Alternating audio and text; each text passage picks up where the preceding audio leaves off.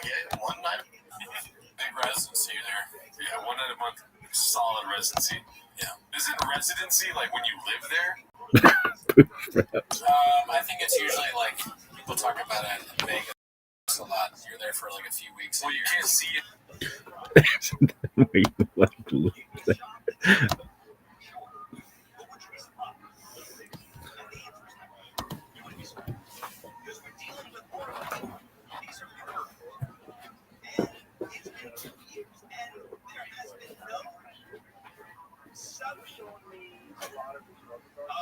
Self-described Palestinians, whether they're here in the United States or whether they're in Western Europe or anywhere, there's been no subgroup that has denounced what took place on October 6th. Like, it's never happened.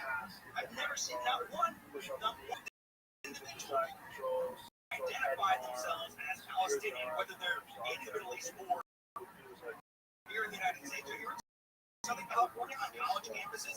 Everywhere you see, nobody's ever said, hey, people are terrorists. Those are terrible people that should not have happened. They don't represent us. So I have to draw the conclusion that whether you are a Palestinian terrorist or a Palestinian terrorist sympathizer, you're not sad that all those innocent lives were taken. And that's not going on.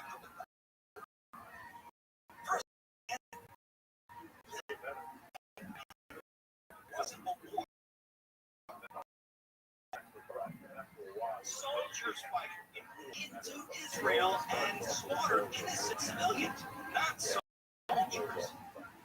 It wasn't a prisoner exchange. We got back innocent hostages. And by the way, we released a number of terrorists. Some of them were life sentences because they're very horrible people. And I ceasefire and ending of the war and everybody cheering, it adds something to the moral equivalence of both sides, and it just isn't there. I have been watching this go on now my entire life.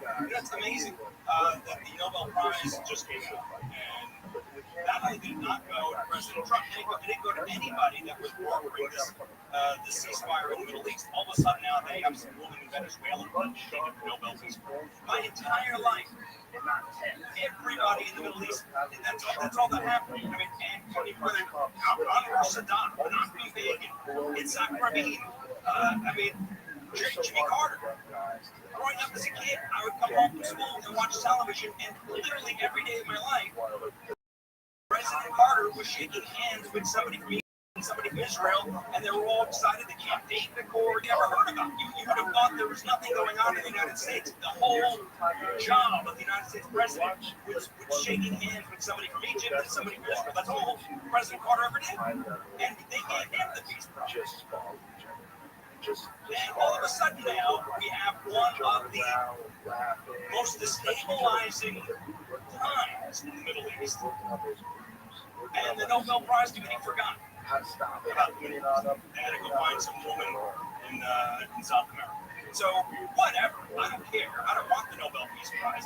But it's interesting to me, we just talked with Jordana Miller, and she said that for the most part, Egypt is brokering or representing Hamas. And correct me if I'm wrong, wasn't there a big fight between Egypt and Israel in the 70s that we have to have a great big shaking of hands? You know, with the Egypt guy on the one side of the table and the Israeli guy on the other side of the table, and there's Jimmy Carter in the middle doing the three-way handshake. So these probably aren't the right people to be brokering peace with. But I want to go back to that first point, and that is there is no justice. Nobody in this community of Palestinian Americans or Palestinian Europeans or Palestinians, but nowhere in this community is there any regret. And these people grew for the killing of children. So I don't know why you want to be friends with these people. I don't know why we would trust that they would keep peace. Like there's something very maniacal going on in that culture. And I don't know what it is. And until we figure it out, the best thing we can do is keep them away from us. So I'm hesitant because these people, when you hear ceasefire, they hear reload, and I don't understand why there are anybody, like why there are Hamas people. Like we should, if that's true, if they're being represented by Qatar and Egypt, then we should direct the leadership of Qatar and Egypt to go get them and deliver them to us. That's the unconditional surrender that I'm looking for. That every person that identifies as a member of Hamas or likes Hamas or is rooting for Hamas, they need to be put behind bars in Tel Aviv. No other way. So, yeah, I mean, excuse me if I'm just not all that thrilled that these people are allowed to just be here. They're allowed to be free, they're allowed to live, and I just don't think that is justice. And we are going to get together and start rebuilding for them. There needs to be an atonement. There needs to be some kind of shame that all these people that were cheering and rooting, right? I mean, there were people in Gaza cheering that innocent civilians were killed in Israel. Also, same people that were cheering and handing out candy on September 11th. When the planes flew in to the World Trade Center, there's footage, and you've seen it, of people dancing in the streets in Gaza and handing out little pieces of candy to children. This is what we're dealing with. These are the kinds of people we're dealing with.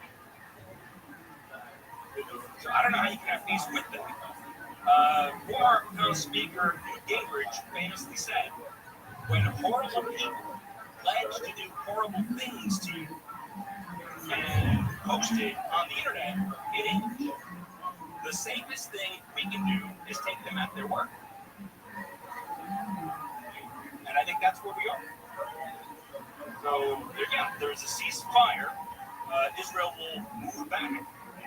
But I think somebody's going to keep an eye on these people and make sure that their leadership is just completely obliterated. So that would be a source of celebration for me.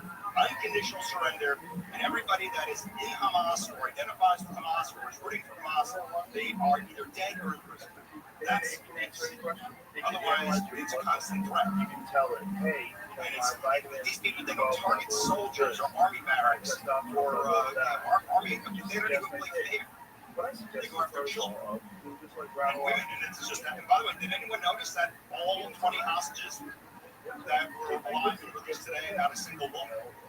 That's kind of a terrifying thing. All right, when we come back, it's day 12, federal government shutdown, today's a federal holiday anyway, so it's nothing going on in D.C. anyway. But notice how we're all fine. Notice how we're all still alive.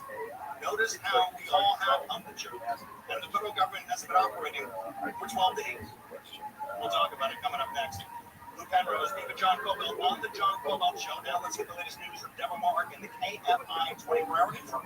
President Trump is heading back to Washington, D.C. after signing the Middle East peace plan. Trump departed Egypt aboard Air Force One after signing the Gaza ceasefire and addressing leaders from around the world. The 20-point plan has so far led to a Gaza ceasefire, with Hamas releasing all of its 20 living Israeli hostages and Israel starting to release its Palestinian prisoners. The president says now that food and supplies will flow into war-torn Gaza to help the Palestinians. Trump believes his plan will lead to greater peace in the region beyond Israel and Hamas. The Northeast is getting battered by high winds and heavy rain thanks to the first nor'easter of the season. Forecasters say there's also the possibility of coastal flooding and high surf. ABC's Matt Rivers says the high tide surf is humbling beaches in Atlantic City. Jersey declaring a state of emergency for the wind and the rain, but also for a significant chance of range erosion in 12 regions. Thousands were without power across New York, New Jersey, and Connecticut. A flood watch has been issued for LA County and other parts of Southern California for tonight and for tomorrow. The National Weather Service's burn scars are among the areas impacted. The Weather Service says there is a risk of brief and heavy rainfall that may trigger hazardous and damaging flooding and debris flows.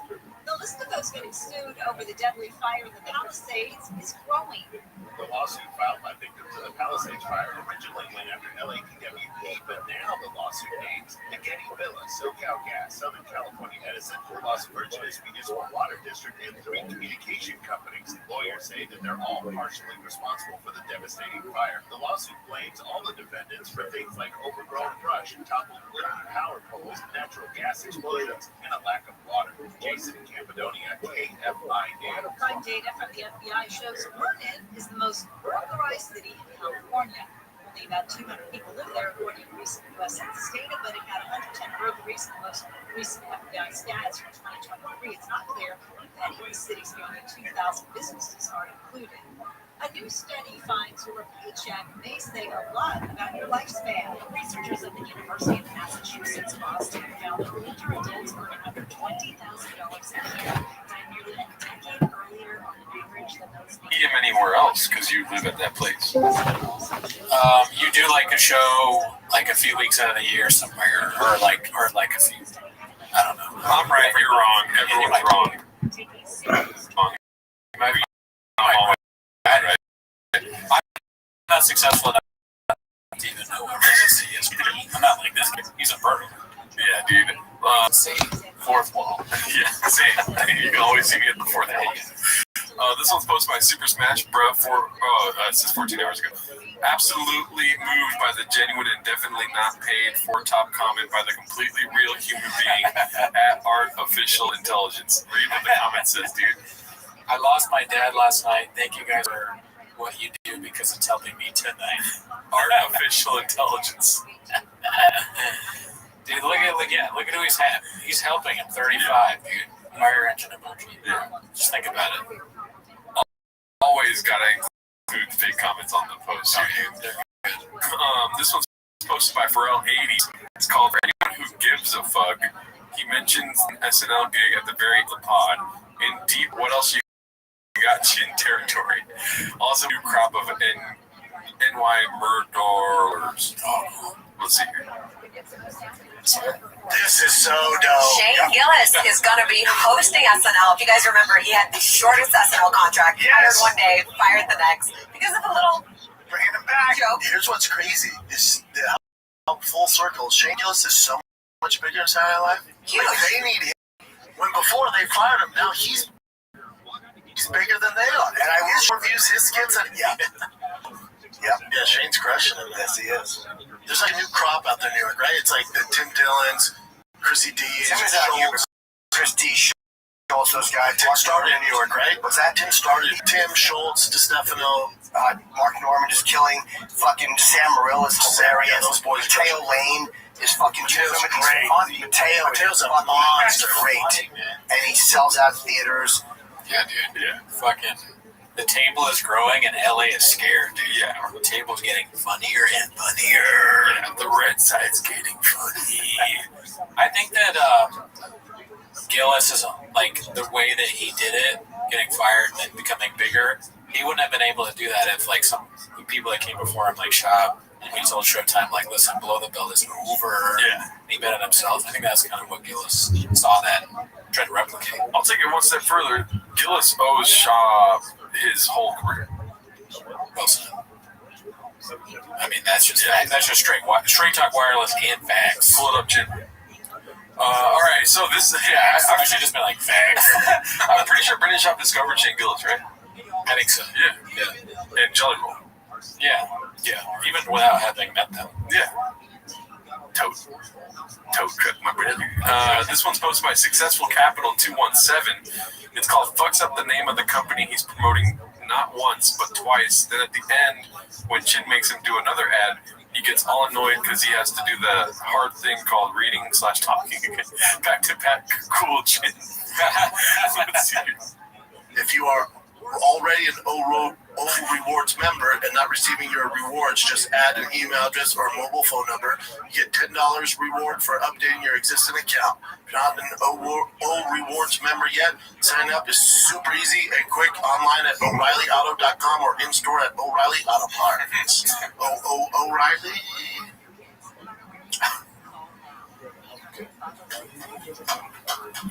Back to back, cool, Chen. Is that a shot? Why did I keep this in? Take this out. This is another one. This is live. Oh, okay. Yeah. All right. Well, that makes sense. Like, I don't know, prep them for it or something. Get them coached. Like, hey, we're going to do O'Reilly Auto Parts, then we're going to do Progressive. So you say O'Reilly or O member, and then practice it or something before. Are you finished? Yeah. Are you finished or are you done? Yeah. No, dude. He for sure told Shop that. But Shop is just like not, he doesn't give a fuck. You think Shop cares? They're paying for this? Yeah.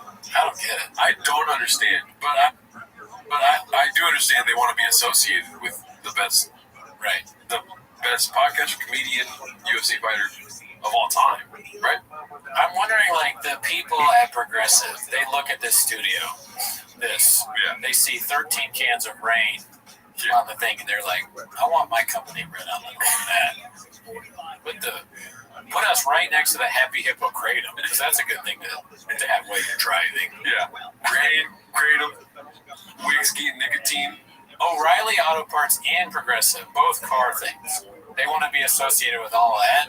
Energy drinks, drinking, Kratom, and nicotine. These are recipes for disaster when you're driving. All stuff you shouldn't do when driving. Yeah. I guess maybe rain will help you stay focused or something. I don't know.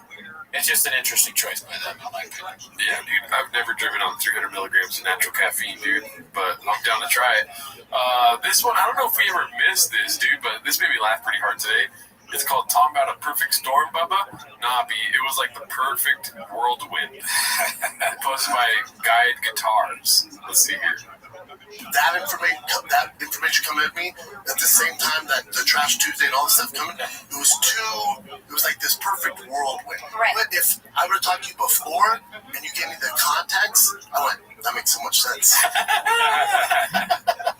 Yeah, man. We've all been there, dude. We've all had stuff come at whirlwinds come at us, man. You got your laptop, and you're thinking you're safe, but you're not, because all of a sudden a tornado warning or a fucking earthquake, Cyclone.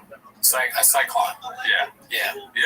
Fucking what's another fucking a flaw, dude. I mean, I wouldn't Flaw, say, I can't even think about it. Yeah, we've all been there, dude. At one moment, you're just trying to get your dick sucked, walking a girl to your truck. Next moment, they start a podcast talking about it, and you gotta be like, whoa, this is a whirlwind of stuff I don't need. It's woke bullshit. You used to be able to walk chicks to your trip whenever you wanted. Yeah. And they wouldn't talk about it. They just would discuss the podcast. People want to talk about the woke meat in the wall. What about the walk meat in the truck? Boom. Boom. This one's posted by Haphazard. It's called Watch Out for That Slippery Slope. Let's see here. Classic. So just take. But that's not always good. AI. It's not. AI is the real danger. And dude, even shit as stupid as like the self-driving cars. It's like people are like, oh, it's so convenient, and it's like, yeah, well, wait till you get in that motherfucker one day and it takes you to the courthouse for something you didn't even know you did. Correct. Or they decide you didn't. Correct. Takes you to the courthouse. They're saying that they make the car that drives itself just takes you place you don't Right. want to go. So you get arrested, they get arrested, they just take over your car and it drives you to court. That would be something someone with an entire face tattoo wouldn't be worried about, right? Jelly Roll's cousin. Jelly Roll's cousin, this is Ham Sandwich or whatever his name is. He's got his arm around some weird pillow. This is my cousin named Mike Stan. 3 of the smartest guys ever associated, or ever in a room together right now. My brother Cameron Tripod. Let's see here. Argentine, you can't drive to get to the hospital. Exactly. Or you can't take your fucking money out of your account with the. Or your money expires. Or they have an But expiration. there's also another way to control you. Like electric cars is not the vibe for a million fucking reasons. Wow, dude, I think a rare instance of everyone hitting a C-clamp there for a second. Oh, shit. C-clamp. And then Sean was like, oh, we're doing C-clamps, dude? You know what I mean? These guys really hate electric cars. Shop is always talking about how, like, if you pull up in a Tesla, when they're like, no, not this guy. Yeah. They want a TRX, a Raptor. They want you to flip it. All right, let's see. another way, you don't want to drive anymore. You don't have any control. They want to set the speed limit. You just want to get in and not drive. Right. You Should see you be that a bigger bitch? You can't drive to I work. drive a Tesla. He Drives me called me a nuts. harder cuck. He's like, he goes, you're not allowed in my truck though because you're a cuck, and my truck won't start. My truck won't start because you're a cop, and you're probably vaxxed to the max. Because it's that culture that subscribes to electrics, whatever, but the culture surrounding it, it's the same culture that wants to get vaxxed, that the alpha males are the enemy. It's not scared away. It is. Electric cars are pretty awesome. They're not, though, in any facet. What do you mean? How are they awesome? They're fat. He's painting a narrative here, and the electric car guys are that. I don't know if that's true. I don't think it is. This isn't electric cars like Elon, right? Is it kind of like is Elon anti that whole like alpha male thing? Like I don't think so. He's friends with Joe. I think what he's more commenting on is when you buy an electric car, before you sign up for everything, they tell you we have to invite you to this other room. And we're gonna fuck your wife. Oh, they cuck you. Yeah, I didn't know that. you literally have to do that. Do they? I wonder if you have an electric car, you're no longer allowed to drink Magic Mike. Oh, no. Well, you gotta read the contract, right? You sign it. If you are buying an electric car, just make sure you can still do all the same things that you can do before. I mean, alpha brain. You might be driving your electric car to work, you got your fucking alpha brain in your car, but then all of a sudden, and then the car drives you right to the police station. Yeah. They arrest you. What is this guy in here for? Oh, he has an electric car. Yeah, and he's drinking alpha brain. Yeah. Yeah, he's trying to be fucking smarter than everyone else. 30 years. Shadow ban. Yeah, we had the shadow ban here. Yeah, you're shadow ban. You don't get any prison time, but no, you don't get any more views. I'm so happy you're talking about this. Nobody talks about how when you get an electric car, in Instagram shadow bans. Yeah, it's just gonna happen. It's big tech. Mm-hmm. Yeah, well, it's opposite actually. Tech helps you out when you have an electric car. Yeah. When you don't have an electric car, Instagram does shadow ban you because it's like, well, we can't show that. That way people will know how cool trucks are. Yeah. And fucking, we want them to drive electric because it's all about control. Yeah. They're control. With a C. Yeah. Control. 3 C's actually. Shit, I don't Your car's not fast. My car's not fast. Sorry, by all measurements, your car's not fast. My car jumps off the line. No, it doesn't. They don't, though. There's gas-powered cars that do. No. If your argument is that it's fast, then you would drive a fast car before this. I don't care. Yeah, that's what I'm saying. I don't care. You're doing it because it's easy. People don't realize that we're on our cell phone, so we're limited to live on. We need more of this shop, dude. Yeah, dude. Philosophize, dude. I really want to see. I would watch the show every day if you just talks about simulation theory. This shop, you're right. Concepts in his mind. Get the photographers you're supposed to know. Exactly. He pontificates about things, and then you get that one quotable thing that just blows your fucking mind. Yeah, it's so funny. He talks about the vax, brings up Mr. Whole Foods. Yes, exactly. That's how that was born. Yep. Yeah. So this is good. Let's see. This is growth. So you're living in that world. You get in your car, you plug in the address, it drives you there. It's just making Americans softer and Or softer. just it's convenient, but you pay a price for it. Like it's just there is something about free will. Yeah. Like, well, no, the price you pay is for, and it's like everything. They look exactly the same. It's white or black. The interior's basic as fuck. There's a screen on there. I charge it. I let you guys have sex with my wife. It's cuck life. Yeah, Is that what you're saying? Yeah, Is that cuck life? And then who owns all the? Don't get me started. Then who owns all the charging stations? China. So we're more reliant on China. Here's what I Fucking idiots. Figure it out. Here's what I worry about. Take it easy. So yeah, I mean he's right. Tough times make hard men, and then electric cars make cucks. Yep. Yeah, or ducks. You can't put it any plainer than that. And if you need it more plainer than that, then you can just stop watching Shop then. Yeah, if you don't understand that, dude, just fucking you're on your YouTube right now. You're about to write like a comment with your Cheeto fingers and turn your computer off. Yeah. Watch something else. Delete the app. Watch Ellen. Yeah. Yeah, have fun watching Oprah. Thinking shows that are on it. That's what Chuck would do. He'd be like, you know what? You could just freaking watch Saved by the Bell. Yeah, go have fun with Full House, dude. He has no idea what's on TV. Yeah, have fun seeing a Richard Jenny show live. All right, so this one's posted by Watch Law and Order, Criminal Victims Unit. This one's posted by Panic University. It's called Imagine Being 40 and Taking Part in a Middle School Twitter Trend. This did make me laugh, so I didn't want to include it. It's Jesse on Fire. You know who he is, right? Of course. He's the guy that, like, dig right, shot hard. Yeah, best friends of the arts. Yeah. Always right, never wrong. Almost as hard as we do. Yeah. It says, can we all collectively report the fighter and the kid subreddit so those virgins can go away for good? That group has probably never touched a woman in their lives. I like the low. Yeah. Yeah. Good. So you're telling me Hap doesn't fuck? Oh, Hap fucks. Hap is probably fucking right now. Yeah. One time I did ask him how many chicks he fucked, and he was like, dude, I don't even, how much time you got? You know? Yeah. Same with President A Banana. Dude, And he he used to stay in the front, dude. You can't even get in touch with him. Yeah, no. His house, Yeah. he's a murderer of pussy. I call him, I'm like, hey, can I talk to people? And they're like, well, you can't talk to his dick. But you can probably talk to his upper part of it because his dick's busy. His dick is always busy. He's always beautiful. Yeah. I'm like, no, I just wanted to make sure Jesse on Fire was wrong about him being, he's a young virgin. BBC? It's just like the most hack insult ever. Yeah. You know, it's a shop.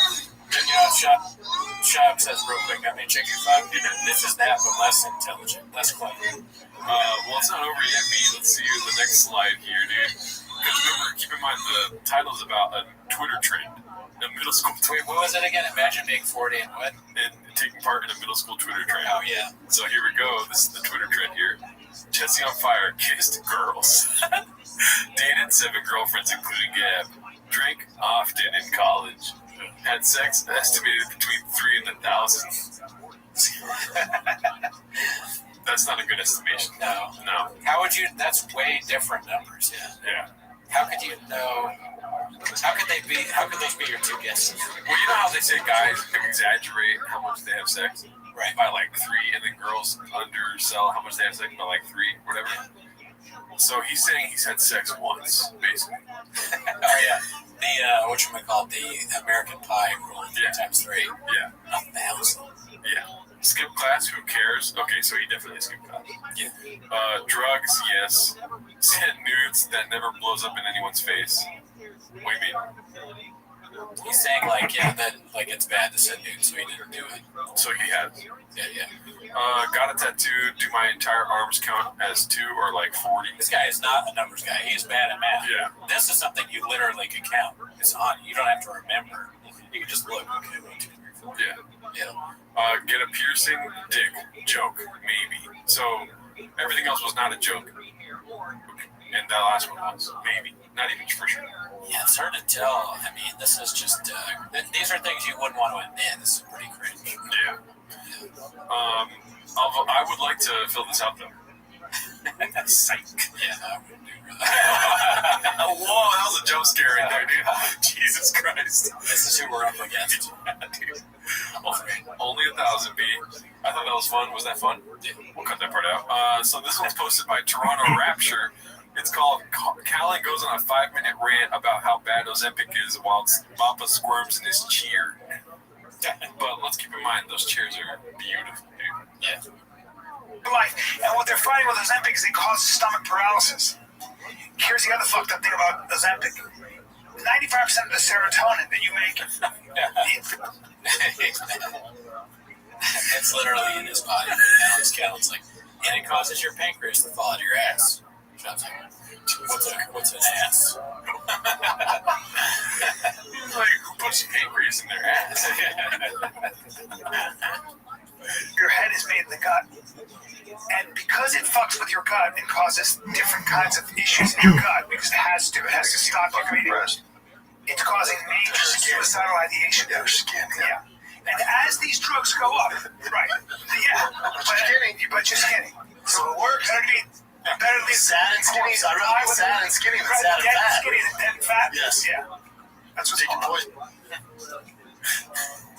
Job as an advocate for these people that are taking a drug that they need. So that's good. Yeah. Schaub is the voice of reason here.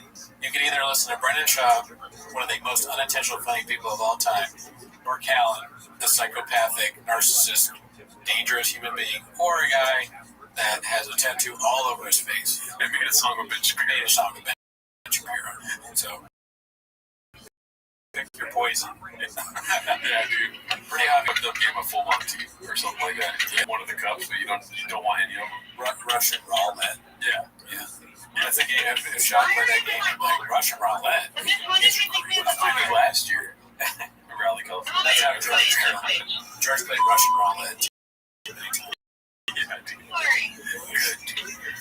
All right, let's go to the next one here, dude. Okay, this one's long, so I might cut it out of the episode. If I did, it just wasn't worth it. It's called Two Train Killers Crack Beats on the hashtag Hypebeast #7. Let's see here. Daryl Austin doesn't get a little Hater-E. Oh, fake Hater-E there. Oh, yeah, guys. Are we going to play top dollars here? Can we come on the set? Yeah, we are. That's what I'm Thinking that's kind of a good douche, man. He's not that fat. What a time to be alive, dude. That's what I think. Yeah, dude, the Pat McAfee show and Two Bears, One Cup. All right, hey, Tom. Hey, Tom.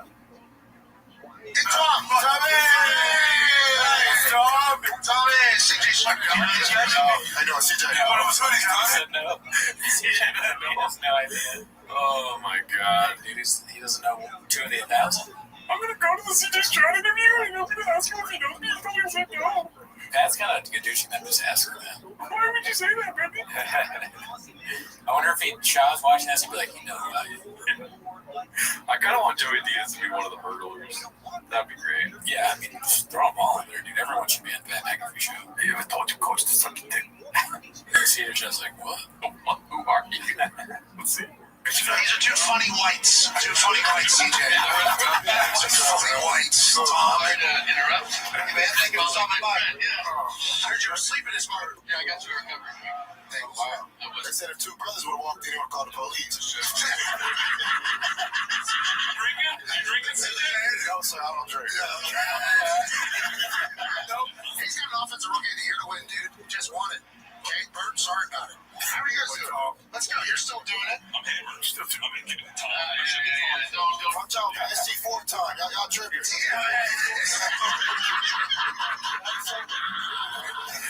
It's sober. Best brains, B. Hell yeah, dude. People always say I'm a lot like CJ Stroud. Right, yeah. Constant comparisons, yeah. Yeah, I'm like, why? Because I'm sober. Like, no, because you can throw a fucking pigskin further than anyone I know. Oh, yeah? Yeah. Damn. What's your 4-day time? 40 is like sub 3. How about your vertical, dude? My vertical is above 50. And what about, like, lifting? Can you do, like, the same kind of reps? Like, you know, Shop does a certain amount, whatever. Oh, I'm at roughly 260 on a light day. Boom. About 10 sets and 4 reps. Yeah, man. I mean, that's good. Yeah. This was somebody to get you. Well, I mean, I owe a lot of that to Kim and Tech, honestly. This year. This tastes like. It's really good, actually. This is really good. Waterfall. Yeah. How's this? Great, big. It's delicious. Try it. What is it? It's our recovery drink. So what's in it? We take migrants' blood and bone marrow at the border. What else? Imagine being CJ Stroud being involved in this redactedness. I wouldn't, yeah, that would make me nervous as an NFL guy. Like a young quarterback, I'd be like, he just said to me about migrant blood. Am I going to get in trouble for this? Yeah. I might have to. And then said he's just like, water. CD4. He's literally holding up water. Has it seen for water? Is it? I don't know. I'm guessing. I thought it was pre-workout. Let's see. I'll keep playing. I'm going to look it up. All right, you're definitely not going to pay attention to the clip. Let's see. No, not at all. It's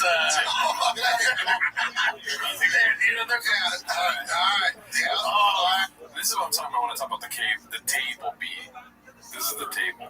Modern day. Sitting around the table talking shit, B. You know what I mean?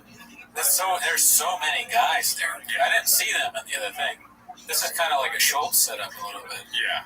Just a bunch of guys. Like, oh yeah. And then if we run out of stuff, we get 7 other dudes to chime in.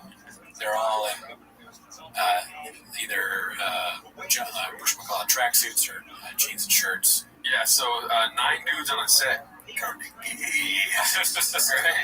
That was just 2 beers. Yeah, dude. Let's see. He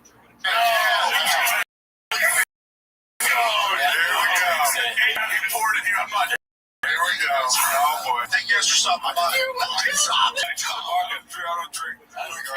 lie. Okay, Bert, for doing that, Bert. Really nice of you. He just doesn't want to put his. He drinks. I see 4 only. CJ. That's so weird. I'm gonna throw weird how high level athletes. Yeah, it's crazy. Yeah, especially Thursday at 11 a.m. Thursday 11 a.m. Hey, Bert, here's to you, bud. Brother. I'll get free promo. Excuse me. I'm in the way. Hold that seat for him. You'll get free promo. Sorry. Jesus Christ, dude. Man, that is wild. Yeah. This show's off the rails. This is unnecessary. I feel terrible for CJ Stroud, dude. It's just like, I don't want to be here when this happens, dude. It's funny the idea of you're doing like this NFL show.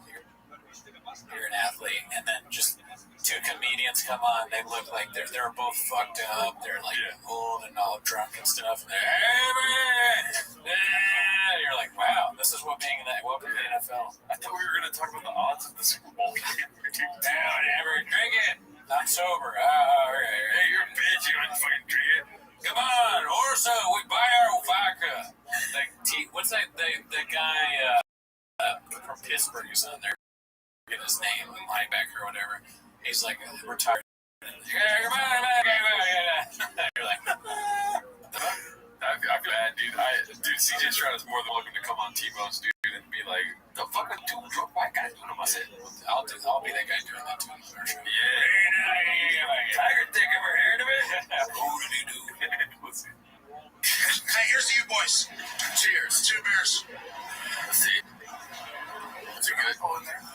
Take it down, Pat McAfee. Come on, too. What is it? You ready to go? Yeah, I am. Hell yeah. I wasn't before, but now you are. Thank you. I can find this in Texas, California, and Florida. Yeah, bro. Porous. I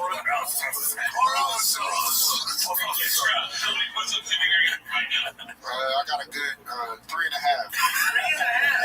He's doubting it. Oh, wow.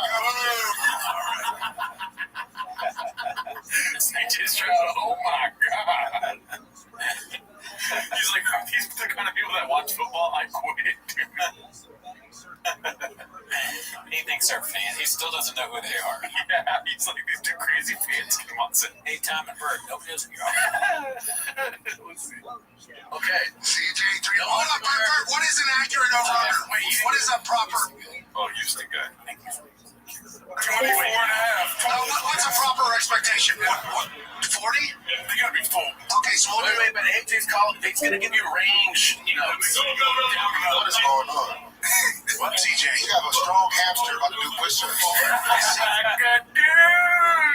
Stroud's killing it. Dude, Be a murderer, dude. we have a strong hamster about to do push-ups. Yeah, maybe. I mean, this is a shot. Big deal. A beast of a comic, dude. Yeah, dude, get out there, man. Maybe West Covina. Start at West Covina Laugh Factory. Yeah. Jay, listen. None of us know what's going on. Sorry. Including me. And I walked in, was it 40? Yeah. All right. You count it. AJ, come on. Yeah, lock out. Here you go. Yeah. I think he looks like a sea captain on a boat. That's not Kreischer. Oh, yeah. I'm doing push-up in the morning. Like a pirate. Oh, she can. Yeah, sea captain's drink. He's been at sea too long. What? He's been at sea too long. Yeah. Where's he at right now? 15. 16. Where you at, Bert? What number you at? Don't make him count. All the way up. Somebody else count. Now we missed it already. I know. So if we start counting, There's 20. There's 30 right there. how many? 30. All the way up.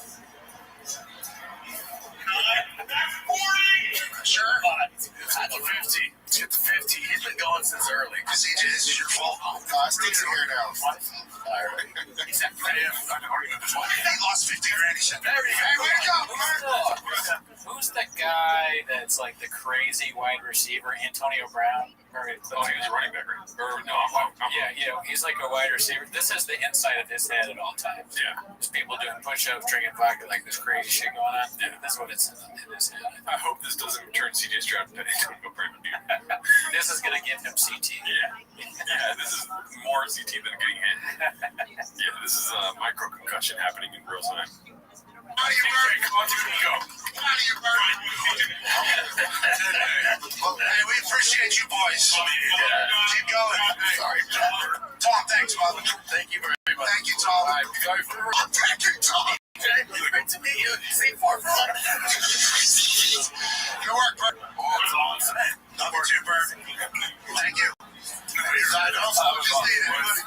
No apologies needed. Looking good, Tom. Great shoes. Yeah, I'll take the shoes. Yeah, thank you. Hurdlers, dude. Yeah, dude, they came in there and changed the whole show. We'll see, man. Tom, good to see you, Tom. Great shoes, Tom. Yes, yes. You know, the one thing that they didn't do, which every hurdler always does, dude, what is that? Address how many ladies are in the crowd? Personal heat. They didn't end on the last meeting. Oh, shit. You're right, they fucked up. Yep. Let's see. Let's see if there's still a chance. Yeah. You guys are two drunk whites in a wall. Would you give him 2.5, 3 jumps? Yeah. He proved you wrong. He didn't do anything. He didn't do anything. That's why you said that. You don't come out and make us out. That don't count. All right, so what do you got going on with September? That don't count. He's saying it doesn't, you're right. It doesn't matter. Yeah, man, get that alcohol out here. That's right. C4 here, the real stuff. The stuff that's gonna have you really bouncing off the wall. How long have you... So he doesn't plug, too. Yeah. It's all about the plug. Yeah. That's what really all these shows are. It's just like outplug each other. Yeah. I don't know. We do the same shit. We got fucking Crash Tuesday, World Record Taco, our podcast. Yeah. It's a crazy drugs. Drugs behind. We're always trying to get really good drugs. Yeah. And I'm like, keep getting rid of all these bucks. Go. True. More Patreons is crazy.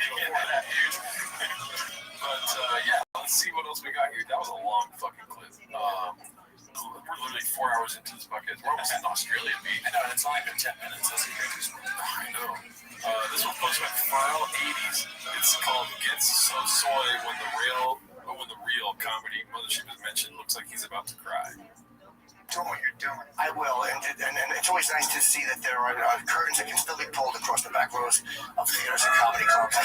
Thank God for curtains. Yeah, that's what I should have invested in. The Ridgefield Playhouse, Ridgefield. You're going to tour that. Newton Theater, you're at the Newton Theater, Newton, New Jersey. Mystic Theater, you're doing theaters. Yes. Real theater. Golden State Theater. Comedy Mothership. I love it. Yeah. A bunch of stuff out here. I got a lot of Dallas. And we just added some stuff, so... Yeah, I'm happy the tour is good. I just hope people come out and see it. It's a new hour of material. What are the thoughts in his head, dude? Probably just thinking about, the games he's got to do, but now he doesn't really want to do stand-up in those places anymore. Well, you got to do shop voice, dude. So tell us the thoughts in his head. Oh, man, so he's doing the mothership. This is accurate so far. Then he's like,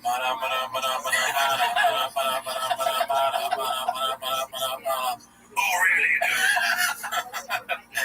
yeah, he doesn't hear shit, dude. Yeah. So people are digging too deep into this. He's really just monomonoming in his mind. Yeah, dude, Chav is probably just thinking about, the latest shoe he bought, his favorite shoe. And I put my favorite shoe up on this thing, because right now it's a Nike, but I would rather Nike in it. He doesn't even put the shoe up there anymore, but he still thinks that there's a shoe up there. Should I replace the rain bottles on the thing? Because sometimes there's different colors of rain. And then it's a bunch of Magic Mile. I wonder if anyone drank Magic Mile. Am I going to watch the Super Bowl with my massacre? Oh. All right, this one's called Will the Soft Younger Generation Ever Understand How to Do a Blue-Collar Man Like This? It's supposed to be Don't Know Who to Ax. Well, that's easy. B, just ask J. Let's see. Good friend in shop. What do you swear? Are you the devil? Are you the devil? My best brains, B. Lady Tonight is a fire song to be singing. Are you posing for a bit of jack of all trades? Dude, that's an amazing, that's very silky. Oh my God, and then my heart with pressure fills. Hold on, and dances with daffodils. I mean, unreal.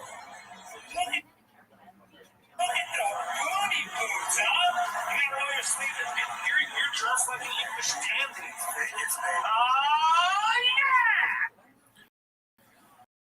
Honestly, and I mean, very funny clip. I think he's just having a good time. And I'm being dead serious. He looks like a fun guy here.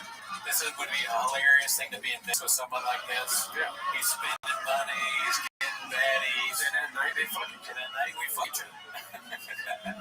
Hey, listen, when in Vegas, too. No, I would absolutely not sex with Chop, but obviously everyone knows we want to be Chop. There's no place I would rather be than Vegas with Chop. I think it would be a good time. This is hilarious. He's all hands. He's funny. He's singing Frank Sinatra. I love Frank Sinatra. Look at that face, dude. We did a Sinatra song once. Girl from Ipanema. Ever heard of it? Yeah. Yeah, this is peak Shop, dude. Yeah. Best brains, dude. Yeah. That's a solid clip. Alright, so this is another picture post. For real 80s, it's objectively funny knowing that this kind of thinks Brendan is bad. So he can never ever play his club. I fucked up the title of that, but yeah, so that's the picture. He looks like that guy from the cult, you know, that's like, they drank the Kool-Aid, not the Kool-Aid, but they all killed themselves. No, the other one, you know, the bald guy, where they were going to go to the moon or something. I don't know, have you ever seen that? They were all wearing jumpsuits. Yeah, well, I'm sure some of you know what I'm talking about. He looks like Nosferatu. That too. Yeah. It's gonna look like that too. Coming out of the coffin. Yeah. Alright, we got another picture. This one's called How Did It Go? Posted by Caterpillar Hot 7539. From punches to punchline. The shot is happening. It was 2019, so this is not recent. In 2 years, Brendan Schaub estimates he has done something like 6,000 hours. Right. Still well shy of the 10,000 hours required to master. So, keep talking. I'm going to do math really quick. Yeah, so I mean, this article is predicting huge success for Schaub, and now Schaub is quit doing stand-up outside the state of California. And he's only like, not even just mandatory. So, no, try not to be true. Honestly, I don't think this is accurate fact check. I'm not even a numbers guy. I swear to God, I might sound like one right now, but yeah, not a chance. Let's look at that math really quick. What does it say? So it says he has done something like 6,000 hours of comedy. Okay, 6,000 hours. Right, 6,000 hours. Right, boom. For what? Like 3 years divided by 3. Yeah. 2,000 hours of comedy in a year, right? How many weeks in a year, Cody? Come on. How many weeks in a year? 12. 8 inches. 8 inches. Well, let's just divide that by 365. Yeah. And if you want to be like a leap year kind of guy, 365.25. I know you're just tuning me out right now. It's all good.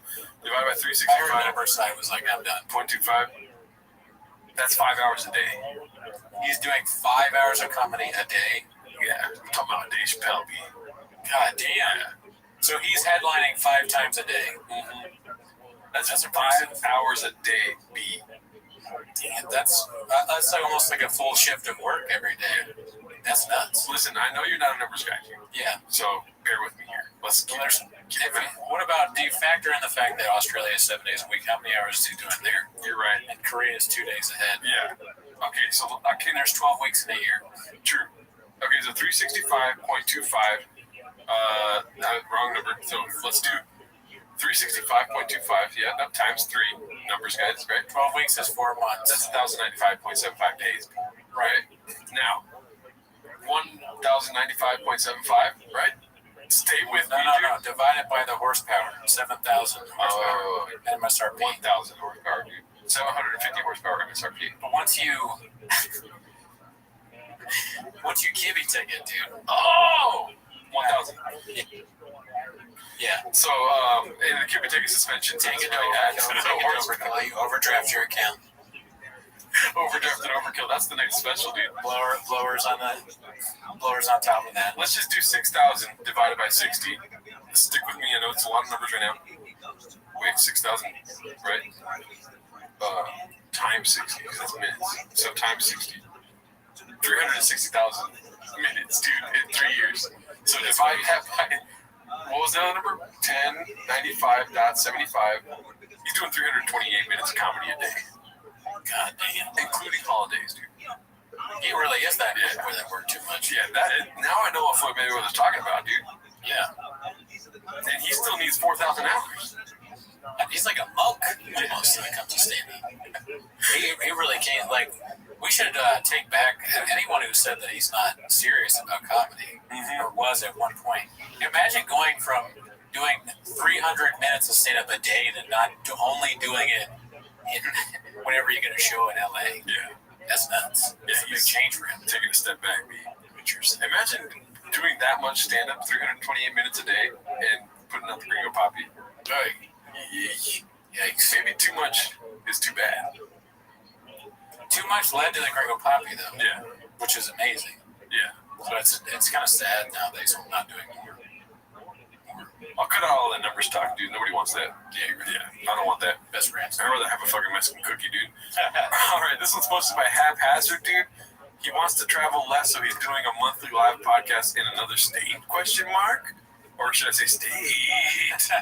Let's see. Chin, are you excited for the live Find the Kid? For Austin? Hell yeah, dude. I mean, we're doing a residency in Austin. Me and Brian Count, if you haven't heard, we're doing a live residency. It's one night a month, okay? 1 night a month. Let's not get crazy. One night. I don't want to travel as much, so this is what we agreed to. It's 1 night a month, okay? It's at 10 o'clock. It's at the Vulcan, the Step Mothership, Vulcan Gas Company. That's off 6th Street there in Austin, where there's a ton of homeless, okay?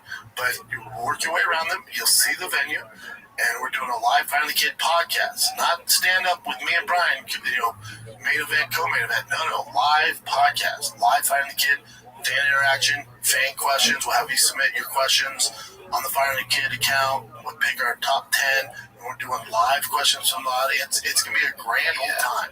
One show to start off, one show only, one night. That's February 15th in Austin, Texas. Brian Callen and me live podcast Find the Kid. Should be a good time. The whole kid. I wonder if the Vulcan likes being called the Step Mothership constantly. He might have some issues with that. Always to be in comparison. And it's like, Shop keeps saying, I'm not ready for the Mothership, but he's like, but the Vulcan, I mean, I have a residency there. It doesn't matter to me. Yeah. Interesting. I don't know, dude. Everyone says that the home of comedy is in Austin now. Yeah. Who do you think's gonna go to that show? The Shop Vulcan show? Yeah. I don't know. Ox? Well, I wanted to pull this up, dude, because me and you, I told you about this earlier, before we started recording. This is a big problem with us, right? Yeah. Let's just show the people here. This one's posted by Give Free Tickles. Only 276 seats left to see T-Fat-K live at the Step Mothership. And that's not funny, Brendan. No, you're right. I apologize for laughing. I'll cut out that laugh, too. Shock. The Flair is black belt in podcasting. Why are there so many colors? I don't know. I think there might be range of tickets, like money-wise. Here, keep talking. They're rain colors. I'm going to look this up, and so you have to talk for a little bit. Sure. Go for it. So I think that those colors are like the different kinds of flavors of rain, and they just some sort of deal worked out a cross promotion between Rain, the Step Mothership, and Shop, where he's like, if we don't encourage people to buy tickets, if they buy a ticket in the blue seat, they get a blue flavored Rain. But if they buy a red seat, they get a cherry limeade flavor, and then if they buy a green, they get apple flavored Rain. So I think that's what's going on. Okay, so here we are. I'm on the Step Mothership page. Yeah. For the ticket. But it seems to be almost like they're calling attention to the fact that there's no tickets sold. Yeah, so but this is how the Ice House does it too, though. Okay. Then you know it's right. Let's see here. So this is updated, dude, and there's 4, 5, 6, 7, 8, 9, 10, 11, 12, 13, 14, 15. 1923. Oh, I see. The blue seats are like the expensive ones, where the light blue things are farther away. I see. They sold roughly 50 tickets so far. Not much of a draw, but you know what? Like I see what you're saying. I think cats. Listen, it's $30. Yeah. This is one of the best show in podcasts. These are two black belts. Yeah, take off of buying diet starts Monday. Buy your shot. We want to see residency. And then only 50 people show up. Big problem with this because that shit pulled out. He doesn't need help from us, but everyone should be showing up. People at their jobs usually get at least 2 weeks of vacation, so I think this is something to use it on. All right. And you're in Austin, B. You don't think you're gonna get burglars to come on stage in Austin? If you don't go to if you go to this, you could probably get some Tiger Thing for free. Yeah. He's always giving it at a show, so it's like an added bonus, dude. You get to see hilarious podcasting where they talk about being a cook and the trucks that they drive and all that stuff. And then also on top of that, you get some free Tiger Thick. Yeah. Get there. Honestly, I would drive out there to go there, but I'm going to be in Berkeley. And I'm at the Step Mothership that day, too. You're not going anywhere, dude. The Stepfathership. I'm at the Stepfathership. Yeah. I should have said that. Yeah, I'm the best brains beat. True. All right, let's go. We still got so many clips to go through. This one's posted by Pharrell80s. That time Bean Dip got all soy with backflip for talking to Shane instead of listening to Brian and him. You're competing. Yeah, I don't play that shit. Tiger gets up, once a week. Yeah, you're smart. That's what I'm It's jarring how much fatter he looks here, dude. Right? The Chief Wahoo hat, too. The Chief Wahoo hat has 10 pounds. Yeah. Everybody knows that. Dude. Yeah, you're smart. And you're smart. That's what I'm going to start doing. It's like, Yo. It's addictive. Yo. It's made What up? Yeah, it's made to get it. Oh, look at all these friends. Yeah, you're made to be addictive. It's like How you living, pimp? It's just like even Do you talk? Can you hear me? Yo, dog. It's like Can you hear me? Oh, very well. I can't hear you. Just one moment. Let me reset. Oh, look at all these friends.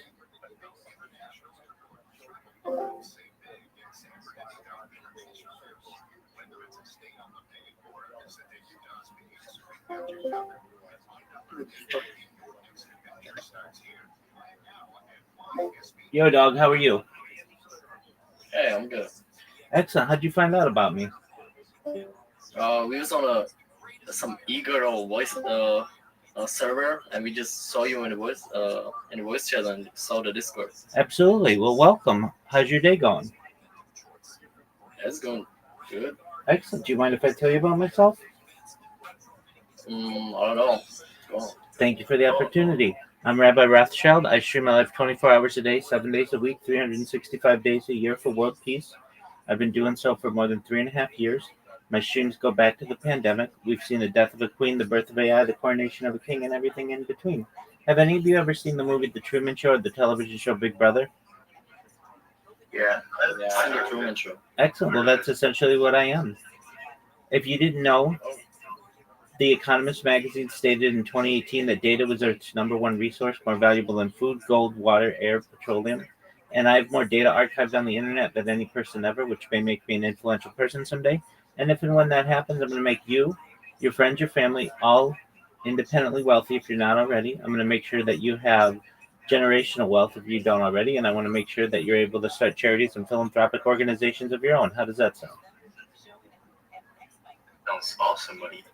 I appreciate that. Please Excellent. make me rich. That's what the plan is, my friend. I talk about other things to help the world, like ending world hunger through the use of technology such as agricultural drones, floating greenhouses, saltwater greenhouses, things. I'm not really happy with the war going on in Palestine. Well, it's over, so you better check the news. I don't think it's over. I don't think it's really. I think the Hamas will go on with the war. I don't know, really. Okay, well, that's not anything that I can control. I talk about things like agricultural drones, floating greenhouses, saltwater greenhouses, vertical farming, cloud seeding, and hydroponics. I talk about ending world thirst. I'm sponsored by a cryptocurrency that's worth about $100 million. And one of the things that we do is we build wells in developing nations like Nigeria for the less fortunate. I'm an advocate for life straws and, most importantly, desalination technology, where we pump Earth's seawater onto land to make it drinkable. How does that sound to you? Sounds awesome. Wait, that's why your name is Rothschild, right? That's my last name. Oh, yeah, but they like these people like it to be very rich back in the day, you know. Hey, man, whatever you want to think. I talk about other things like futurology plans. I'm a futurist, someone who studies the future. I like to talk about things like anti-gravity, antimatter, faster than light travel, faster than light communication, things like artificial narrow intelligence, artificial general intelligence, artificial superintelligence. I like to talk about space tourism. I like to talk about space elevators, terraforming of other planets, essentially interstellar travel. I like to talk about de-extinction. People don't know this, but the first successful de-extinction took place in the year 2003 with the Pyrenean ibex, which was a goat located in northern Spain, southern France. Fast forward to the year 2021, a company out of Dallas, Texas, is founded known as Colossal Bioscientific. They've made it their goal that within the next 3 years to reintroduce the woolly mammoth into the Arctic Circle, utilizing Asian elephant surrogates, which I just think is a mind-blowing goal. Following the reintroduction of the woolly mammoth, they want to reintroduce the Tasmanian tiger, followed by the dodo bird, which I just think is really exciting. I talk about other things that may be of interest to you, all of you. When you were born, the average life expectancy for you or someone like you is probably about age 80 years old. I want to increase that with your consent to age 100, 120 through the use of technology such as oxygen therapy, human growth hormone, stem cells, peptides, cryonics, cryogenics, things like human growth hormone, things like cold shock therapy, things like testosterone replacement therapy, red light therapy, things like perhaps uh, cold shock therapies, basically nootropics in order. But you may eventually get to be 120 years old. You may say, Rabbi, back in 2025, everything that you said came true. It's been an amazing journey, but my body's starting to break down. What's the next plan? And this, again, with your consent, if you want, you may be able to utilize a type of technology known as mind uploading technology, where, with your consent, we scan your brain into a computer like a CAT scan or an MRI, knowing where every atom is in your central nervous system and your peripheral nervous system, for later download as an android, an avatar, a cyborg, a cybernetic being, a clone of yourself, a robot, an ethereal being, whatever you want to be. But essentially what I'm saying to you all is that you may be able to have a future of a digital immortality. What are your thoughts? Yeah, I have a question. Go ahead, big dog. Can you do something about the gas prices? Like, can you lower them or something? These are not things that are in my control. If I could, I would. And I also have some questions, man. Go ahead, my friend. Do you stay in the room like 24/7? Like, No, do you not go outside never? What makes you think that? I go outside every day. Oh, so do you like stream like a couple hours a day? I stream. I leave the cameras on. Honestly. I leave the cameras on 24/7. Oh, okay. So when you leave the house, you just leave it there? Yeah, I mean, I'm not forced to be on camera 24/7. This is all my own voluntary choice, and You're right. I go. Is this like your main job, or do you have like some side? Well, I'm financially independent. I'm by trade a certified project management professional, so I've launched apps on the App Store and Google Play that have allowed me financial independence. That's so cool. I have a question too. How do you feel about Donald Trump and how he left the Green Deal? Sure. I don't get political, so I can't control those kinds of things. It's an excellent question. It's an excellent question, though. And what do you think about Europe? I think Europe's wonderful. My family comes from Europe. Most of our families come from Europe, probably in this call. Yeah, like Would you would you like rather live in Europe or like in the States? Oh, I love the United States, so it's where I choose to make my home. It doesn't get much better than California, but there's some Do you parts smoke of. weed, bro? Oh, I'm absolutely for the decriminalization of all drugs, including marijuana. I was an advocate for cannabis legalization in the state of California when it took place in 2018, and I'm an advocate for it to take place nationwide and hopefully one day globally. You look like you smoke 5 Gs a day, bro. That's great. That's a look for which I'm going, my friend.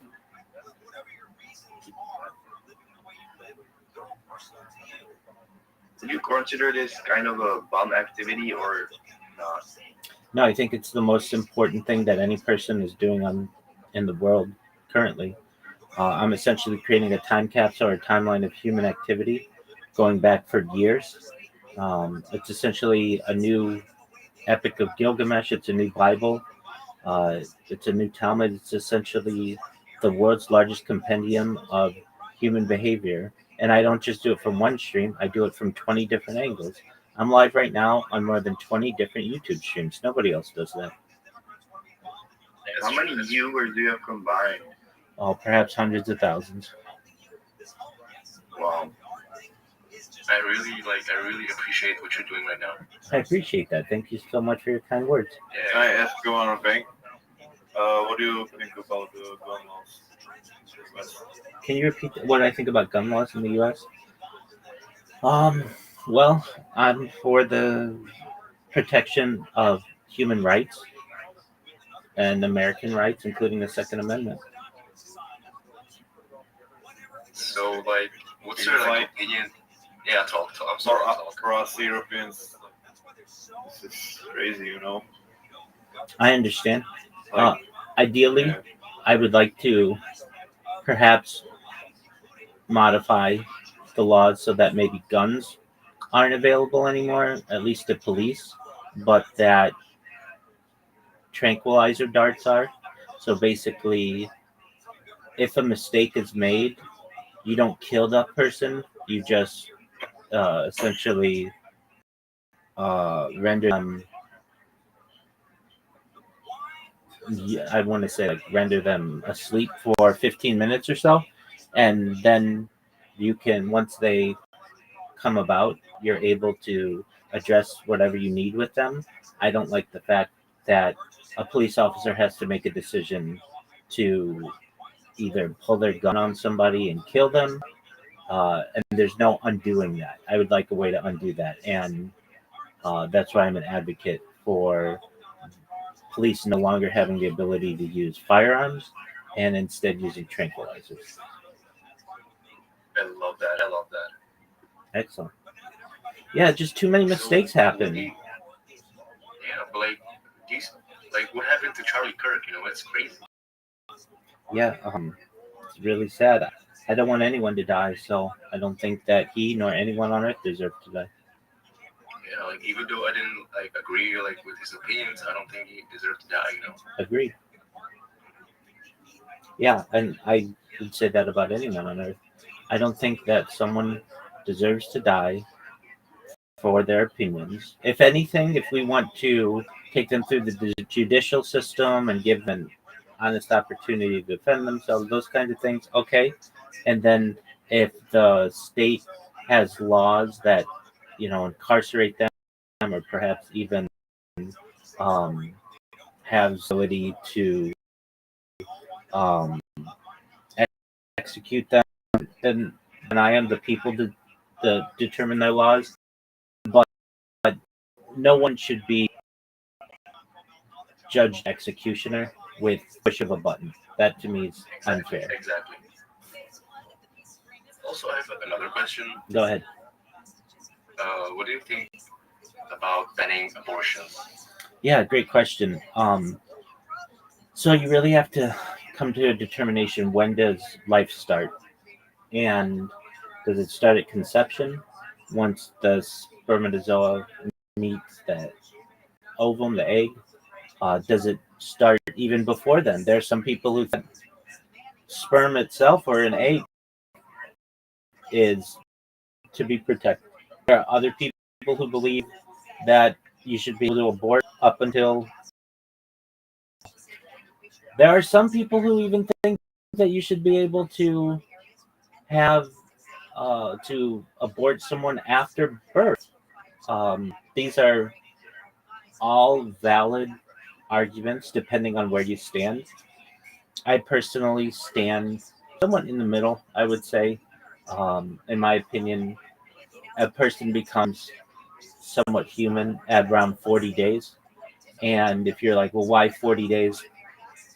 It gives people the opportunity in a case of rape or in a case of incest or in a case of just an accident happening to be able to undo the mistake, but doesn't give a baby the ability to perhaps mature to the point where you're taking something that might be viable under its uh, own power, as you would perhaps with a late term abortion.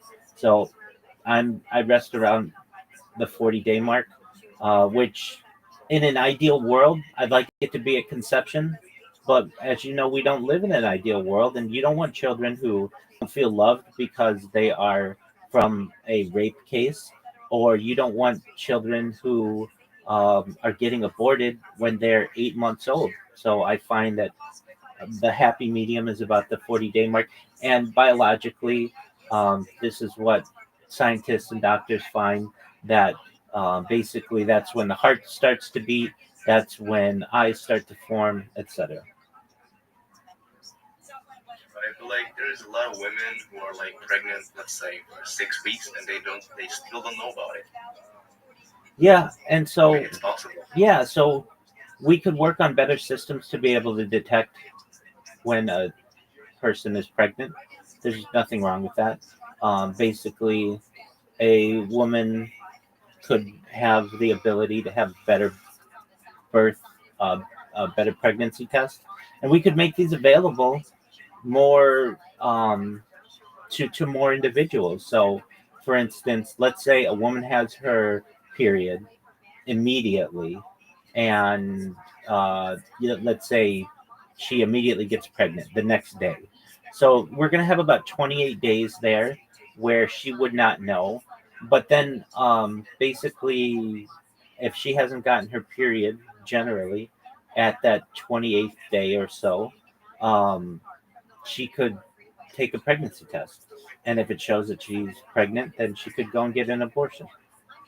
And that's in like the perfect scenario. And look, I'm saying that there should be some wiggle room within the 40 days. I mean, because situations do happen, but I'm not for people who are 9 months into a pregnancy to be able to get a late term abortion if that means that you have basically a fully functioning baby that is being murdered.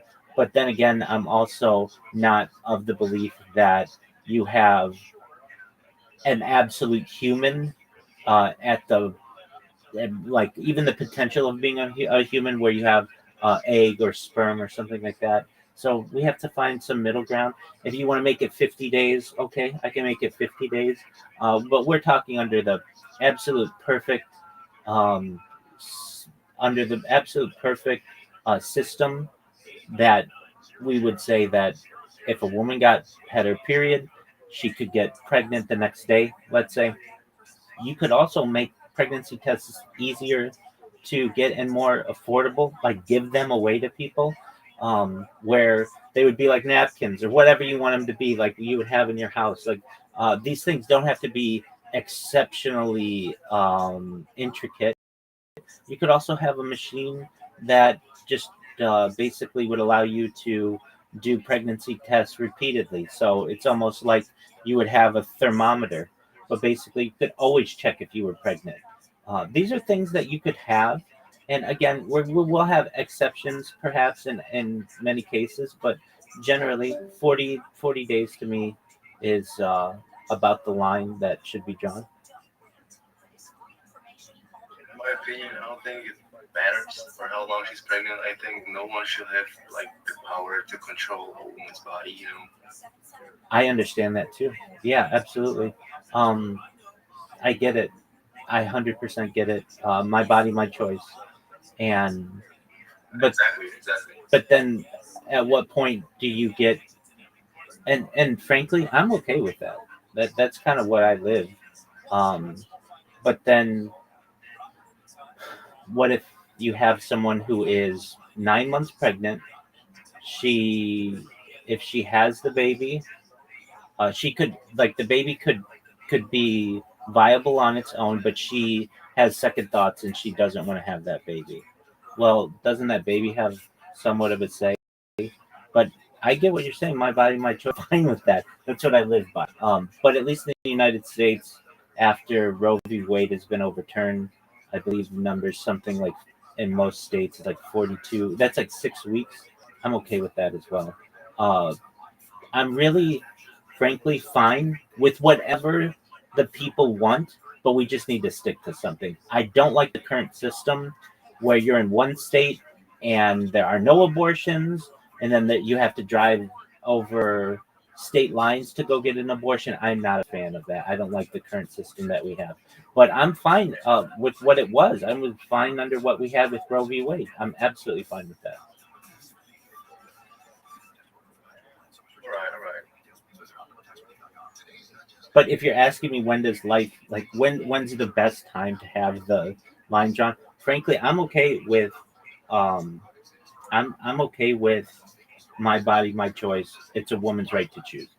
But if we are gonna play the legislature here and we can do whatever we want, I would make some changes to the law.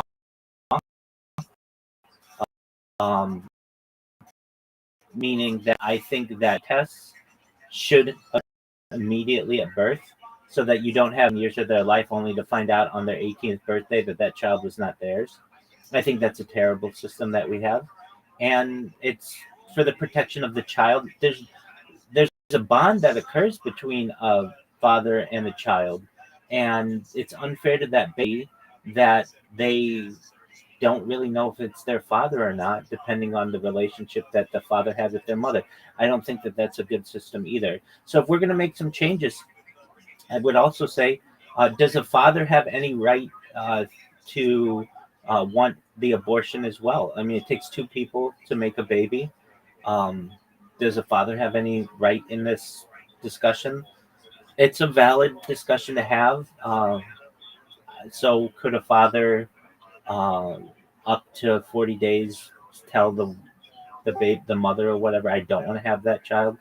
uh, you're not carrying it, so I don't know how much of a say that you should have, but it's an argument to have. But I definitely think if a child is born, that right away you do a paternity test, just like you do other tests, and there are vaccinations that occur and all kinds of things like that. It's not currently done in the United States, and I don't understand why. It's a very simple test to just ensure that the father knows that they're responsible for their child, and it allows for less heartbreak in the future and financial loss that could potentially happen as well. I guess you're right. Well, let's just take it in your case. Imagine your mom had you, and the person who you thought to be your father for 18 years was not your father. But you bonded with that person. You love them. You care about them. They care about you. But then you find out on your 18th birthday, because you did a 23andMe, that the person who you thought was your father actually wasn't. That's very heartbreaking, and that happens in society. And I want to avoid those types of situations. People should have to take responsibility for that which they've done. And one of the things that occurs is if you're going to have a child with someone, that child deserves to know who their parents are. And I would say you should have a maternal test as well, but generally you don't need that because the mother's the one giving birth. I see. But in today's day and age, when you have situations like perhaps surrogate parents, I'm okay. Why don't you just take a test to make sure that your mom's your mom and your dad's your dad? I'm absolutely fine with that. I think that's how it should be done.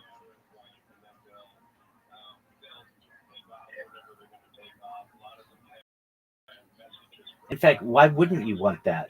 Especially when it's very inexpensive and can cause and it can deter so much pain and heartache for a child in the future. Why wouldn't you want that? I don't understand why that's not a thing. Just like we have blood test, you should have paternity and maternity tests. Just okay, because this person is your father, this is your mother. Then if there are any issues that occur, they occur immediately, and they can be cleared up immediately. You shouldn't have to wait. And many times, what happens is someone thinks that their father is their father, and it turns out that it's not. Their father ends up perhaps dying and has no say in it. And the child finds out 30 years later, 40 years later, 50 years later, that the person who they loved and cared for and who cared them wasn't their actual father. That's a terrible situation. And then they find out that they may have had half brothers and half sisters. And the reason I read about these things quite often in journals and in just even forums that if you're ever part of like DNA forums, it's heartbreaking to find out that you thought your whole life you were tied to a certain individual, and then all of a sudden you were not. I think there are cover-ups that happen, and I just think that that's unfortunate. That just it's very clear, just like you know that your O negative blood type or your A positive blood type or O positive, whatever you want to be, whatever you are, you should just know that this person's my father and this person's my mother right at birth. In fact, to me, it's like you're right as a human. I guess it depends on the person, because not everybody minds that they're adopted or something like that.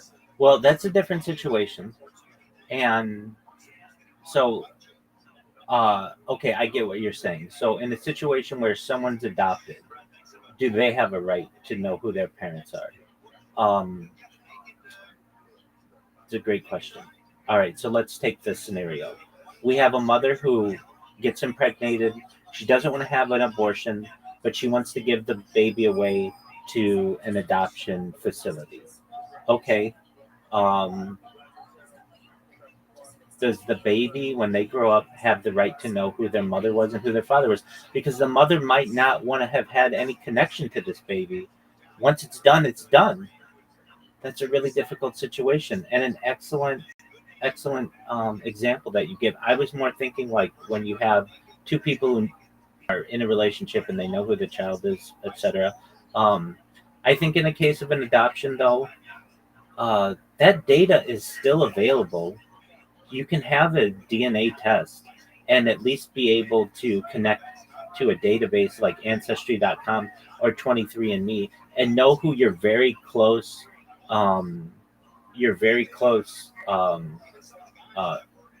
relatives are.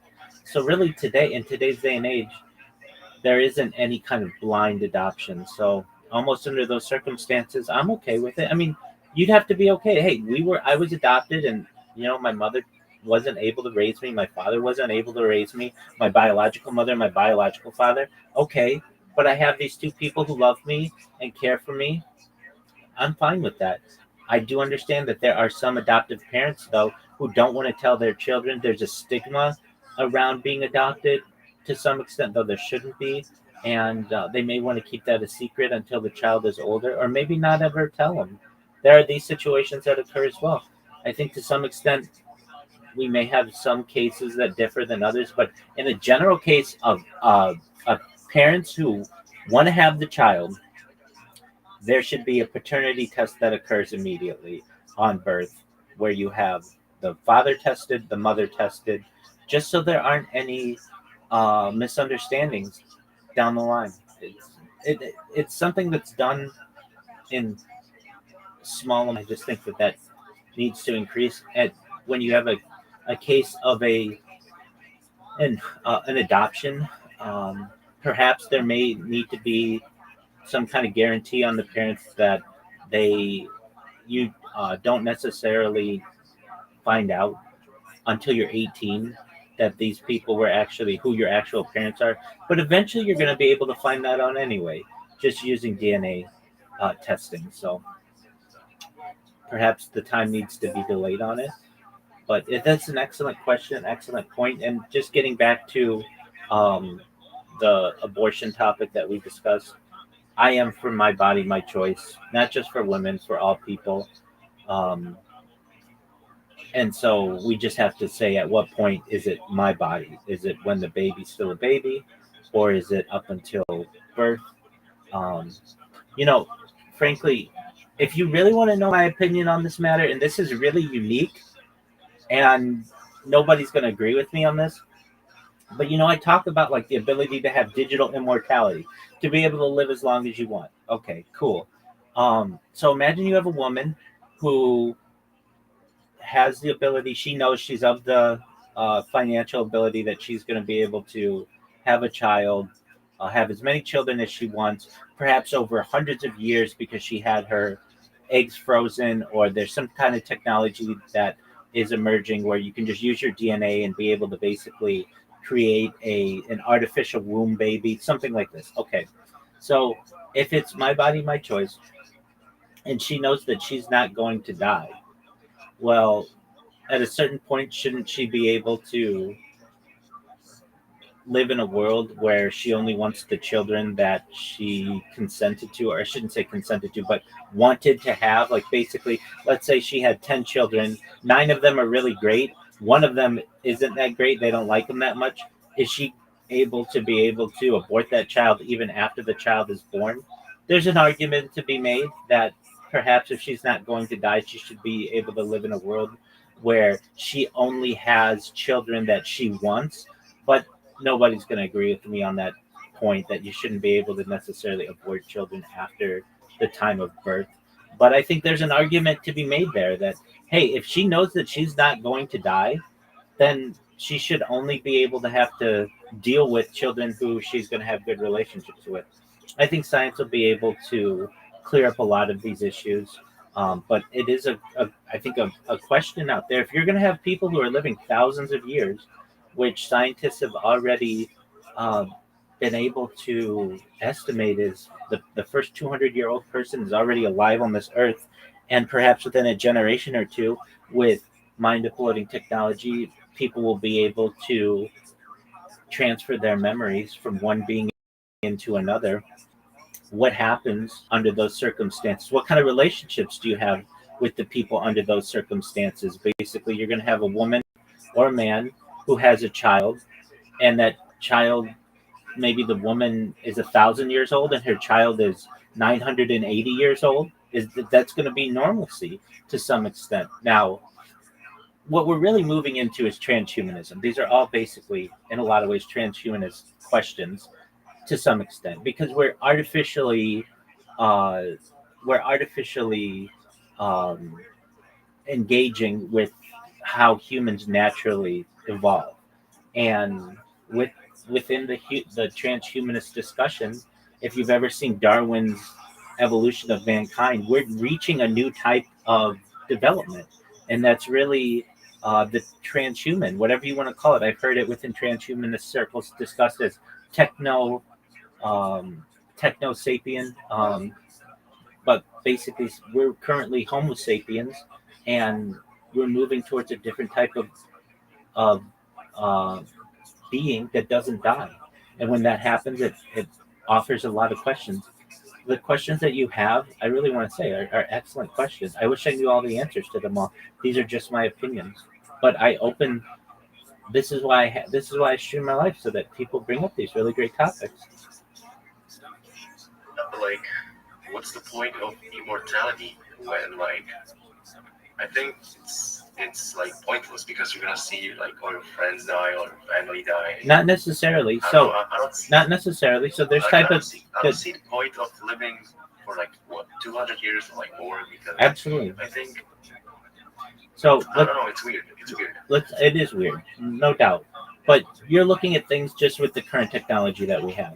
You don't realize that there may be technologies out there that make you more entertained by life than you would have previously been, so that you can take a drug or some type of vaccine, or just have some type of machine that allows you to be extremely entertained and you don't get bored of life like you normally would.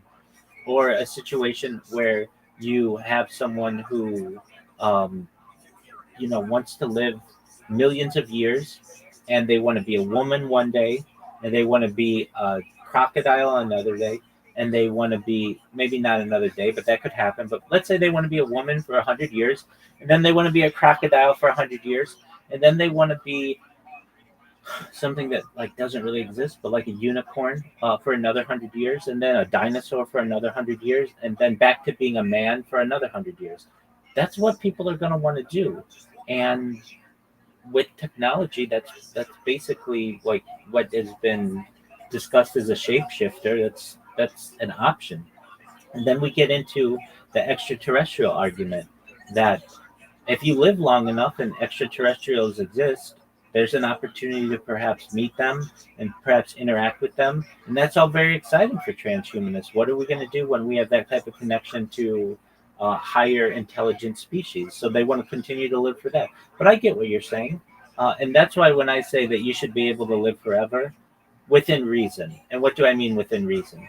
Eventually, you may have interacted with every kind of being in the known universe, and you may have been able to be a bird and a fish and all the other things that you've wanted to be. And eventually you just say, you know what, I want to die and start life over again without any memory of what I did, or I just want to die, period. And I think that you should have that ability as well. Okay, I can see the vision, but like, I think you would still get bored of it. Like living 100 years as a crocodile, living 100 years as a unicorn. You know, after like a period of time, I think you would get bored of it. You know. I'm in agreement with you, but what I'm saying is, what if there's some type of technology that's developed that always keeps your mind stimulated and you just enjoy it 100% of the time? That's something that could be invented and probably will be invented. It could be a drug. It could be some type of medication. It could be some type of chemical that basically always keeps the serotonin in your head always very high 24 hours a day. And you love life and you don't ever want it to stop. That's something that somebody's going to invent. Wouldn't that break like the laws? Because like being sad or depressed, like bored, is part of being human. You know? Well, there's no law that says you have to be sad or depressed. I'm not saying it's a law, but like it would I don't know how to word it, but like it's weird to be just happy 24/7 and not feel anything like negative.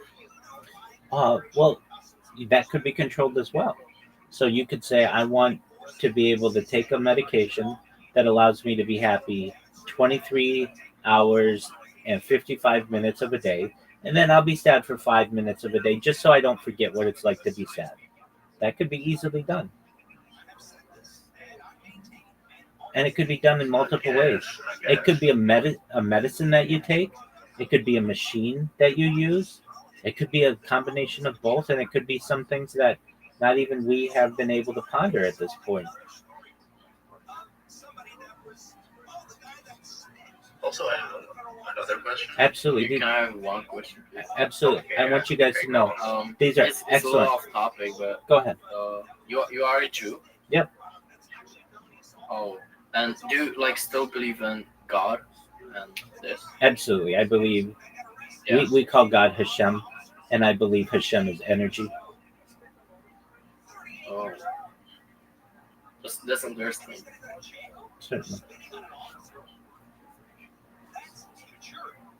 So my question was that do you think people, like with the technology, is it possible to develop something that will like remove some of the bad memories? Absolutely. That's known as memory erasure. We'll talk about it in just 1 second. I have to use the restroom. I'll be right back.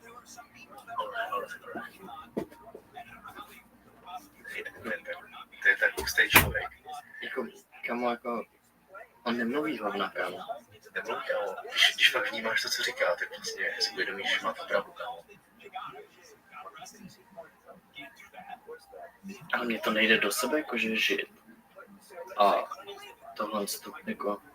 Mě hrozně udivuje, jakože čum co dělá, kámo, čum co dělá. To je prostě pro mě strašně pro lidi, jakože... Tyhle píšem sejde. Ona to cítí, že se bavím s Židem. To je hustý, kámo, že jakoby ty to dělá, čum, on má kolem sebe třeba 20 domů. No. Já jdu na záchod. Já teď času.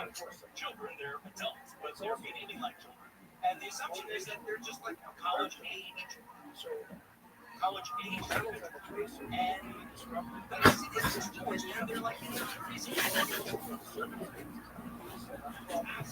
Thank you so much for the opportunity. So you had asked about is there a way to remove your memories, correct? Can you hear me? Maybe you can hear me. Can you hear me? You guys still there? Maybe you guys went to the restroom as well. Can you hear me? Okie dokie.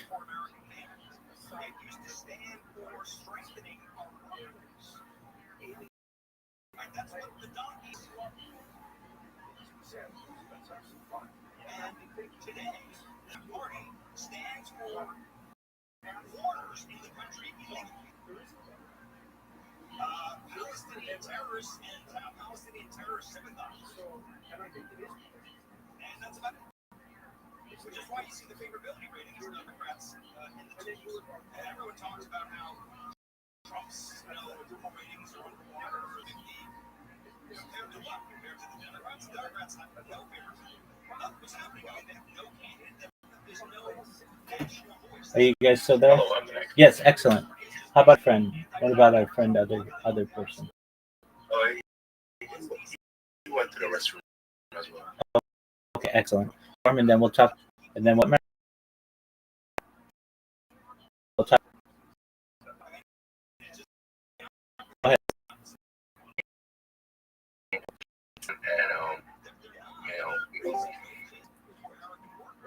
we broke up, and it's been like 3 years, and I can't stop thinking about her. All right. Have you had sex with a woman since then? Sorry? Have you had sex with a woman since then? Oh, no. Okay, that's the first step. Excuse me, I forgot I was. You're good. No, I haven't. Yeah, that's the first step. So go get yourself a hooker. Like, every girl I've been with, or like even talked with since, I just ended up like comparing her to them. Yeah, that's fine. Go find the prettiest hooker that you can find, the prettiest escort, the prettiest prostitute. Go pay her for sex.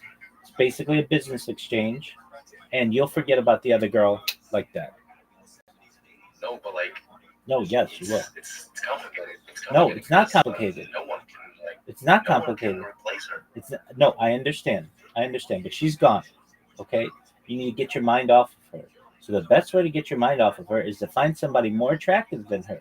Once you stick your dick in her, you're gonna forget about the other girl, because the new girl, at least even if temporary, is gonna be so pretty that she's gonna outdo your previous girl. And then what do? Then you start dating other chicks. But basically, right now you are still stuck on this other girl, and you're not going to be able to get your mind off of her until essentially you have relations with somebody else.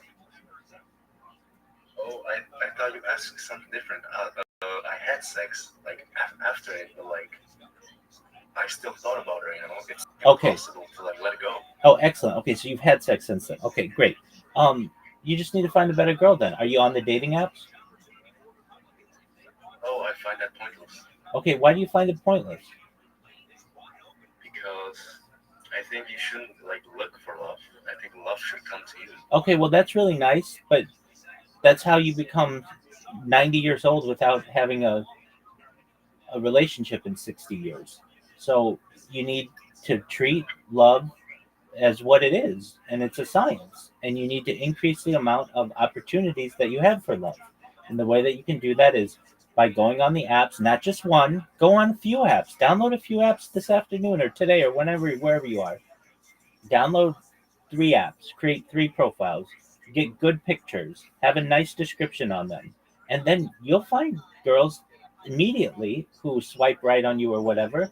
And the more interactions that you have with these girls and the more dates that you have, you'll forget about the previous girl. I mean, look, was the girl who you're stuck on, was she the first person you ever had sex with?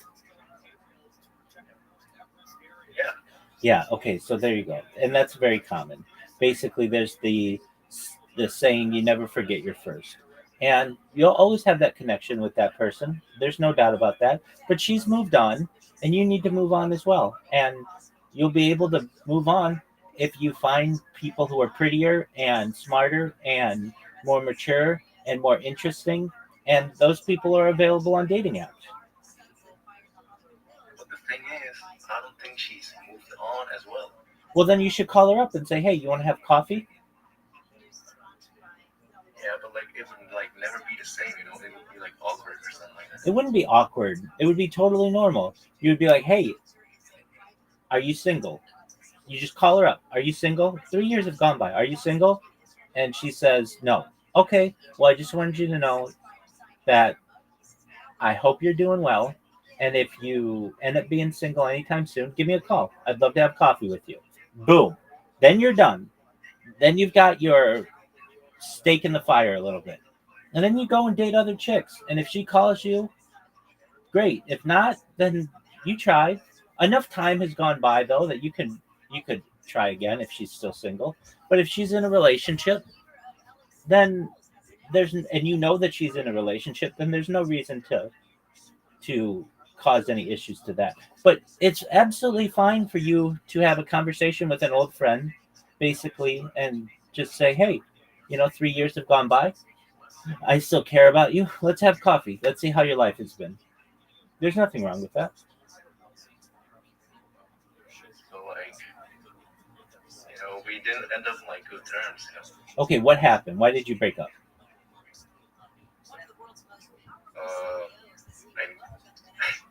It's kind of personal, but like, how could I say this?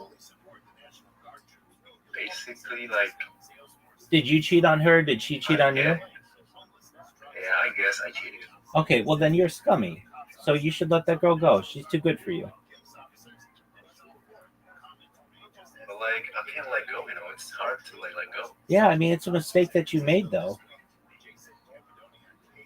Yeah, but I regret it like till this day. Okay, well you can call her and tell her that you regret your previous behavior. But if I were her, I would tell her to not give you a second thought. Exactly, and that's the problem.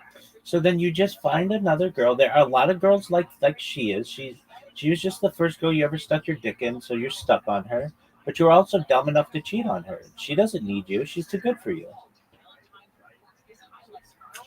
But like the weight of like me hurting her, like I just can't bear it.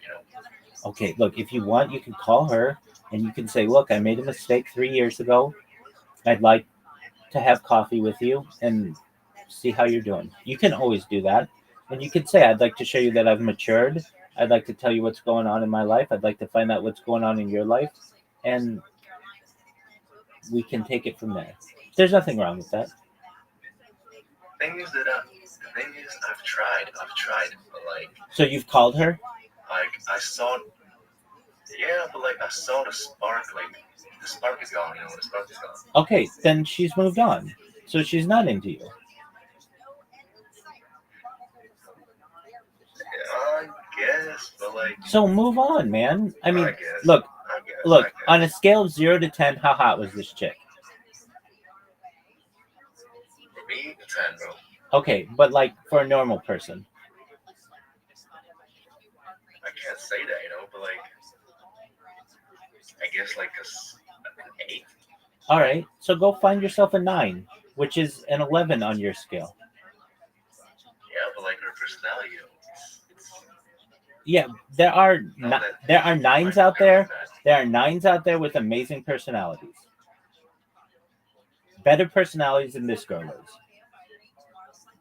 But it won't still be her, Dog, if this girl had such a good personality, you wouldn't have cheated on her in the first place. I know, I was dumb. You were dumb. Mistakes happen. That's fine. If you've called her and you've tried to rekindle things and she basically didn't reciprocate, then move on. Go on the dating apps, find some other girl, and don't make the mistake again. There's nothing wrong with it. It doesn't make you necessarily a bad person. But it just means that you basically shat in the punch bowl. Nobody wants to drink it after that. Yeah, but like, I want it to be her, Yeah, but you already made that mistake. I mean, some things can't be reversed. Exactly. That's why I asked you if it's possible to like remove some like memories or something like that. Absolutely, and let's get to that. So that's known as memory erasure.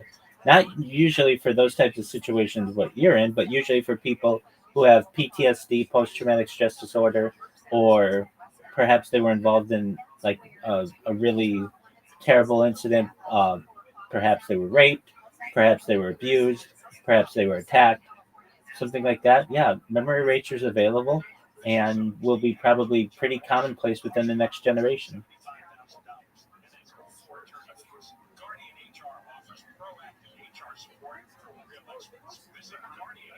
And when I say memory erasure, it doesn't mean wiping your whole mind clean. It's not like that.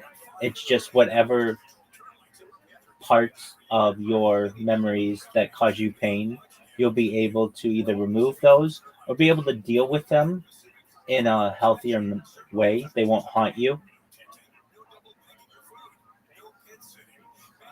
Yeah, but like I would like use it to like delete like the memory of her because And you'd be able to. she haunts me, man. She haunts me. Absolutely. And you'd be able to.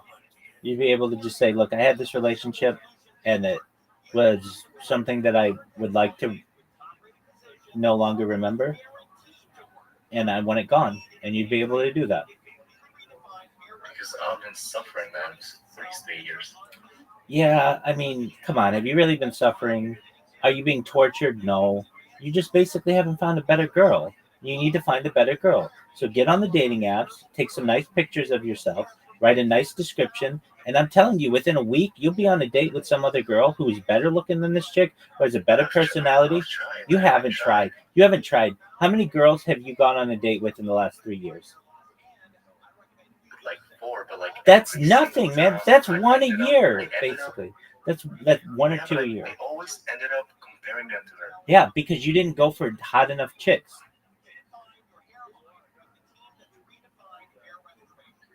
Like I never felt loved by her like by anyone else. Yeah, well, that's because you did. Were you both virgins when you had sex? Yeah, we were like teens. Yeah, exactly. So that happens. That's your first love, but you screwed it up with her, and I don't have a magic wand, and neither do you, to be able to reverse these things. If she no longer wants to have a relationship with you, then the only thing that you can do is move on. If you just keep wanting the past, unless you have a time machine, you're out of luck. So you have to find somebody who is as attractive to you or more attracted to you, and you'll find that. Look, there are 4 billion women on this planet, and of them, you said this girl was like an 8. So that means there's like a billion chicks on this world, on this earth, that are hotter than that chick, or like maybe 800 million. That's a lot of women out there, man. And you may be like, well, I can't get any of them.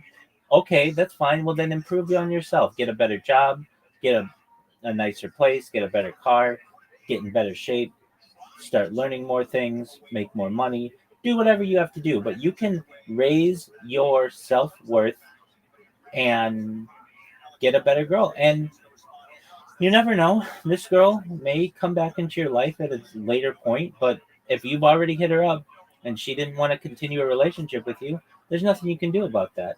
And shout out to her. She figured out she was in a great relationship with you.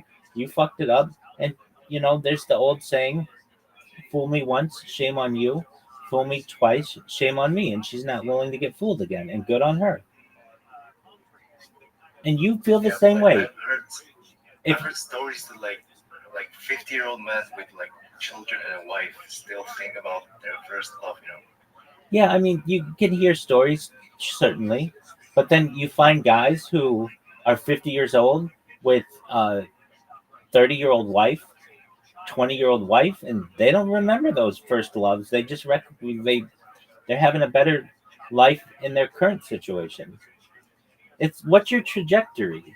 Are you on an upward swing? If you're on an upward swing, you should be able to get tons of really great girls, and you're not trying.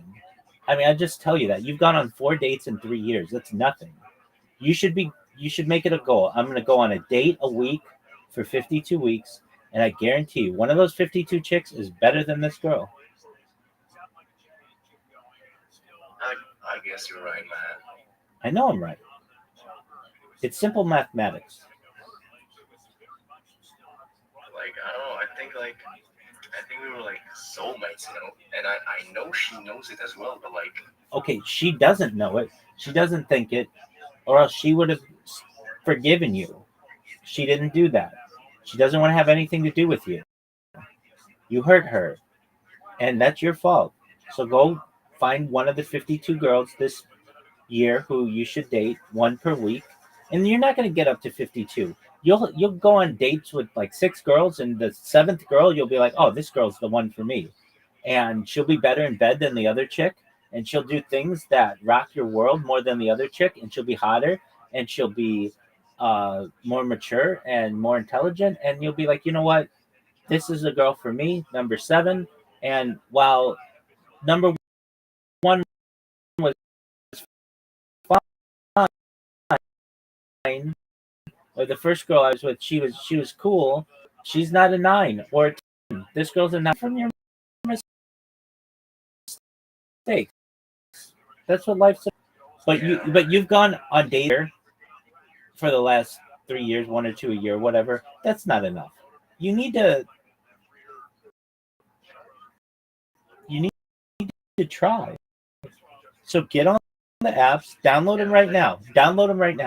Downloaded Tinder, Bumble, Hinge, OkCupid, Match. But I like. Doug. I'm trying to like. Doug, download those 5 apps. Focus in school, Dude, you're not trying to focus on school. You're focusing on some girl who you cheated on 3 years ago. You're not focusing on school. Don't give me bullshit excuses. No, I'm not bullshitting. Doug, It's okay. Listen. Right now, I'll give you 3 minutes. I'll wait here for you. Get on the App Store if you have an iOS device, or Play Store, Google Play if you have an Android device, and download Tinder, Bumble, Hinge, OkCupid, and Match.com. And Plenty of Fish. Download those 6. I'll wait. Dog, shut the fuck up and download these things. Shut the fuck up and download these things. Dog, I'm trying to. In Europe, I don't think we have a lot of these dating apps. Okay, then that's fine. Here, we'll find out what Europe has. The thing is, the girl was from the States, and I'm. What I'm are from Europe. European dating apps? All right, I mean, girls from the States aren't all that they may be made out to be. Don't worry about it. All right. So download Badu. Okay, so download Badu. Download BlindMate. Download Lovu. Download Parship. You can still, Tinder's in your country, I'm sure. You can still download Tinder. It is. Okay. It is, but like. Okay, Doug. Not every single girl on Tinder is a whore. Most of them are not. Most perhaps hook up with, but if they're the right guy, these girls would stay with these men for the rest of their lives. You just may not be the right guy at that time. Download it. I'm not gonna beat around the bush anymore. Until you've downloaded 6 apps, I'm gonna just keep telling you to. Doug. Why aren't you? You can tell it to me as you download. Okay, but like in my country, there are no alt girls like her. Alt girls? What? This girl have like a nose ring or something? What do you mean? Yeah. All right, so yeah, there are. Like it's really, really, really rare. Dog, you haven't gone on a dating app seriously in 3 years, so you don't even know what kind of girls are out there that are single. Like I go out and stuff, and I can see. Dog, you don't go, dude. These are not single girls in your area. The single girls in your area are on apps. guess. Dog, go download the apps. Have you downloaded Tinder yet? I'm waiting. I will. No, don't give me that bullshit. Eventually, you're gonna be here for 4 years, still jerking off about from 4 years ago. Download the app, man. It's not that hard.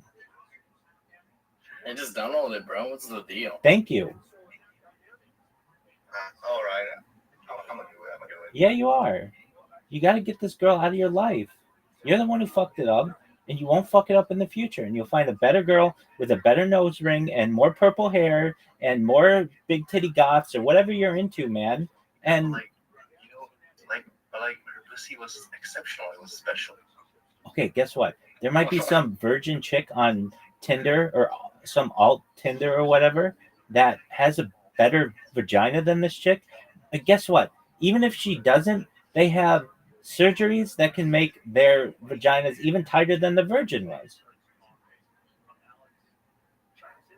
I guess, but I think every woman has a specific kind of vagina. Well, that's true. All right, you just gotta move on. Bro. Yeah, exactly. You talk to your boy here, okay? You're thinking that It's easy to say it. It's easy to say that. Yeah, it is, and it's really easy to do. Have you downloaded Tinder yet? I did. It's downloading right now. Okay, now download OkCupid. So I'm gonna take my what's it called my camera, and I'm gonna take some fire pics of you, and we're gonna put it up on Tinder. 100%. Listen to your boy. Yeah, but I just can't move on, guys. Yeah, you can, and you're gonna have to. If you want to reproduce in this world, you're gonna have to. You fucked up. I want to reproduce. I want to reproduce with her though. She doesn't want to reproduce with you. You fucked up, son. But don't worry, there could be some virgin chick on there who's some 10, who likes you, has a nose ring, and is better in bed than that chick ever was. Dude, virgin chicks suck anyway. The reason why is they don't know what to do in bed. What you want to do is find yourself a 45-year-old woman who knows everything about the world and get yourself inside one of those. That'll blow your mind.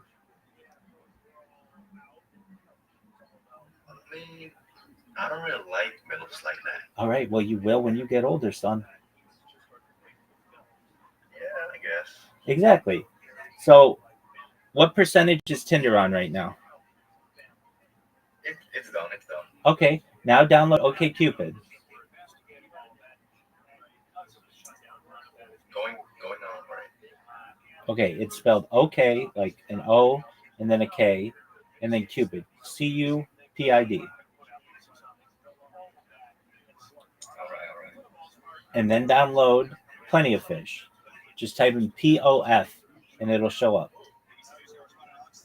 I can swear on my life that even if I fucked 100 girls, I'll still think about her. Okay, I think you're full of shit, but that's okay. If I took the 100 hottest influencer chicks on Instagram right now, and you fucked every single one of those girls, you would not remember the name of the first girl. You wouldn't even fucking. She'd be like, "What? Oh yeah," she'd be a blip on your radar. I don't think so, man. Okay, well try it. You're not gonna try it with your fucking dick in your hand. So quit bitching and download the apps. But I love going to her. Dog, quit it. Okay. You're done. Instead of gooning to some chick from a while ago, we'll just have real sex with hotter chicks now. Dog, it's not complicated at all. I know when I'm talking to a little bitch and you're acting like a little bitch.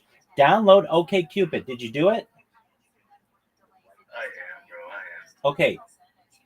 Did you press the buttons? It literally, I could do it right now. I go to the App Store and I go I to. have it downloaded, bro. Okay. Next one you're going to download is Plenty of Fish. Just type in POF.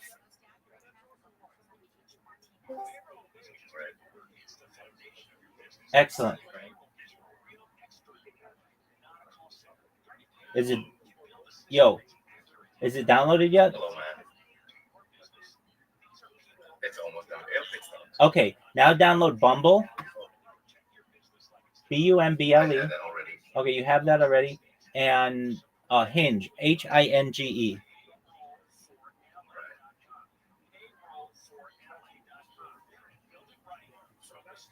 All right. Like I had like an idea a week ago that I would just fly over to the States, like, and just beg for her love. Dog, that's disgusting. And she doesn't want you, man. And you didn't even say that she's on another continent. This bitch is getting railed by some American dude and doesn't even remember your name anymore. She's done. But there's some chick. No, she does because no. Wait, we called like 2 weeks ago. Okay. And she didn't say that she wanted a relationship with you, right? No, I think we're just friends now. You're not friends. When are you going to talk to her again? When are you going to do something with her again? You don't have any plans. That's not friends. That's why I'm thinking just like grab all my stuff and fly over to her place and just beg for her love. Dog, that's not going to work. She's going to be like, get out of here, you creepy guy. And then ICE is going to pick you up, immigration and customs, and then you're going to be in Guatemala prison. You don't. I guess, man. But like, I'd swim every ocean forever. No, you wouldn't. You'd get like 200 feet out into the ocean and you drown. Dog, she's not that great. If she was so great, you wouldn't have cheated on her. Yeah, because I was young and dumb. Okay, well, shit happens. You need to mature. You've downloaded the other apps. Now create accounts on them, and you're going to find hotter chicks on there. Look, she's some fucking emo American chick. They're dime a dozen in the United States. Dime a dozen. It's almost the majority of chicks are those chicks nowadays. I'm sure the same is true in Europe. I guess I'll just live in the States, because in Europe it's really rare to find these girls. Dog, it's not. You're not even looking for them on the dating apps. I'll make an account in the morning because I have class tomorrow. I'm on campus right now. Okay, that's fine. Are there any chicks at your school who are hot? They're not right now. They're not what? They're not her. Yeah, they're probably better than she is. You just can't get them.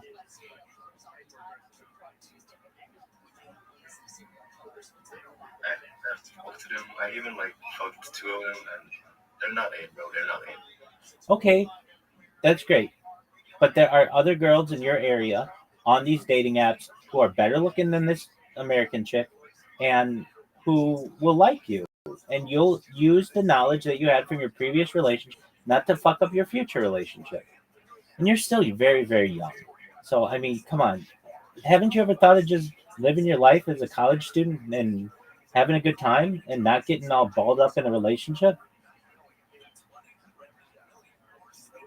I mean, you're right, man. But yeah, you're right. You're right. Exactly.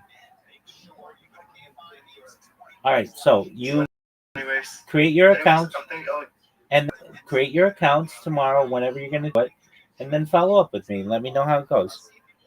So you'll be here tomorrow? Dog, I'm here 24 hours a day. I've been here for the last 4 years. That's awesome. That's awesome. Whenever you want, you come in here, and I will talk with you about it.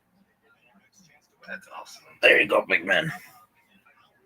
All right. Thank you for your wise advice. Absolutely, my friend. And to all of you guys had great questions and great insights. So shout out to you guys.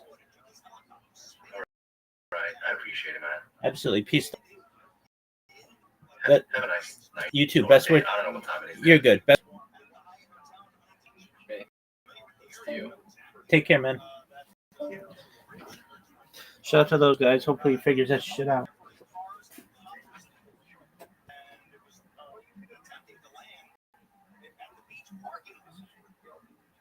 So he's doing some stunts and some show yours, but it was unclear what caused the chop to go down. It appeared that a piece of the rope was off before it came around. That caused to spin a child on the ground, as you heard Alex Stone. The child was just hanging out suicidal. So wound up under the helicopter. And the chopper fell and got wedged between the bridge and the tree like 4 feet. All the way out from the jungle. That's one lucky dog. The NTSB and FAA are investigating to find out what's going on, but we don't have any information because we don't know. So that's somewhat misleading. The investigations continue.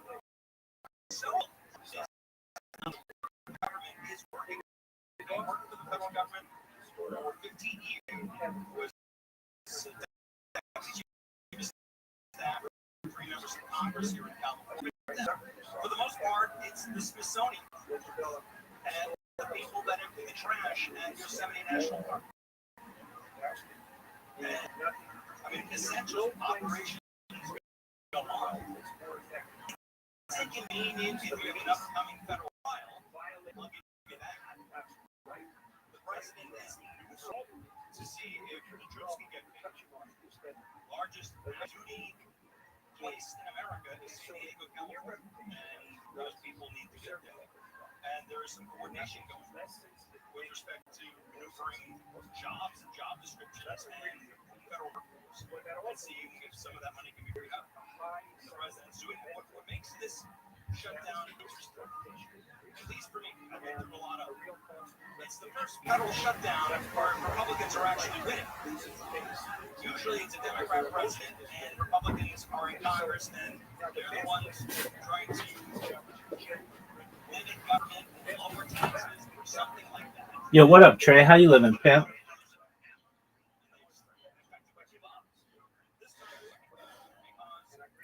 Hey, I'm doing good. How are you? Excellent, big dog. How'd you find me? Well, I'm streaming on Kick, and then I guess there was someone that tried to somebody just put your description. Absolutely, my friend. Oh, excellent. You're a Kick streamer. Yeah. Let me look at your stream right now. Just for a moment. What's your username? Trey, K, letter K, and dot. I gotcha. DOT. Yes, sir. So you're a GTA 5 player who also likes League of Legends? Yeah. Well, actually, I play a bunch of games. I just be talking and stream. Absolutely. Wow, I see that I have also created 2 clips on you. Did you know that? No, I didn't. How come? Because you're an amazing person. Really? Show me the clip though. Look at your clips.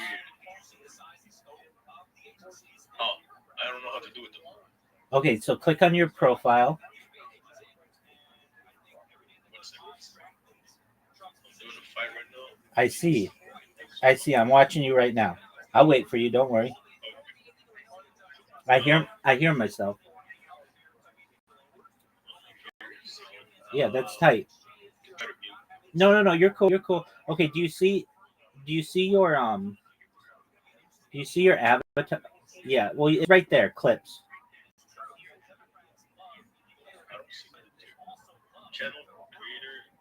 No, not there. Apologies. Okay. Do you see where your avatar is? Like in the bottom left corner. Bottom left corner. Keep moving to the left. Okay. There's. Oh yeah. Okay. Excellent.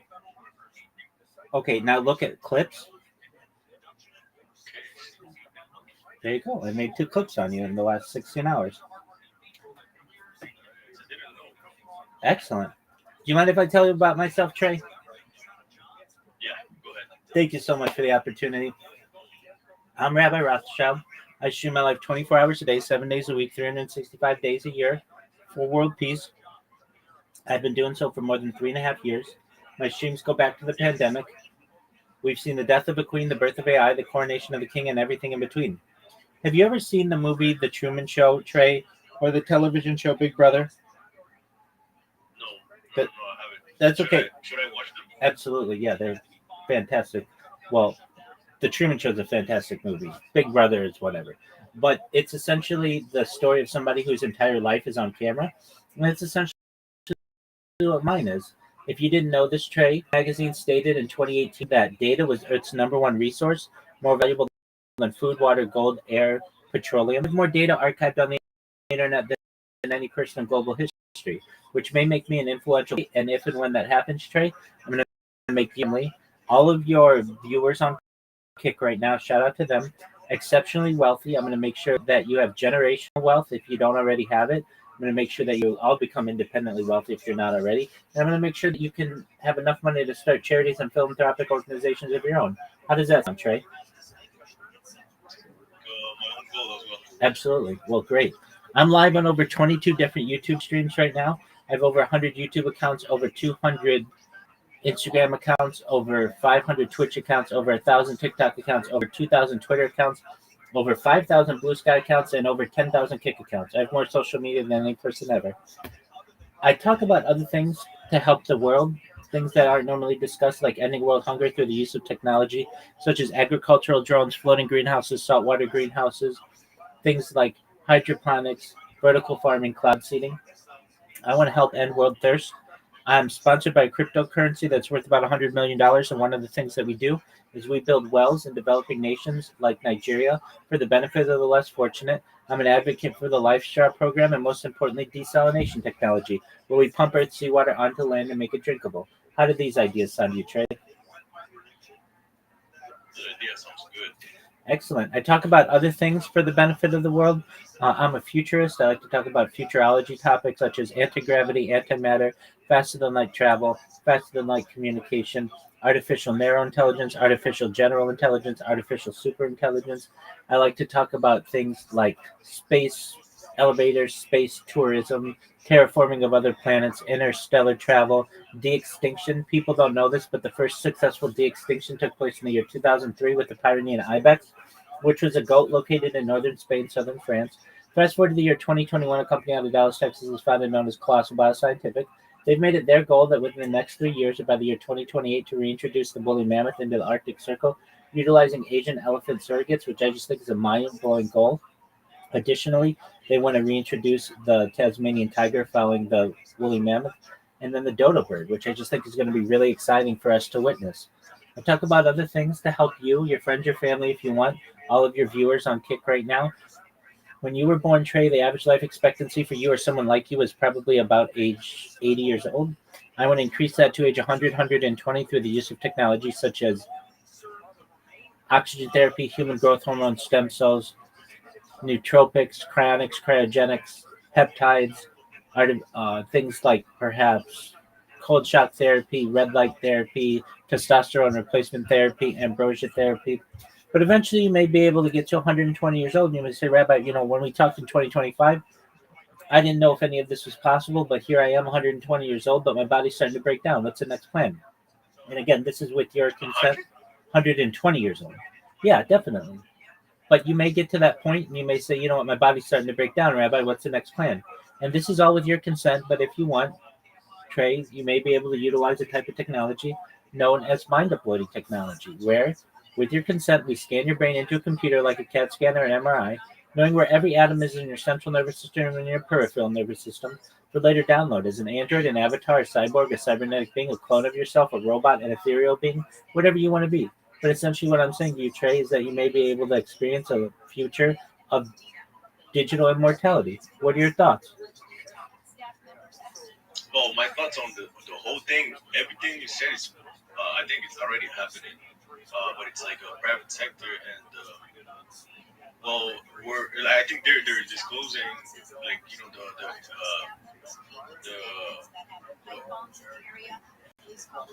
yes. Okay. Whatever, but yeah, I think it's already going on. It's just like it's a matter of giving it to the mass. Absolutely. I mean, if you get the money, you probably can. You could work towards developing all the goals you want. But it sounds like a real blue, like a good idea, like a real soul thing. You know what I'm saying? Absolutely. Well, you may not recognize it, but you're part of the 1% of the world right now. In order to be part of the 1%, you really just have to make like $30,000 a year. And even if you don't make that, you live in a developed nation. You have the ability to have internet. You have the ability to have the free time to be able to play games and be a streamer and be on social media.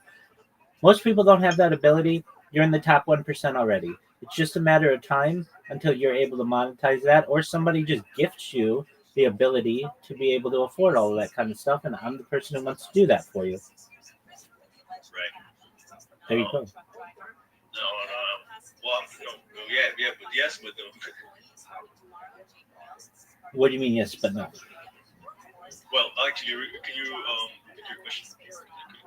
Well, like essentially you're part of the 1%. You're very fortunate in this world to be born where you were, how you were, because the fact that you're on the internet right now, you're able to stream. Like not everybody has those abilities. And you're going to be able to monetize that either now or in the future, or somebody's going to give you the money that you need either now or in the future to be able to afford that life extension technology and the mind uploading technology and all the other things that I talked about. Oh yes. I meant to say yes. That's also my goal. We're basically, I think, similar in the way that we project some type of ideas. Excellent. Yeah, basically yes, but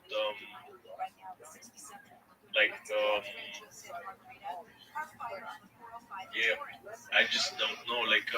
I just think it's a matter of money and connections. Yeah, I mean, it's basically not a matter of how, but when. Okay. Yeah. Or I should say, it's not a matter of if, but when. Basically, it's not a question of if we can do memory transfer or life extension technology, it's just when. Who's going to be able to afford it? But you should know that, I mean, really, for the past 30 years, people of high net worth have been able to cryogenically freeze themselves. And it's just a matter of time until somebody's going to figure out the technology to be able to thaw them and perhaps transfer their memories into another being. So we're maybe within a generation or two of that, if that. We already have mice that have memory transfer successfully being done, where you have a mouse. Mouse A completes a maze successfully, and then you're able to take the memories from mouse A and transfer them to mouse B, and mouse B is able to perform the same tasks 100% of the time, just like mouse A was, basically be able to complete the maze. And a decade ago, I would have told you something like Neuralink or brain computer interfaces were a technology of the future. Maybe 100 years from now, people will be able to control a computer with their mind. But people are already able to do that. This is old technology. People have been able to do that for 4 years now. And 4 years. I think it's been way longer. Well, that to some extent, but I mean, the first successful Neuralink was implanted in a man named Nolan Aspro in the year 2021. But there have been types of brain-computer interfaces for the last 30 years or so. So you're 100% right on that. And now they have a cap that you can wear to be able to control a computer and not need to necessarily have any kind of implant. So when we're moving that quickly forward, and now we have the injection of or influence of artificial general intelligence and soon perhaps artificial superintelligence. That means that inventions are going to be created more quickly, coding is going to be more efficient, technology in general is going to be more efficient, and so it may not be that long until these things about which I speak, like mind uploading technology and life extension technology, become more accessible, available to the general public. Do you think the birth rate will go down, or do you think it's going to cause a problem? Because apparently it's causing a problem, and they kind of control the population amount, right? Absolutely. So I wonder if we extend our lives, would it be a problem, or is it the reason why we don't have access to those things? Well, I think that we're going to see the population of the world decrease by about 90%. So we have like 8 billion people in the world right now. I can see the world basically at 800 million people. That's not my choice. I think that the world could perhaps support 1 trillion people, but that's the choice of the World Economic Forum, and people from NGOs and the United Nations and such that say that we are basically reproducing at too great of a rate, and that the average the population of the world needs to decrease. But again, I think the world doesn't, and it could support 1 trillion people if needed. But that's not my decision to make. So that's why uh, birth control is pushed, especially in the developing world, in different ways, and they've made it very expensive to have children in the Western world, and just in general, most populations are decreasing when they shouldn't be. The more technology that you have, the more innovation that you have, it should allow you to not have to work as much and perhaps have more children. But that's not what the plan is. That makes a little bit sense. I would understand, given the history, right? History. That's good. I actually have no opinion because it's because I think one of the reasons why population is I mean our health or lifespan is shorter is literally because of viruses and mind viruses. I think it just messed up the genetics in general, and that's the problem. Like that's why like we have so many like medical things going on and developing. What's a That makes sense with what's a mind what's a mind virus? mind virus is it's literally well the thoughts, you know, like how people just project themselves and how it affects people. Okay, And also mental illness, I would say. okay, so you don't mean real viruses, though. You mean just like things that the society does to No, people. also real viruses. Okay, when Like who's the last person you know who died of a virus? is coronavirus? Did you know people who died of coronavirus? Like a lot? A few, yeah, like two persons. How old were they? Old. Exactly. Over 60. Exactly. You didn't know anybody who was 25 years old who died from that. No. And you don't even know that they necessarily died of coronavirus. You're just basically, No, that's right. you know, you don't know. Right. They could have had cancerous cells. They could have had tumors. They could have had blood clots. You don't know. All right. But I get what you're saying. Well, that's why they did it, right? Well, That's why corona came. well, just basically like no children died from it, or very, very, very few. Like it wasn't. Look, if the people who run things really cared, they would go after heart disease, because heart disease is the number one killer, at least in the United States, but in the Western world. And number two is cancer. They didn't go after either of those. Coronavirus is like number 10. It's not even in the top 8 things that are going to kill you. And if they cared so much about you dying, then they would have combated smoking and drunk driving and kind of other things that kill a lot of people. But they didn't care about any of that. They just cared in a lot of ways about selling new medications and things to people and destroying economies. And with that said, it is what it is. There's not too much we can do about it. But just when you say that a lot of people are dying from viruses, I don't know anybody who died from a virus. And I know that, like, I don't know I didn't even hear of anybody who was under 50 who died from the virus. So what is the cause of death for, like, what do you think people die from? The number one cause of death in the Western world is heart disease, being fat.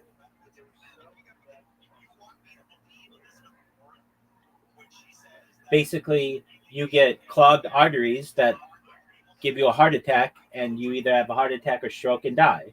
That's the number one way that you're going to die in the Western world.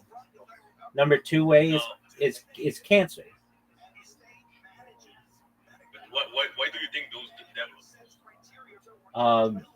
So heart disease develops because primarily high levels of sugar and in people's systems, carbohydrates primarily, and it's an excess of calorie intake versus calories burned. So it basically clots the arteries.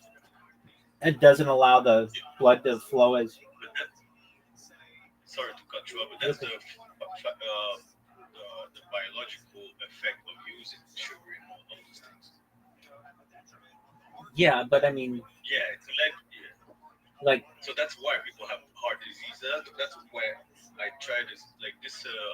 That's why I try to say a virus, but I didn't mind like virus, like we do, like we were saying, like coronavirus or this. I just say like virus in the sense that anything that's gonna affect your bioelectrical field might as well create disease. hold on, So hold on, sugar, hold on. But yeah, that's not a virus. that's not a virus. That's Okay. not a virus. So a virus is something different. It's basically a protein strand that can cause issues within a person's system, but it's not defined as life. So that's a virus. When like bacteria is, and then heart disease is something even different than those two. It's essentially uh, the constriction of arteries due to plaque and cholesterol that cause someone to have a heart attack. And then cancer is basically a mutation of cells, but again is biological, uh, and in a lot of ways a um, is caused by the human body itself fighting something else. So, for instance, if you're like a smoker and you smoke cigarettes, your body will continually be trying to repair its lungs, which can cause mutations in your lungs, which eventually can cause polyps or tumors, and then cause you to have lung disease and then lung cancer. But I got you. but I so when we're talking about things that kill you, viruses aren't. Let's look at the numbers, but I don't think viruses are in the top 10. We'll look it up. I'll look it up right now. What are the top 50 ways that people die in the world?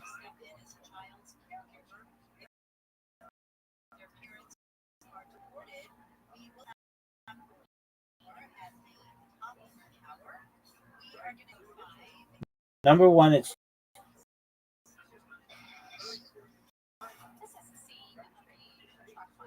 It's a time thing. I know. Physical information and self-duplicating genes that turns out proteins. Like of course, I think sugar would like create physical obstructions to your body, like any other type of bad food. I get it. so in 2020, heart disease is one, stroke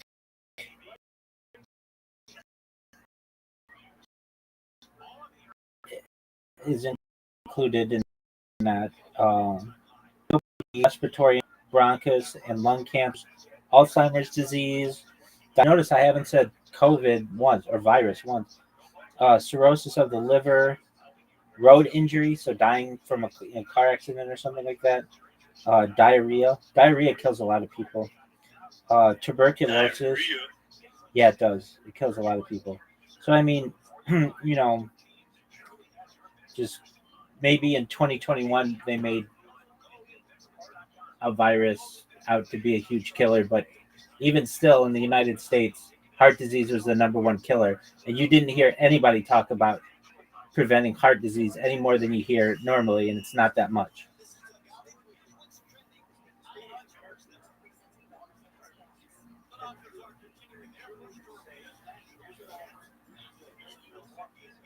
But back to your original point, or your original question, do I think that population, what's going on with the birth rate. It's planned. So basically, NGOs, United Nations, large banks, World Economic Forum have concluded that there are too many people in this world, and they are doing everything they can to squash runaway population growth. And that's why they've made it extremely expensive to have children in the United States and other countries as well. In fact, in Japan, they have an issue where they don't have enough people who are younger to be able to support the older population. And China's running into some issues with that as well, particularly based on their one-child policy of a few decades ago. And it's causing some major issues within their society.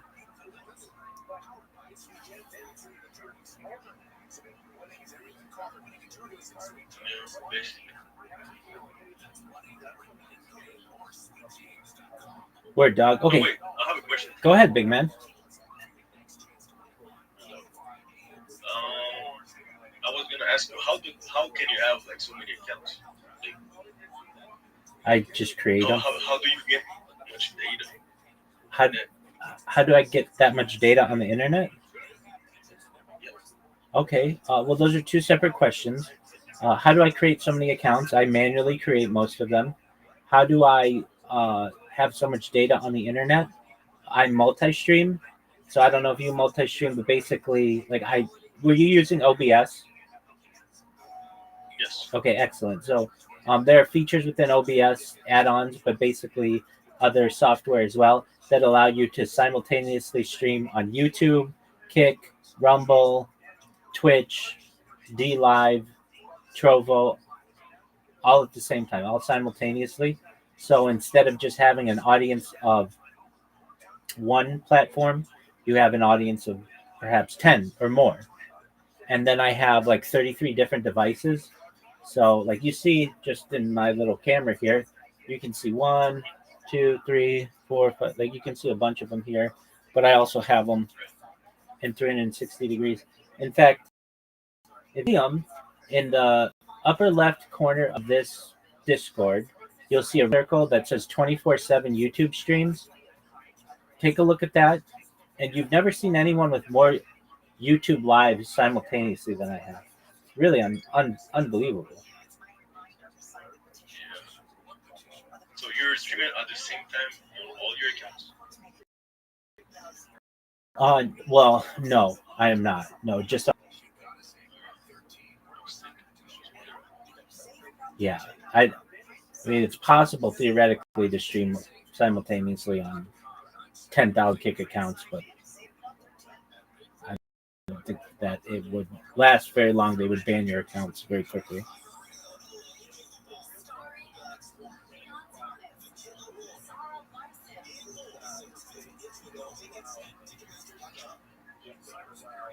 So if you're wondering how I was able to robot or multiple robots I've created this week go around and put a little thing here, that little description of myself, and then I create clips of them. That's how I get to meet new people. So Trey, if you ever want to connect with anybody more than world peace and making you rich and all the other things about which I talk, I'm here to just be a positive person, and I'm here to have an optimistic view on society, and I just want to give people hope. So if there's anything you ever need from me, I'm here for you. Okay, big dog? Thank you, man. Exactly. I can buy money. I mean, if you need something, I just want to express all the here. That's beautiful. Feel free to stream in here if you want. I'm going to be watching a podcast, and we'll watch Monday Night Football tonight and then Kill Tony tonight. The people who are in here, they're just living their lives. Feel free to make this your home base. Like, you don't have to talk in here like these other people. They'll talk when they want to talk. They're out doing other things. And then I get people who sleep in here as well. So consider yourself having made a new friend, okay? Yeah, thank you, man. You as well. Excellent, my friend. Likewise. If you need me, I'm here. Okay. Yeah, so he was perturbed Yeah, so he does that when he's perturbed. Yeah, he was perturbed by them not listening to him talk. Yeah, I mean, this is a guy that's at the step brothership every other week, and you're just not listening to one of the voices of our generation. A couple of comics at the step cousinship, you know what I mean? Yeah, dude. Step sistership. Yeah. And stuck ship. My step sister got stuck in the washer ship. Step doctorship. Step lawyership. I was thinking that too. The step mothership thing, my brain went right to like the hacky porn thing. Call me a hack. No, not you. Just like when people do it, and they stand. I know that sounded like that. I swear, I quit the show. All right, so this one's posted by Leggin Fiend. It's called Chin's. So you know what time it is, dude. Chin's fucking cooking corner, dude. Right. Good. That's 3 C's, bro. Chin's my favorite part of the show. Slowly becoming my favorite part. Chin's delusional cooking tutorials are the best pieces of content to ever grace this sub. He's cooking Hot Pockets. Chin's Hot Pockets. All right, you ready for this? Because there's some long ones, B. All right. But, I'm here for it. I want to watch all of it. Me too. This one's posted by Highlight Numerous. It's called Clip Vietnamese Breakfast Sandwich Warning Long. Strap the fuck in, dude. Holy shit. This much carbs in my body. So this is what I do with bread. Whenever I have a sandwich or a burger, so I'll cut it down. I mean, you'd think you would have a tripod, at least. Like, why are we seeing this table? Yeah, I mean, you're more of a film guy than me. If I were to do it by myself, it'd probably be this or worse. If you did it yourself, if we're lucky, it would be audio only, dude. Let's see. Center. That is not a safe way to cut. See, all this bread, I don't need that. I just want the delicious outer part of the bread with a little bit of the inner part of the bread. Or spoon, whatever. He was cutting it like this, with his hand on the end of it. Just common sense alone. All right. Thing out. All that little fluffy stuff inside the bread. Take all that stuff out. I know this is an absolute mess. Look at how much bread I took out of here. I don't need all this stuff in here. Fascinating. So I don't have this stuff. Yeah. There's enough good stuff. Take it out. Just cooking still one. Ingredients in. And it's going to taste better and not be so filling. And I'll just have all the good stuff in. So right. That's what I do. This is almost everybody knows the doughy part of bread. I mean, that's nobody likes dough, dude. I disagree with you a little bit, but I would. You don't like dough? No, let's hear me out, dude. I'm sorry. I would take all that out and still eat the dough. That's what I'm saying. That's so funny. You cut out all the thing and then you're just eating dough while you're cooking it. Yeah, that's funny. That'd be a funny show. Gerardo's cooking street. Oh, this is like gelatinous stuff on top. I sometimes try, but what is that? I don't know. I'm gonna cover this entire stuff. Next up is the meal, and I'll have a little bit left of the cookies down, so I'm gonna put real quick. So this is the meal. I see. I think that's the shit they put. Since he said Vietnamese, it's kind of like the stuff maybe they put on like a banh mi or some shit. I don't know. Banh mi, dude. I don't know left. Alright, this vegetable. Where'd that go? Slather this all over. I don't know why, but it's just so unappealing. Yeah, I mean, watching somebody put mayo on something never really appetizing. Mayo's good. It's like that one Planecraft Tina, how they had the guy cut the bodies because they were cannibals. They had the guy cut the body away from everyone else. Right. You don't want to You don't want to see the hot dog made, right? So that's like every chin clip. Watching the hot dog being made. I don't want to see your boner ramen. That's what the name of Jin's show should be, Watching the Hot Dogs Made. That's his cooking show. Because you don't want to see it. Ew. I know this might be gross to some of you guys, but I don't care. Oh, it's And now we put everything together. Ew. It's just disgusting. Yeah. Delicious barbecue pork. Oh my god. There. Is that cooked? Yeah. Hard and fast. So I'll do that first and then put some shredded chicken. Shredded chicken on top. It's just like been out there the whole time though. It looks bad. Chat. Since that's enough Like Chad, that's not protein. Like Chet Chad, who really dude. The sandwich, I'm gonna go ahead and just munch on that and put it aside. Close this bad boy up. And then from here, once I want it next. So you tell this all messy and dirty, but that's what happens when you're trying to build a delicious sandwich. A meat sandwich. I also have my trusty, my favorite stevia flavor. So when you do it out, is you put this bad boy or background to this sheet of foil. Don't cover the top. It's kind of like something like that. Somewhere there. And put too much foil. So anyway, I'll put this foil on the bottom so I can put the sandwich now. I'll put it on the bottom part of the oven. And I kind of roll things like that. I feel like that sort of helps with reflecting the heat. I could be wrong. So then I'll turn the oven light on, and I will also broil this on low. And I've never really done like an actual count, like a minute mark of how many minutes you have to do. So I just sort of walk by and watch it and see if it starts crisping up on top. And once I see it's crispy enough, then I just pull it up. Okay, since I love you guys, I went ahead and make sure to time this. Right now, it's at 8.5 minutes. I think it's good to go. I'll just grab it by the flow. So it's hot.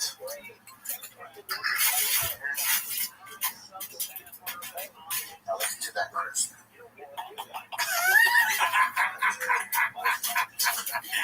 That does not sound appetizing. This is how crispy. Oh man, it's burnt. That's what you're looking for. This is the worst thing to happen in Vietnam since the war. There's like a press conference in Hanoi. They're like, "What are we doing here?" We just saw someone butcher one of our famous sandwiches. Now no one's gonna want to fucking get a banh mi anymore, dude. Vietnamese sales have went down. Shadow banh mi.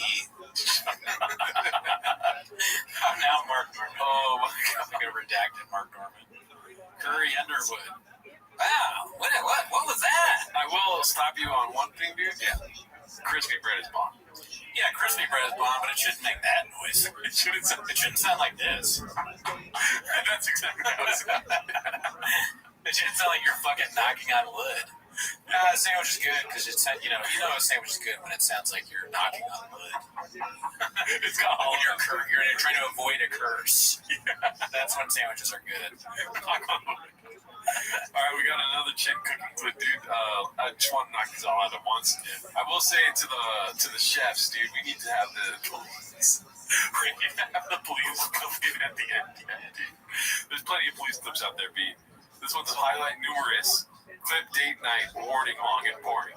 Thank you, highlight numerous, for the parentheses. Long and boring. One of my favorite snacks right now. So we're gonna grab some food. Stuff that we are postmated. Burmese food.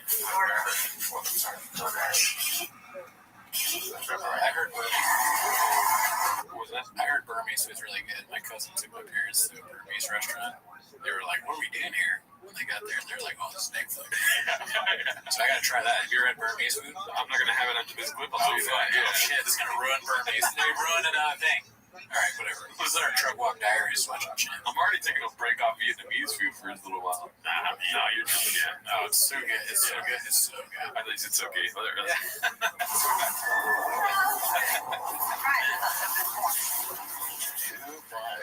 This was a lot heavier. I'm guessing. Some food.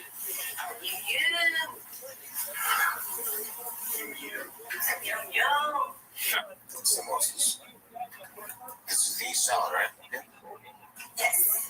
Tea leaf salad. And this is That's the noodle dish. noodle dish. This is the Actually, Oh, that looks good. Smells good. naan. What's naan? It's the coconut. Oh, yeah. I just They're so comfortable. They're just showing food that they Postmated. Yeah. I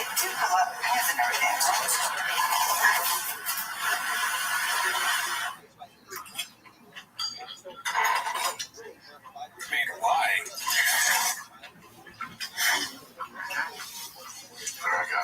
Didn't say the restaurant. Didn't say what most of the shit is that they're eating. Just like, let's order Postmates, then watch us eat it. What the fuck? I was gonna say from earlier, like we always ask, like, why don't they edit that out? Why don't they edit this? This is the editor team. Why is he filming in your old apartment? That does look like exactly where I live live. in Highland Park and shit, dude. It's almost the same couch. Fucking, that's what your girlfriend's there, dude. Jen and you date the same. Yeah. Hilarious. No, I usually would like. I think you need like a sauce, you know, but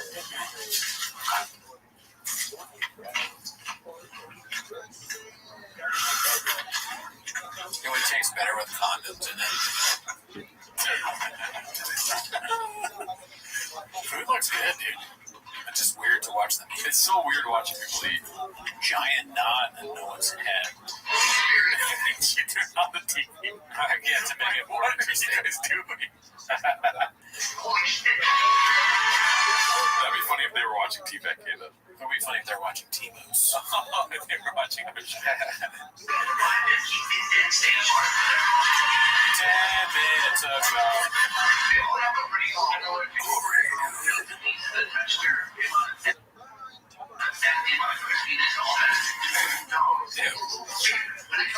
Well, you know you're supposed to slurp it. I mean, like, this is a lot of food. Yeah, this is a lot of food, man. Yeah. I mean, Jana's chowing down hard. I mean, I've been home adding. Yeah, One meal a day. Finally get some respect. Yeah, 1 meal a day, and I can eat a lot. Yeah, I bet, dude. Oh, so you think he's home adding? Yeah. Yeah, maybe. Yeah, look at those thighs. He's just getting it.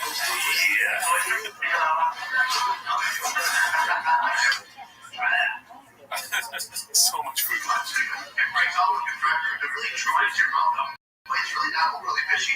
be funny if Alan just walks in and eats the rest of it.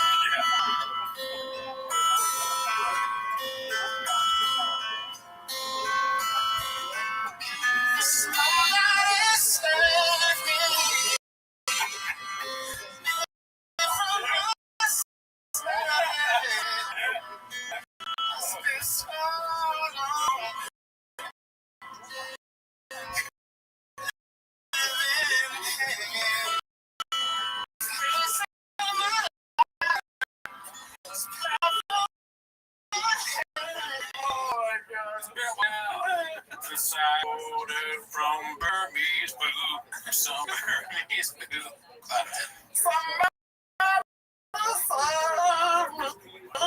Somebody DoorDash me Burmese food. Me some eggnog. My Mexican's hungry. All right. On, dude. That was our chin section for the week. It's so rough watching Chin eat. He's got a bag with shit. We'll cut all the chin stuff. But Toronto Rap shirt. It's called Brenda reads an ad for auto insurance and then immediately shits on auto insurance companies. Too good to be true, dude. No way. It's one of the many ways you can save with Progressive Insurance. Quote today at Progressive.com to try the Name Your Price tool for yourself. Join the over 20 million drivers who trust Progressive. Progressive Casualty Insurance, company affiliates, price and coverage match limited by state law. Auto insurance is super important. Deal with it now. They take forever. They take their sweet time. Just had a insurance adjuster come look at my truck. Goes, yep, it's told. Oldham. You drove all the way down here for that? We do that. He goes, yeah, just had to see it for my own. See what my peepers like. Cool, man. What now? He goes, I'll go back and we'll take it from there. I'm like, okay, dude. 3 weeks wait for. Hell yeah, dude. I can't drive in the rain till you get this figured out. Casey's gonna have to keep picking me up. Pick him up. Replace your tires without slicks. Never. I need slicks, Jan, to go fast when it's sunny out. Play the slick, Jan. Okay. Damn. Oh my god, dude. That's so fucking crazy. Like, do you think that the companies, they don't watch these things, right? Or that they do, and they do a great job reading it. Can you not say that insurance sucks after you pluck it?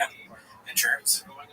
You just cut out the... He could have turned it all around by being like, well, Progressive's good at this. Yeah, Progressive's great. Mine is bad. I'm thinking about switching to Progressive. He doesn't even use Progressive? Dude, how long? It took me like less than a week to get paid out for the crash I just got. That's because you weren't at fault. Pain in there.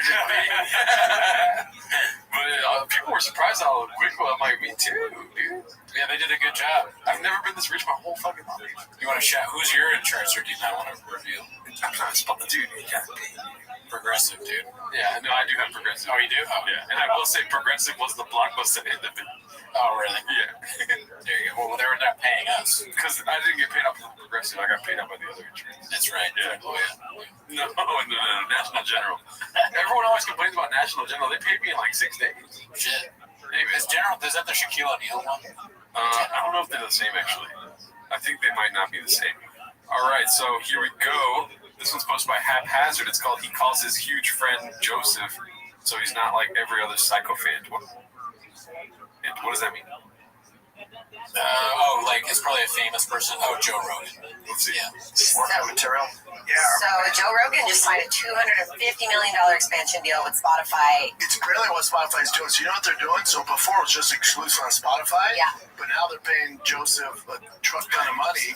But yeah, Joseph Rogan, they're paying a ton of money. But now they're gonna get their money back off the ads. So now it's gonna be on Apple, Spotify, YouTube, regular YouTube. Yeah. So it's brilliant because it builds the audience, and then they reap all the benefits for flat fee. It's brilliant.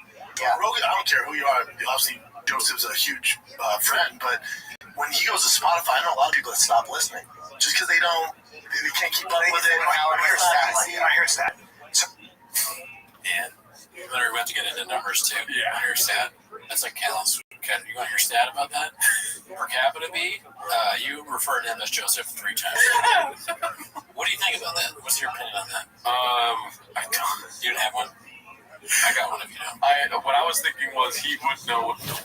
Like he's like, people just don't want to download an app to listen to Joe Rogan. It's like people like me. It's just too technologically inefficient. I mean, I didn't even listen to that part because I knew he's a marketing genius and whatever he's saying is going to be right. Joseph, the reason that's ridiculous is What's a sycophant? A sycophant, that's like someone who will follow whatever you do, kind of like loves you and like whatever you say, they'll do it. You know, I'm a sycophant. A lot of like tyrants have sycophants. They just do the bidding of the guy. Yeah. If I'm wrong, douche me. Yes. That's what it means. So it just sounds so weird. He's not doing it to be like funny. Sometimes I'll do that with people I'm friends with, like if everybody calls somebody Robert, or if somebody, I'll call him your Bob, just like jokingly or whatever. But Shab is like Joseph, my friend Joseph. It's probably just something he made that they're doing that. You know, I'm just like genius. Genius. All right, this one's posted by Haphazard. It's called "This Is Hilarious." Let's see here. Who stepped into the room just now? But did he ask him like a friend? Like, say, hey, look, I don't know how this works. I just wanted to ask, is it possible? Like, I think I get mad. See, I've done that because my boys hide agency, and This Is Hilarious, and he's a comic. This is hilarious. When it was announced, the Joker was being made, he goes, hey man, I think I'd be perfect for this role. But have you ever acted? He goes, nah, I did this like a major, like you're looking at walking insane, dude.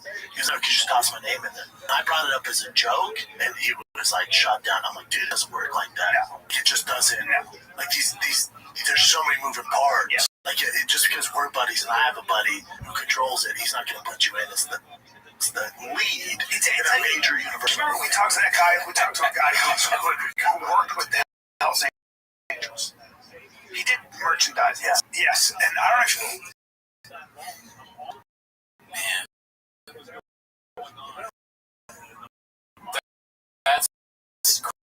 crazy.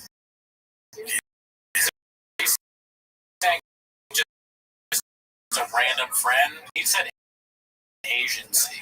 Yeah, so, I didn't miss that. you should have said agency. Yeah. Agency with 3 C's. Yeah. Yeah. You know he was an agent because he had 3 C's in agent. So, if Miguel asked us if we could get him to the podcast, he's like, no, dude, no one likes you. Yeah. This is hilarious. This is hilarious. Miguel wants to be on a podcast. It's just like, that's it? On a podcast? No, dude. You're my boss.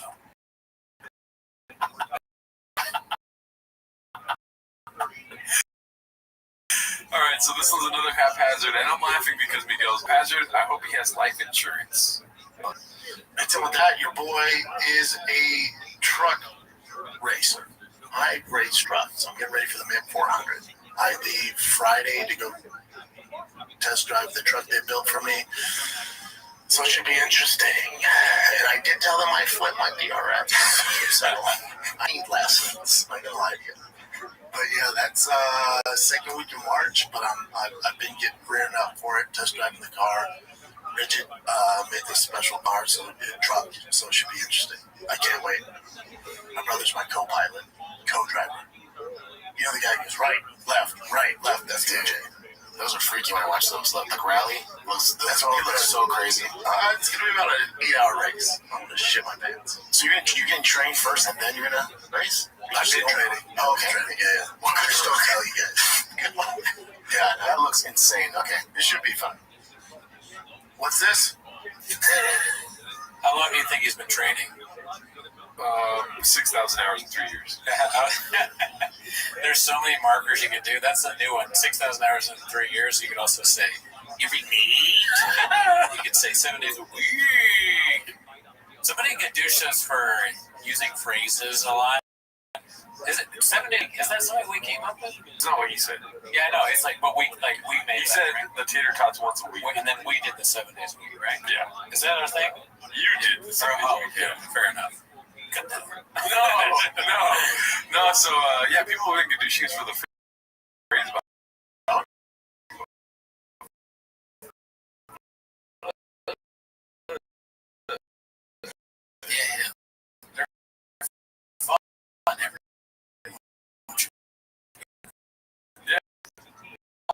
discussed.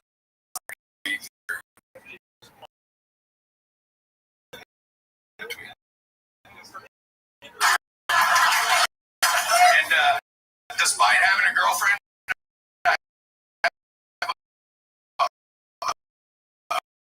a weird fear of dying in a gay way while watching Chops, Gringo Poppy. Not really what I'll leave behind to my kids as a legacy. I do have a bunch of kids, and despite my best efforts, they're all Like the Gringo Poppy, or look at Harlan Williams. It's like, what the fuck? Brendan Champa's comedy. Harlan Williams looks like he just realized where he is. Like, oh shit! I gotta get out of here, man. Well, Red Band's response was the laughing hard. Let's just see it really quick. While watching Chops, Gringo Poppy. He just stopped letting us I really want to leave behind to my kids as a legacy. That's pretty good. You bring up Shav, it takes away your addiction to nicotine. All right, well, we got 3 more clips left, dude. This has been a long episode today. This one's posted by Pharrell80s. It's called I Wonder Who They're Talking About. Joe Rogan Experience. There's a lot of guys we started out with that are gone. Yeah. Oh, yeah. No, it's also, that's the thing about comedy is where it's like with bombing. Like, good comics will be like, yeah, you need that. Yeah. So then there's guys that are just fucking bombing. True. That's like, this is part of the process. Yeah. It keeps them around. I bomb there. I do like the dudes who bomb every fucking time. They don't give a fuck. It's kind of tight. I mean, there's bros that bomb for 10 straight years. Yeah, that's not good. There's a lot of fighters like that too. I didn't even connect that. Yeah, there's a connection. Wow. I don't know who they're talking about, though. Whoever it is, that matter. No, it's not shot. All right, this one's posted by Toronto Rapture. It's called I've been training. Yeah, I just don't tell you guys. We already watched this one. Yeah. All right, let's just skip this one for today. Unless there's a funny anecdote. Oh, yeah, there's something at the end. Let's see. All right, we gotta watch it. So you're getting trained first, and then you're gonna race. I've been training. Oh, okay. Training. Yeah. Welcome to SoCal again. Good one. Yeah, that looks insane. Okay, this should be fun. What's this? This is how we do it.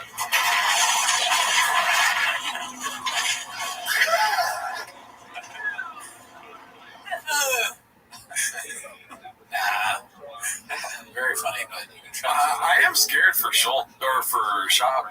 I'm scared for Schultz.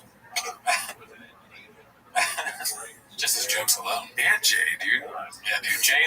Jay's driving or no giving instructions. Yeah. Why? How is Jay training him? I don't know. Blind leading the blind, B. All right, this is the last clip for the week. It's just the eyes emoji. Let's see. Thing here, and I have one shot of you in a million. How much for the little girl?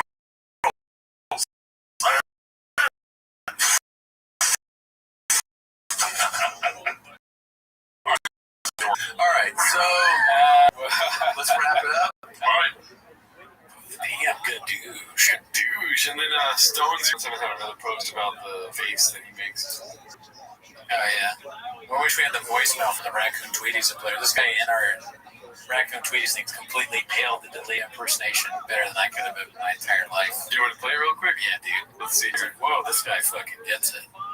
Is it this one? Oh, really, dude? Yeah, I think it's this one. Oh, you got it?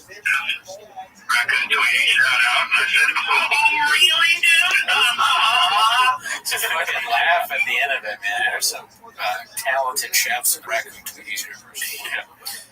But leave us a voicemail if you want to at 775-557-8667. That's 775-557-TMOS. And we play them on our other show, Raccoon Tweeties.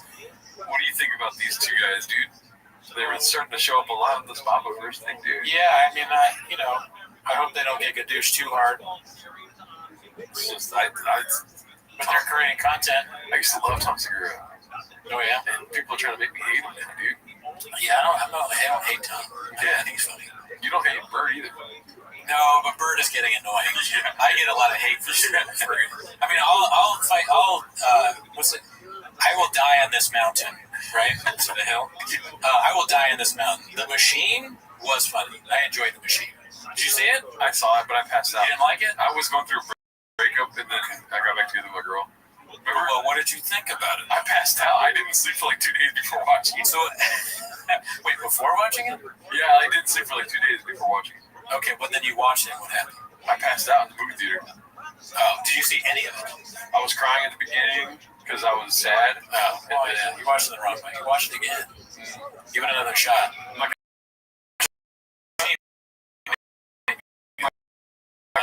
brother was like, it wasn't that bad, which he put bad. So, you know what I mean?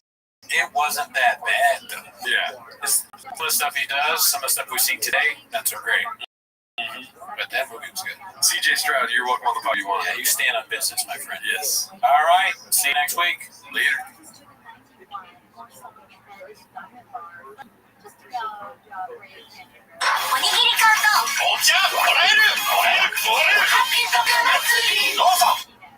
Stand up so I can watch T-ball. YouTube, Mr. Logan Paul. Get strong to do my prize, cause with the fans I share. With the fans I share, that's my favorite shoe, yeah. With the fans I share, that's my favorite shoe, yeah.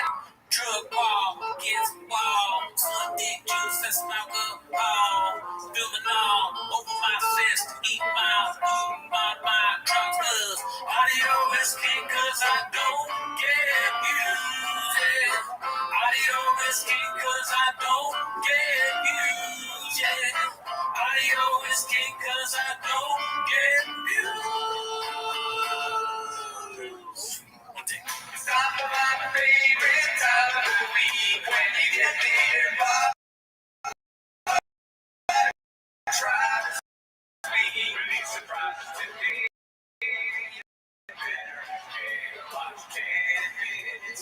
Wow. Big news. We did another stand-up review. Yes. Okay, we did Whitney Cummings jokes. Yes. If you want to know what we thought about that, check our Patreon out. Yeah, real bait and switch. It's called jokes. Okay, well that's a hint of what we thought about it. Also, our other show, Raccoon Tweeties, has moved to Thursday. Yes. Is there anything else you want to Please leave us some podcast reviews, dude, on Timos and on Brendan. What is it called? Raccoon Tweeties. I said Brendan. No, dude, it's our show. Yeah. And then voicemail 775-557-8667. Yeah, 775-557-TIMOS. We've been getting some cool voicemails. They're mainly Gadoushi shop and make us laugh. But whatever you want to do, send it out. We love it. All right, but anyways, that's not why you're here. You're here to watch Tim Miss the Shop. So start the timer. Play the chin clip. Alrighty, so we got a heavy week at Chang's. Not a lot of clips, but some long ones. So let's just get right into it, dude. This one's called Brendan got subpoenaed and had to go to court as witness for that car accident story where he saved the kids from a burning car, posted by a handsome black man with a couple of underscores. Let's see. Oh, you went to court? Oh, I didn't tell you this. Remember when I saw that accident with those kids I helped out? Yes. With the dad tried killing everybody? Yes. Dude, I didn't know. So I got subpoenaed. I was at the car shop. 2 cops walked in, give me a subpoena. I'm like, what's this for? Like, you're just in this job coming up. I was like, okay. And they're like, you gotta be here tomorrow. And it was like right the big stuff's going down. I'm like, it ain't happening, man. Like, oh. Okay.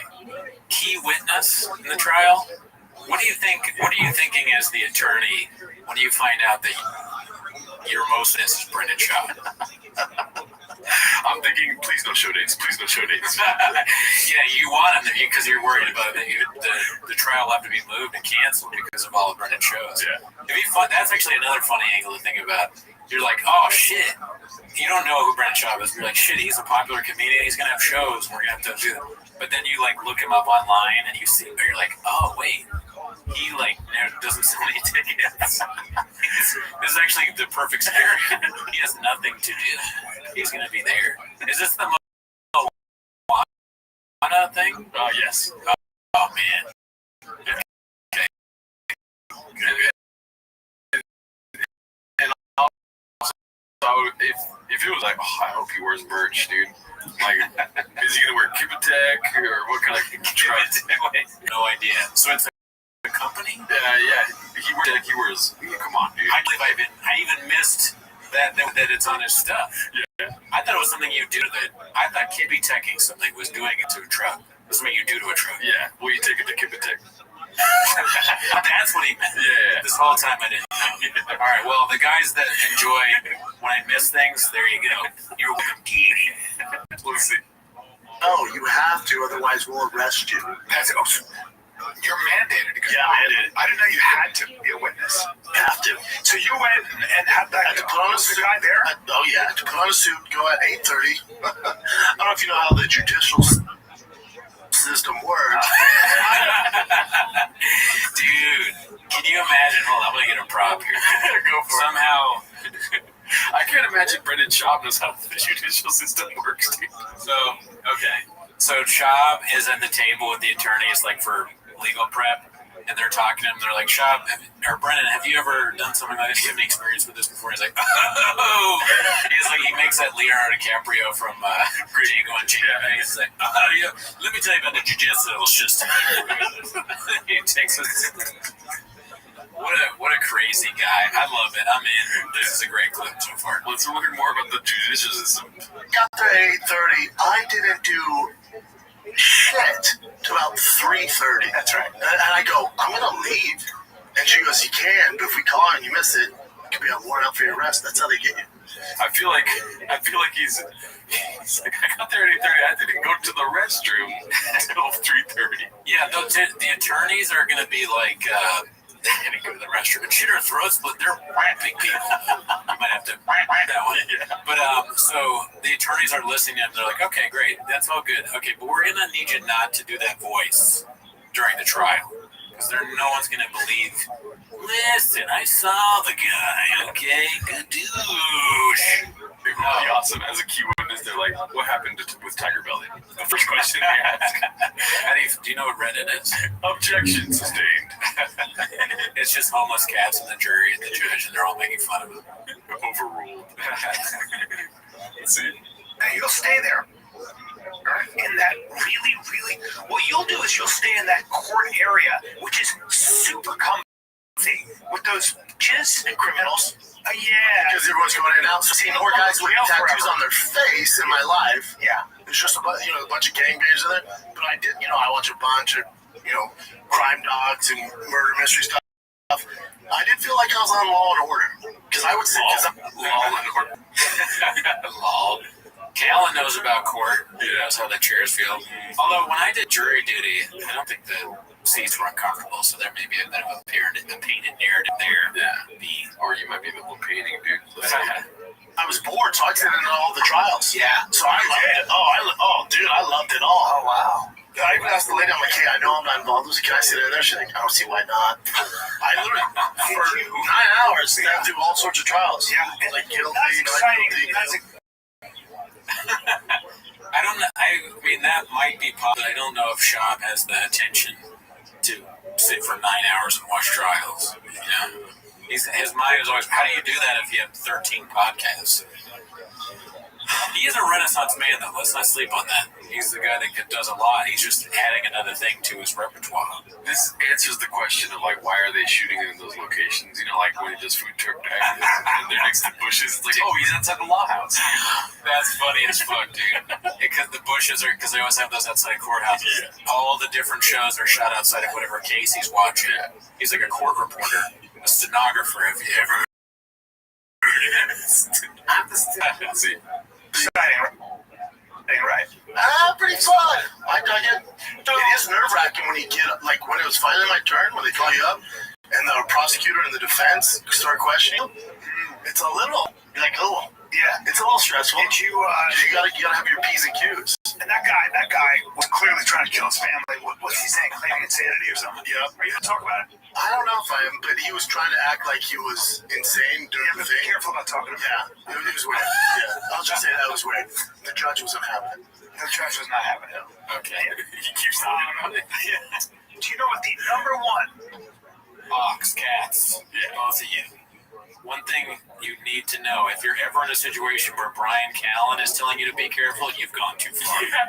You do not want to find yourself there. But he knows what he's talking about, too, Kind of shoes. All right, let's go to a haphazard clip, dude. Haphazard? Oh, really, dude? You never heard of him. Boner alert. This one's called He Never Reads the Comments. Let's see here. I thank you guys for holding down the fort when I was dealing with stuff with the baby girl. Yeah, thank you guys. And all the fans out there, thank you. Even Reddit gave me the day off. Wow, that's nice. Wow. Well, yeah, the mods were kind of like, hey, let's be cool about this. Oh, okay, good. And the deed and stuff like that. But, they were still cooking orange chicken. Yeah, orange chicken being made. That's nice. Like shit. Let's all be nice. Continue. Continue. Commence with the hate.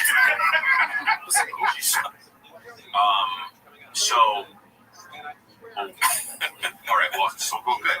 Yeah, you look good. And Everyone's like, oh, he's on Ozempic. What do you say? Well, they'll take pictures of, before and after and say it's something. Nah, dude, it's in or Felix. Yeah, Felix, if you get a good night's rest, 8 hours, you just Mr. Rogan says, get enough sleep, you do enough zen, you never be fat. Yeah, in your life. With every fish you buy, you lose 5 pounds. Those true fish are actually good for you. Yeah. And you just you're saying just having fish. Yeah, right. Omega-3 fatty acids, dude. Just seeing a fish, that knowing that if you eat it, you get those omega-3s, it puts it in your mindset, right? Yeah, mindset. Right, because you can try and do what I do, but you can't. Talk to players, parents, members of the coaching staff, trustees. But I just said makes no sense. What's going on behind the scenes? A lot of resources, a divide for management. Like I saw Stephen A. Smith on the transfers. Oh man, I'm sorry. Yeah, made a joke about Stephen A. lost on weight. Oh man, I'll work out. That's a thing, man. Everybody knows Ozempic shit, though. Yeah, everybody's out. Actually, my big where they do conditioning for that. Yeah, I don't know. He's the one that brought it up too. It wasn't like somebody asked him to play, like, he's just naturally, he's kind of like paranoid about that. He's like, listen, I know it's not that. Not that big, but if I was, I'd be cool about it. All right? And the title of this video is he never reads the comments. So his team is going to be like, Brandon, you really gotta do this, and they think you're on. Jen is like, hey, they're in the situation around me. All right, what's on the show for today? Well, first off, we have to talk about these Ozempic allegations. Listen, if you want to think this, you have to talk about it. They're here to explain this. But now it's a thing where people lose weight and like, it's not Ozempic. What if, I have like playing with the Kiwis, but what if like you were Callan and Montez instead of them, and the show was just totally different because you would like help Job understand these things, whereas these monsters that he surrounds himself with, just let him gadoosh himself nonstop. There's never any back and forth. They never try and explain. You know, they're just like, he says something crazy, and they're like, ooh, more money. For Reddit views. Half the comics are gonna die. No, but like, I think that you don't want to try there. There's a difference between good bad jokes right there. People look serious. They do like, no, they go serious. It's weird.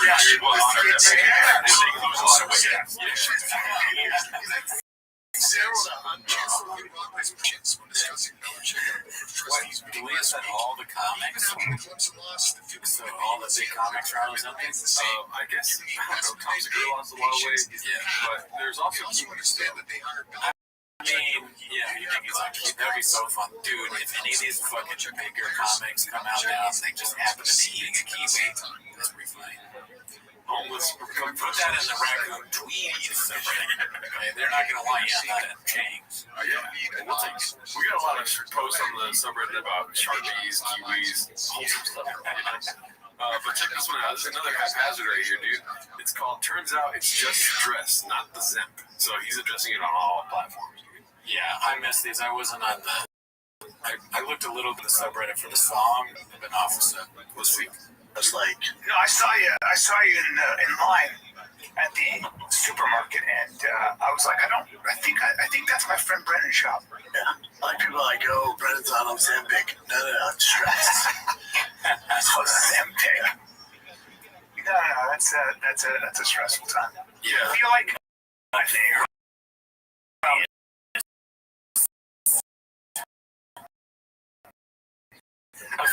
Funniest thing I've ever seen. Dude, he's an athlete. Get a cappuccino with the buffalo. Yeah, dude. Ozempic. Yeah.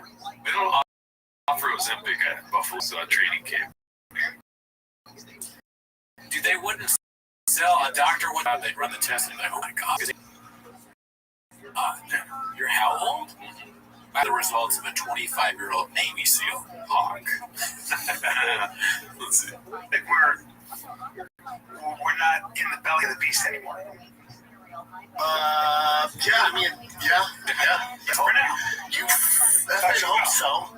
For now. So 2024's keep you right in the tits, dude. It's keep you right in the tits. Oh my god. Listen, credit where credit's due, dude. Those are some fire ass work too in there, dude. Oh, you like them? Yeah. They're not bad. Yeah. They're not as bad as usual.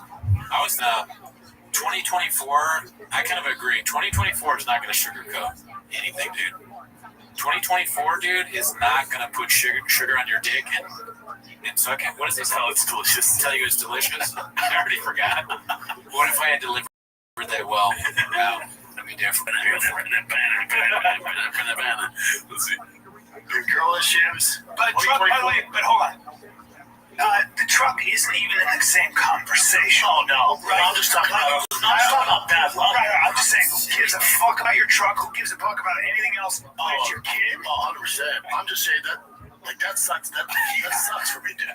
That's how I kicked off to you. Oh God, Callan. Callum's trying. He just doesn't get it. Yeah, it's like, he's the straight man, but he's also insane. Your straight man is like a dangerous person. Yeah, dude, Callum was trying. He's like, it looks like you care more about your truck than your daughter. And he's like, yeah, but the truck thing sucks. I mean, Shab doesn't want to talk about that properly. I don't blame him. Yeah. So why would you want to harp on something like that on a show? Oh, that's a great perspective. All right, we've got another one. It's posted by Busy Middle 8108. It's called Thief for Sutherland is back. Let's read it themselves. It's mainly the body, but look at this. If you saw this on the street, you would think it's an actual Ferrari. That's like a Come on, dude. This one, you wouldn't know. I mean, because Brent has more of like a. What do you mean? I know shit, but some things are awful about it. Right? But if I saw it, I'd be like, yeah, that's Chrysler 300s, they said looks like Rolls Royces. Yeah, until Rolls Royce pulls up there. Yeah, like, Favorite comic, dude. Do you know what that is? I missed that. I was laughing at Rolls Royce again. Oh, yeah. But, I do know that. When the Chrysler 300 I mean, we could just blow it up right now. Who is it? Let's see. Ferrari, what is grateful about your motherfucking life? You gotta learn to be grateful. If God don't bless you with a Chrysler 300, be happy you got a Chrysler 300. Stop walking around talking shit, talking about nigga, I got it because it looked just like a Phantom. No, nigga. It looked like a Chrysler 300.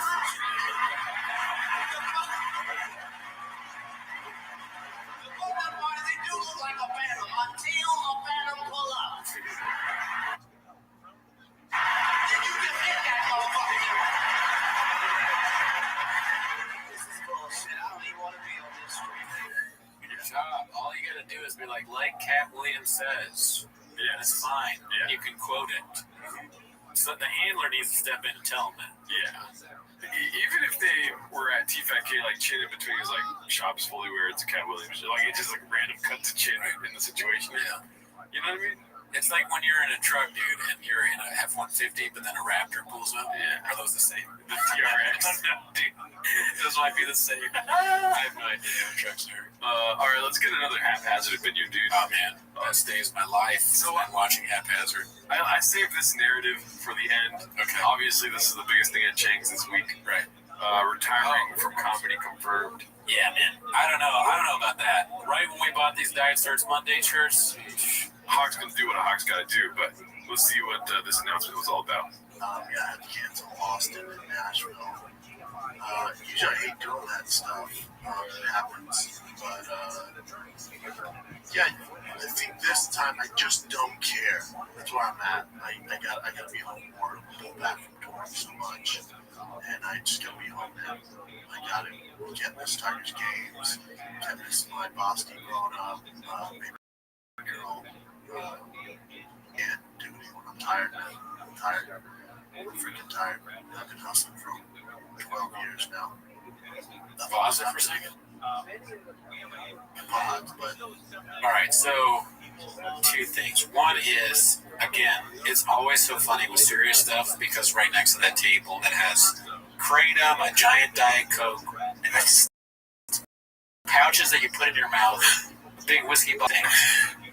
To be serious next to that, like, stuff is really rough right now, and then you're just next to a giant thing of whiskey and Kratom. So that's funny. The other thing is, like, for us, this doesn't really matter because he is going to be in LA. So we can still see his stand up here. Yeah. The tour people, it's like that. Yeah, that is a blow to the psyche. If you're in Nashville, if you're in Atlanta, if you're in fucking Melbourne, Florida, or Australia, see Shop Live. Your chance is over, Nady. Yeah, you should have went to go see him. You fucked up. The Ringo Poppy, but yeah, I'm sorry. I mean, one day we will. Fly out here, dog. Yeah. Oh, no, dog.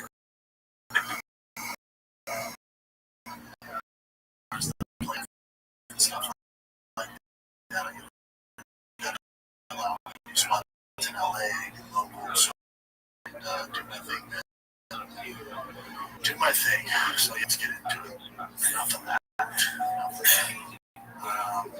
I saw it coming, dude, because like think about like his core values. Fish kids. Did you hear comedy in that? No.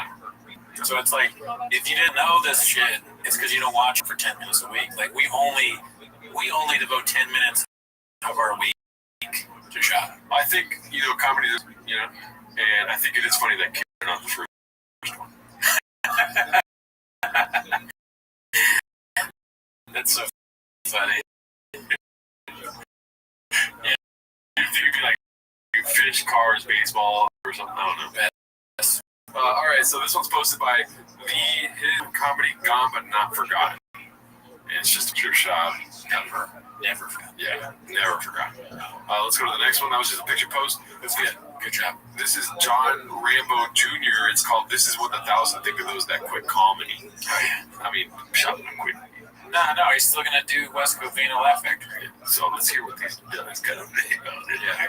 It's a long life we got. We're gonna do this forever. I mean, you're doing whippets at 78. You know what's sadder?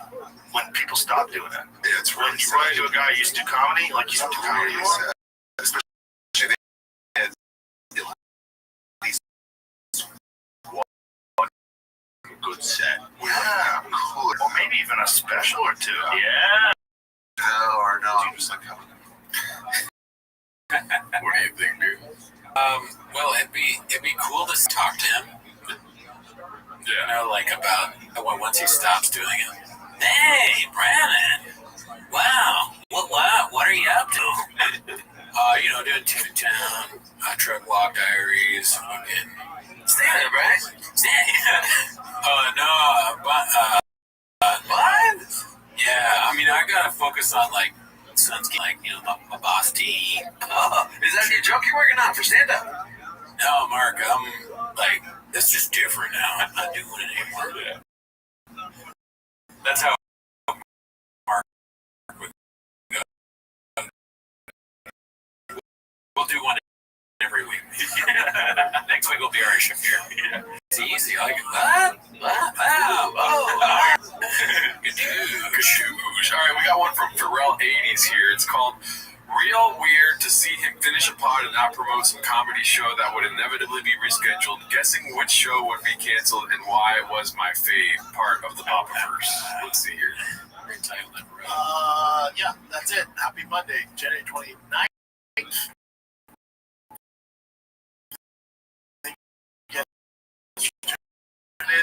Like, subscribe, do all your thing. Get a bunch of dope. Toontown.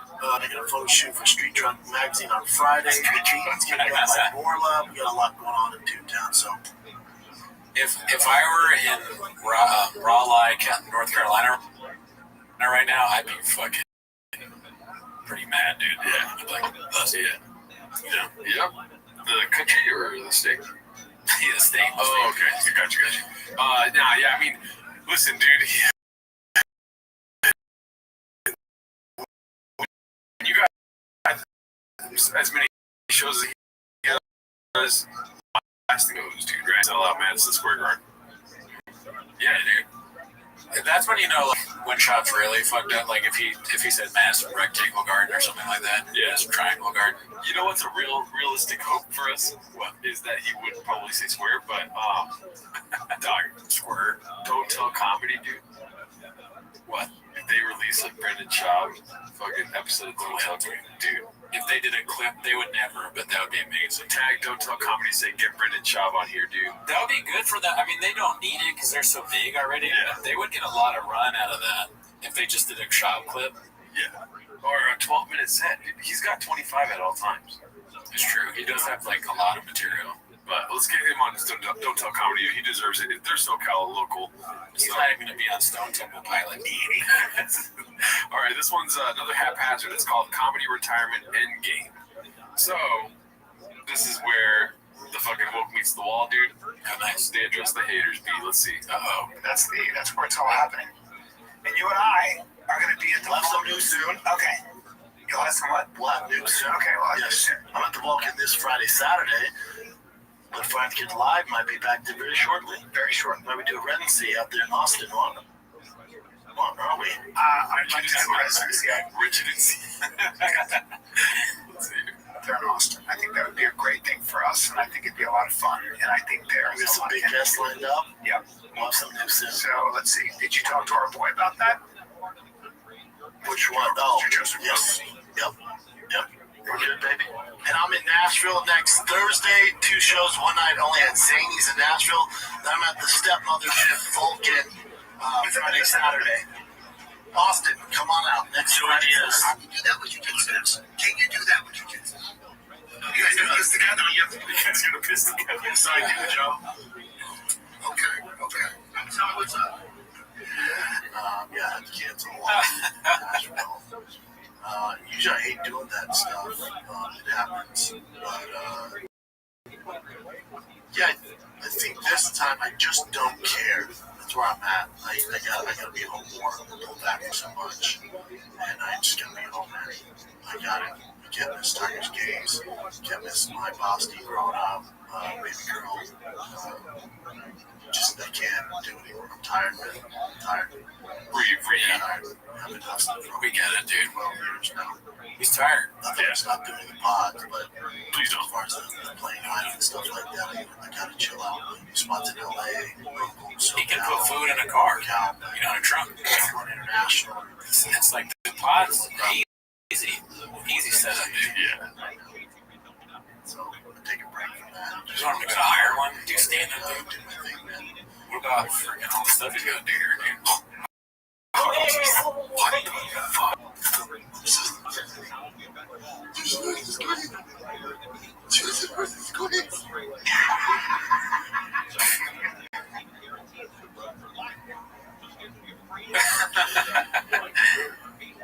Thank him.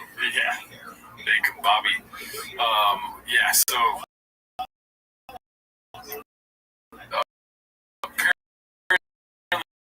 they went on Fighter Live, and they were like, That we better than numbers talk, I guess. yeah. So that's basically the long and short of it. Do you have any fun him quitting comedy, quote unquote? I mean, I hope he's still gonna do it. He's hilarious. Yeah. As I've said many times, probably like again, broken record. I don't want to see another Gringo Pop. Don't we all? He can get views. Well, keep in mind too, last week was the day that we were in when he dropped that information. Yeah, and me and you had a little bit of a panic attack, dude. Somebody put in the Discord, Gringo Poppy 2 will never happen, and it drove us into madness. I don't see that as a possibility. I will do something.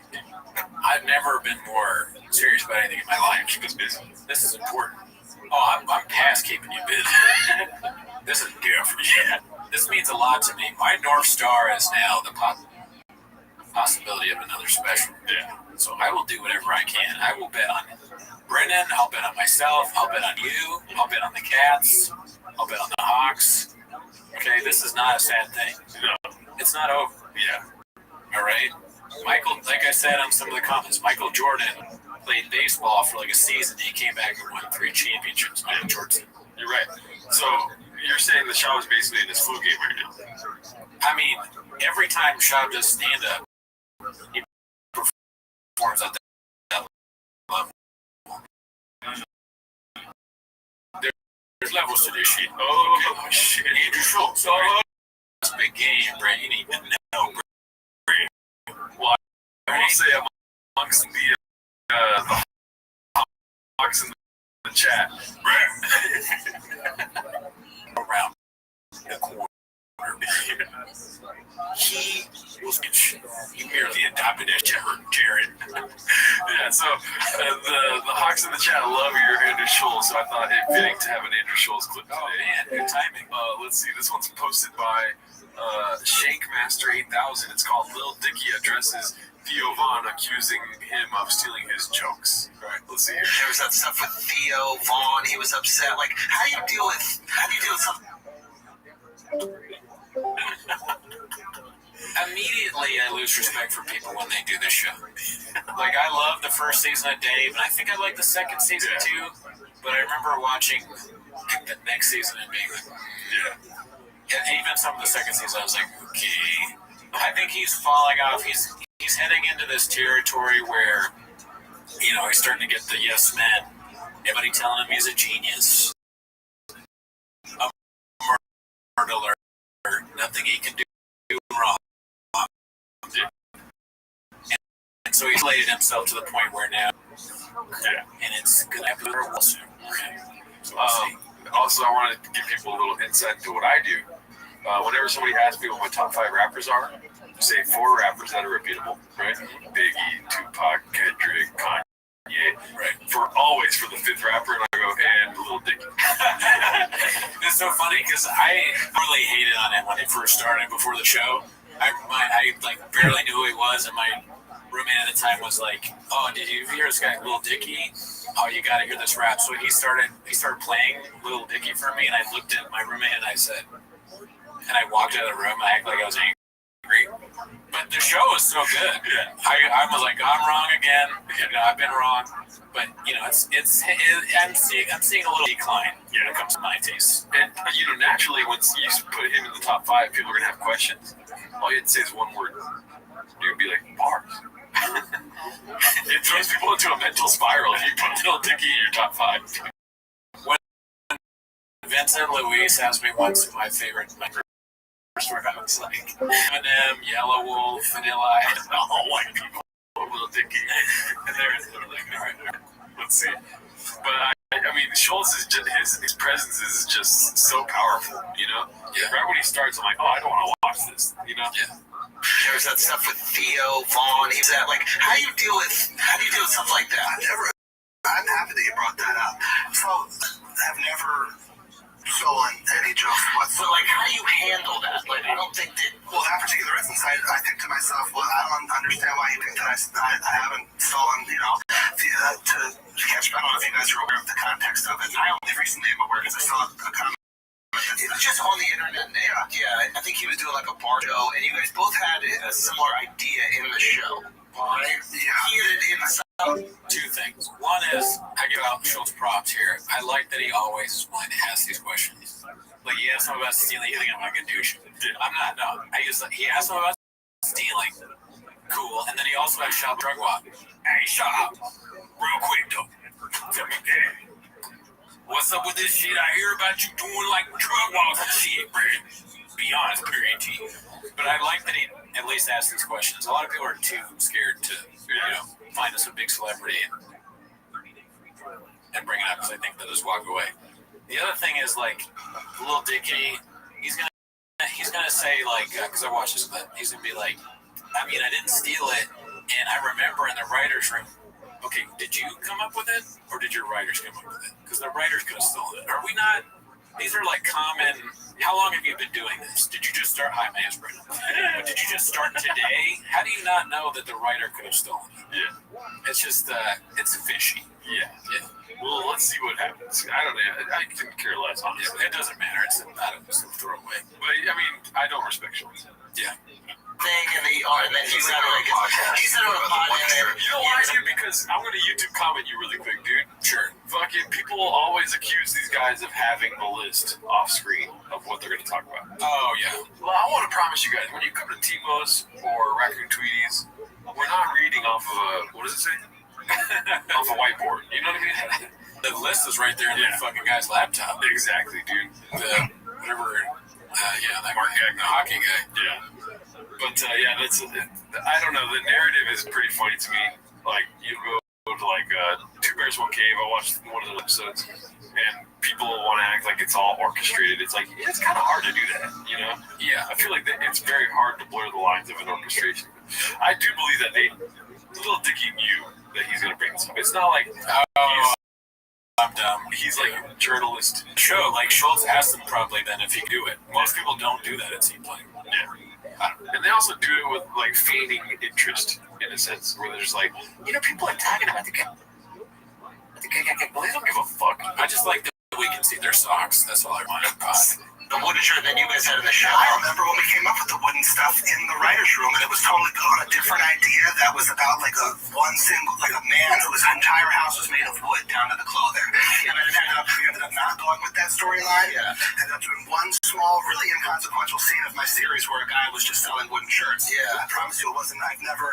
Whenever I see content of Theo Von's online as I'm scrolling, I totally think it's funny and I respect it. Yeah. I have no animosity. I just never met him. We have so many mutual friends. Yeah. I always was under the understanding that like accusing a comedian of stealing jokes is like a major taboo. It's the biggest, yeah. So I was like, well, just reach out to me and let's talk, because I have nothing but respect from what I see of his content online, but I never have stolen any joke.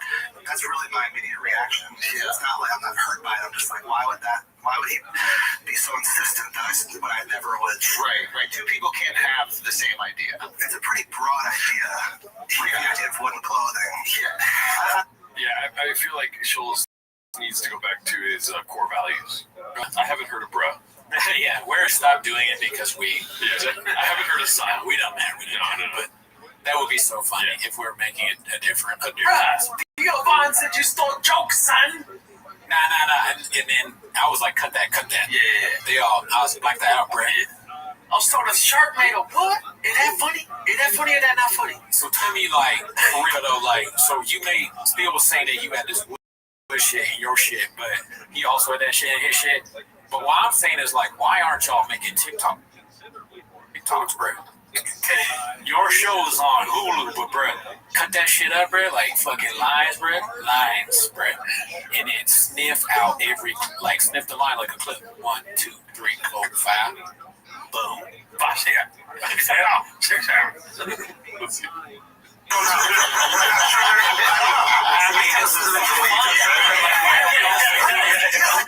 We're all just so hilarious all the time. We talk about stealing a joke. Ash catch, man. Fucking, what are you doing crossing your legs and arms? Your chair look like a hit. Off they cut for a second. He's like, Ash catch, please. We're all laughing. Even if you don't think it's funny, you must laugh with us. Yeah. His real voice is Patrick Bateman. Every day I wake up and I sit ups a day, 500 push-ups, the most like whenever I can. Let's see. Women are different. One dimensional. You guys smoking real loud? Why don't you guys just talk? Why not? Yeah, I would. Because I think a lot of times what would happen in these situations is, both sides explain their part. Oh, okay, I see why these two different comedians came to this conclusion. Sure. I take it back, dude. Your Schultz is king, dude. He's best brains for the arts. That's true. Yeah. I mean, he solves problems. Yeah. He's on there. He fixed the truck while hanging. Now he's trying to repair a relationship between Theo and Lil Dicky. Lil Dicky can do Theo a little bit there. He's like, I was thinking that saying someone stole a joke is the worst thing that can happen. And I guess he was doing that. So I let you decide what that means. I like to imagine every time Andrew's about to record an episode, he's walking down a hallway and there's so many people handing him clipboards. He's like, yeah, they just need to talk it out. Yeah. He has so many friends, He's friends with everybody, which doesn't look good for Hollywood, right?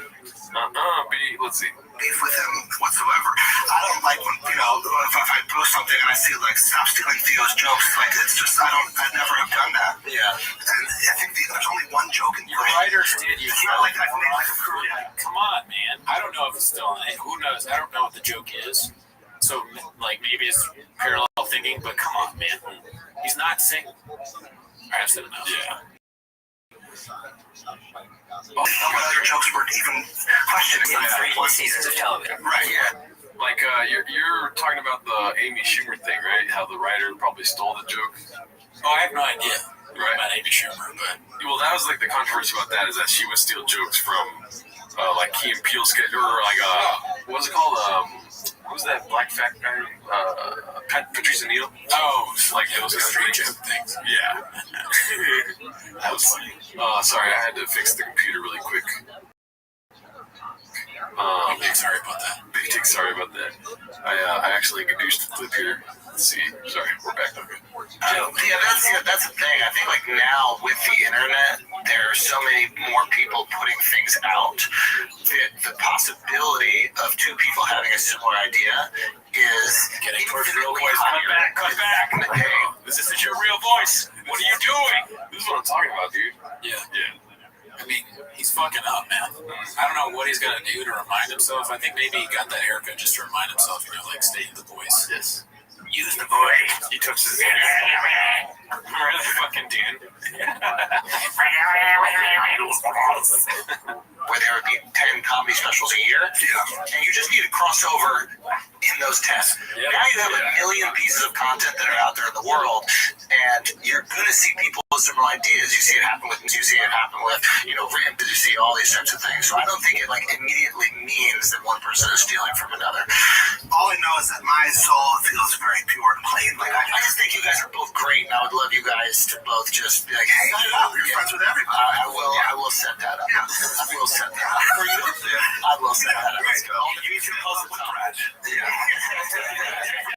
It feels equivalent. You know what I mean? How far are we from getting flagrant cheers? Cheers, dude. I mean, I'm pretty addicted to these ones. Yeah. They're so ridiculous. But someday, if we have lots of money, we'll do every podcast. I mean, let's be honest. That question was ridiculous. We're never getting rid of the chairs, dude. Dude, right. These chairs are fucking our North Star, beat. All right, so this is the last one for the day. So, nice little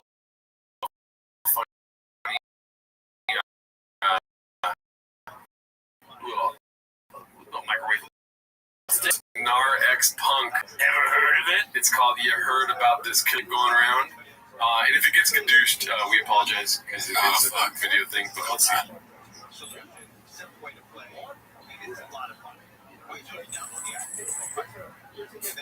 What do you think it is? What's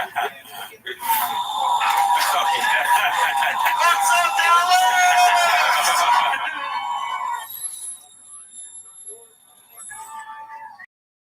Look at you guys.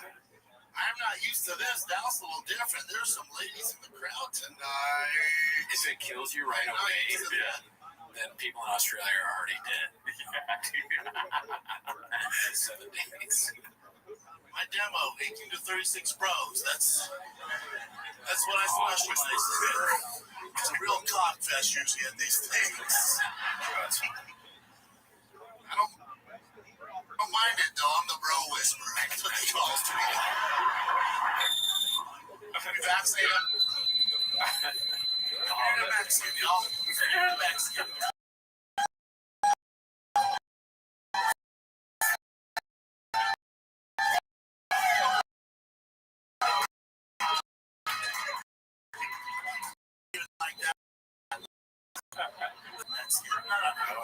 I'm talking Guadalajara.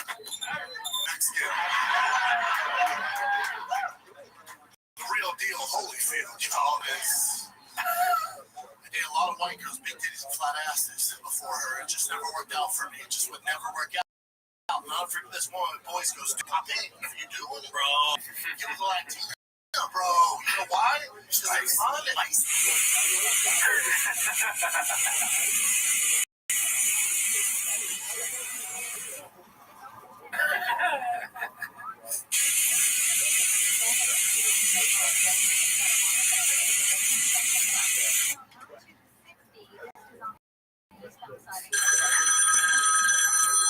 Yeah, actually, Holland. Hey, Holland.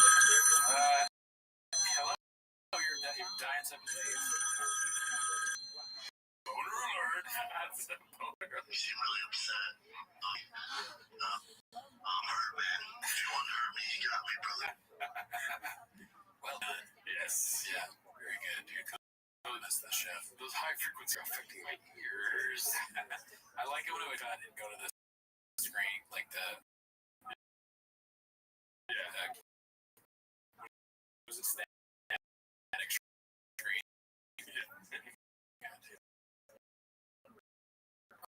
Great stuff, guys. Naomi Watts. Shout out to everybody watching. Join us on our Reddit, Discord, Patreon. We'll see you at any of those. Oh, yeah. All right. See you next week. Bye. Tell the stories 'cause they know I take lots of freedom. What you do now? I'm redacted. I'm redacted. Talk about your purposes. Where you going when you're down around?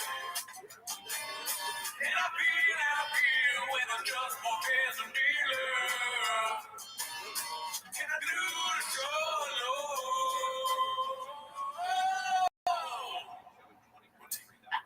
Stop my favorite time of the week when you get here, but try to speak surprises with me. You better actually watch 10 minutes of shop. Welcome back to 10 Minutes of Shop. Thanks for tuning in. Thank you so much. Yeah, that's great. We appreciate all the fans. Yeah, great. A lot of people like the Schultz impersonation from the last episode. Yeah, ever heard of it? But anyways, you have any shows to plug? I have a lot of shows, but just follow me on Instagram, Gerardo Comedy on Insta. Same. Check out our Patreon if you're interested. We just reviewed Pete Davidson's last special, Turbo Fonzarelli. Yes. I'm surprised you remembered the name. I know. It took me, well, we recorded an episode before this. Yeah. That's why I remember it.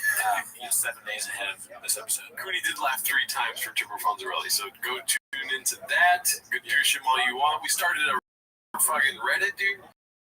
Raccoon_Tweeties. Yeah, I don't know too much about Reddit. Yeah. I don't really know it. He's very trepidatious about the Reddit, dude. Yeah. He's There's a lot of crazy people on Reddit. There's a lot of people that do it dark. He's already has people that live in their mom's basement or something like that. Yeah, there's a lot of like files that don't even have it's almost like, why would I care what a cat? Like, a lot of C-clamps off air from him. Yeah, dude. Yeah. A lot of that going on. Yeah, he's like their egg profiles, cat profiles, homeless people, stuff like that. And the last thing is, Raccoon Tweeties, our other show. It's moved to Thursday.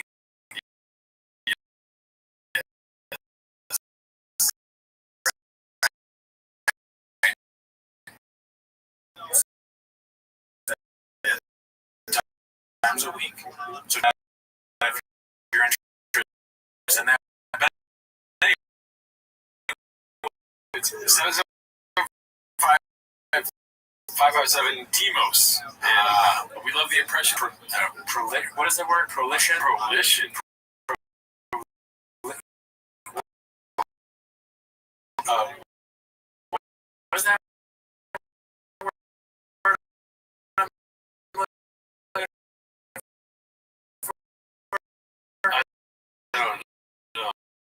The prolition. We'll go with prolition. It's not a word. We're getting to fuck people, these dolphins. Yes. That's not where you're here is to watch 10 minutes of shop. So start the timer. Some complications with his little critter, they call him, right? But I heard it's good. The surgery is good, so good. Glad to hear it. Shop first. So, what this first clip is, though, I don't believe it has anything to do with that. It's called, quote, I could do your job, and you can e-shop. So I think that's a quote by Reddit Shop. This is put usual 4460. The flare Mr. Whole Foods. Mr. Whole Foods. Let's see.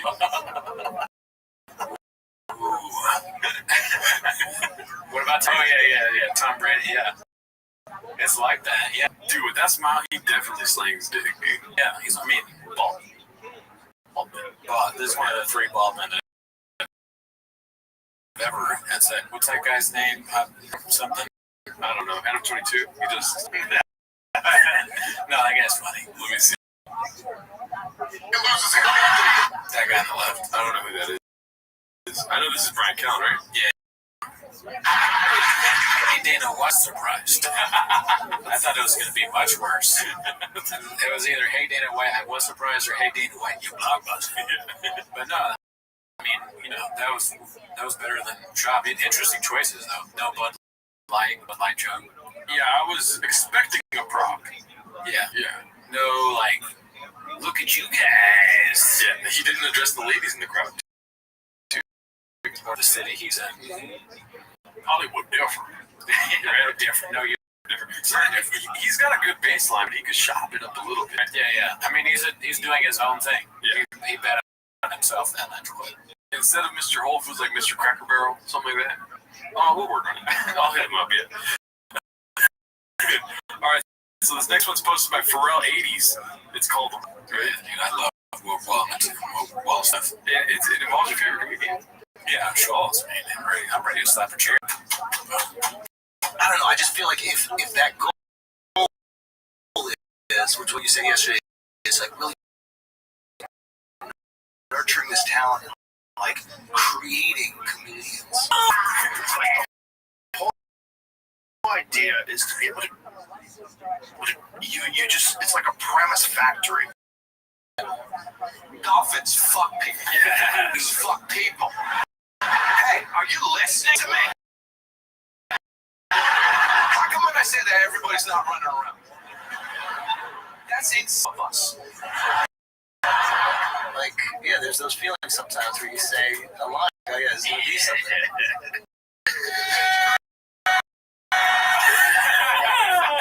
I've had some bits that became like real good bits.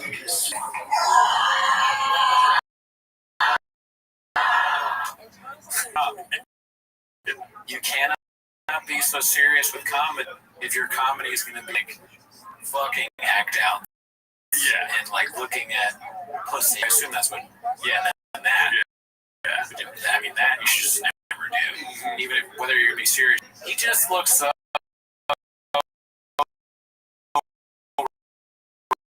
ridiculous. It's like, how are you still taking yourself? You're still acting as if you're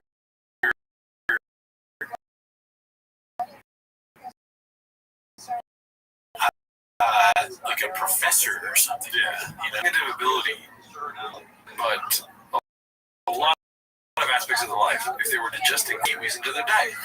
Now you're on that narrative. Yeah. Right. Come on, dude. Juice it up. Kiwi juice. I'll stop away from that. This week,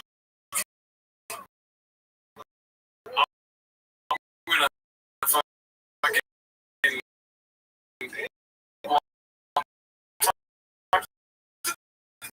team in terms of they're getting paid. Go. It's just you remember like maybe 90 years one? Oh yeah. So how could you forget? Yeah, this week they requested part 2, and guess what it's called, dude? It's called Dune. What are we doing here? Yeah. But why is it? What is the difference? Oh yeah.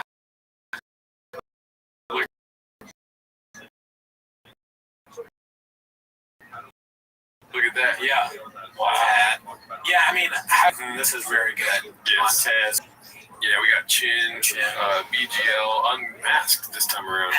The picture of Callan when he's all fucked up. Yeah, this is a very popular post this week on Chang's, posted by Rudy4269. Why the shows were canceled. Let's see. Hey guys,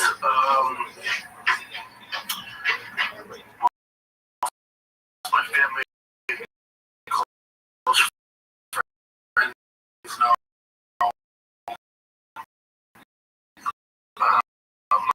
My baby girl has been in and out of the hospital. work on Thursday.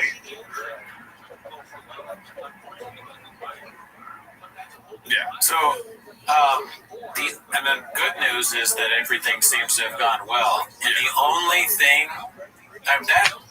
thing that's like that could make me happier than hearing, well, okay, I'll say the happiest thing I could hear is that. But the second thing that could make me almost as happy as that, Ringo Poppy. Yes, that's what we need. Now that everything's going well, you can get back to the drawing board, come up with some new shit, another 25 minutes of heat. Maybe it's 11 minutes this time. Yeah. I mean, I want more. Doing curveballs coming to us out of right field. This corner, every basket. Yeah. Right? I want to know what other beaches are like.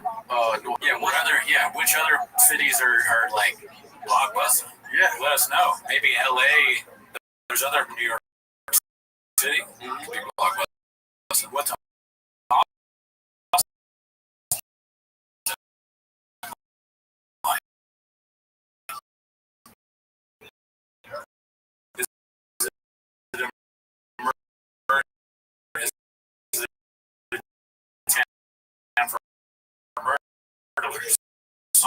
I want to update on the line of the mountain. This is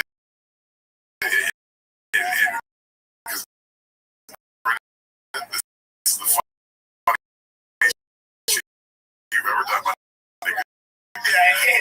So this nigga, we're about to go to fucking London for the first time. Like, bro, we're like, oh, do comedy overseas? We've never done comedy overseas. Like, this is gonna be crazy. Like, oh, what a year. We're going to Atlanta. That week we're supposed to do Atlanta and New Orleans. Right. That's what we're doing. That week we're doing a theater in Atlanta and then a theater in New Orleans. Yeah. If you close your eyes, it sounds like it's Andrew Schultz. Good dude. Exactly, man. He's nailing this Schultz impersonation. I didn't know Derek did impersonation. Yeah. Some talent. Oh. Let's see, sorry. The latest one. This is March 13th on the 2020 on the Uber ride to the airport to LAX. We're looking. Sebastian Maniscalco cancels his date.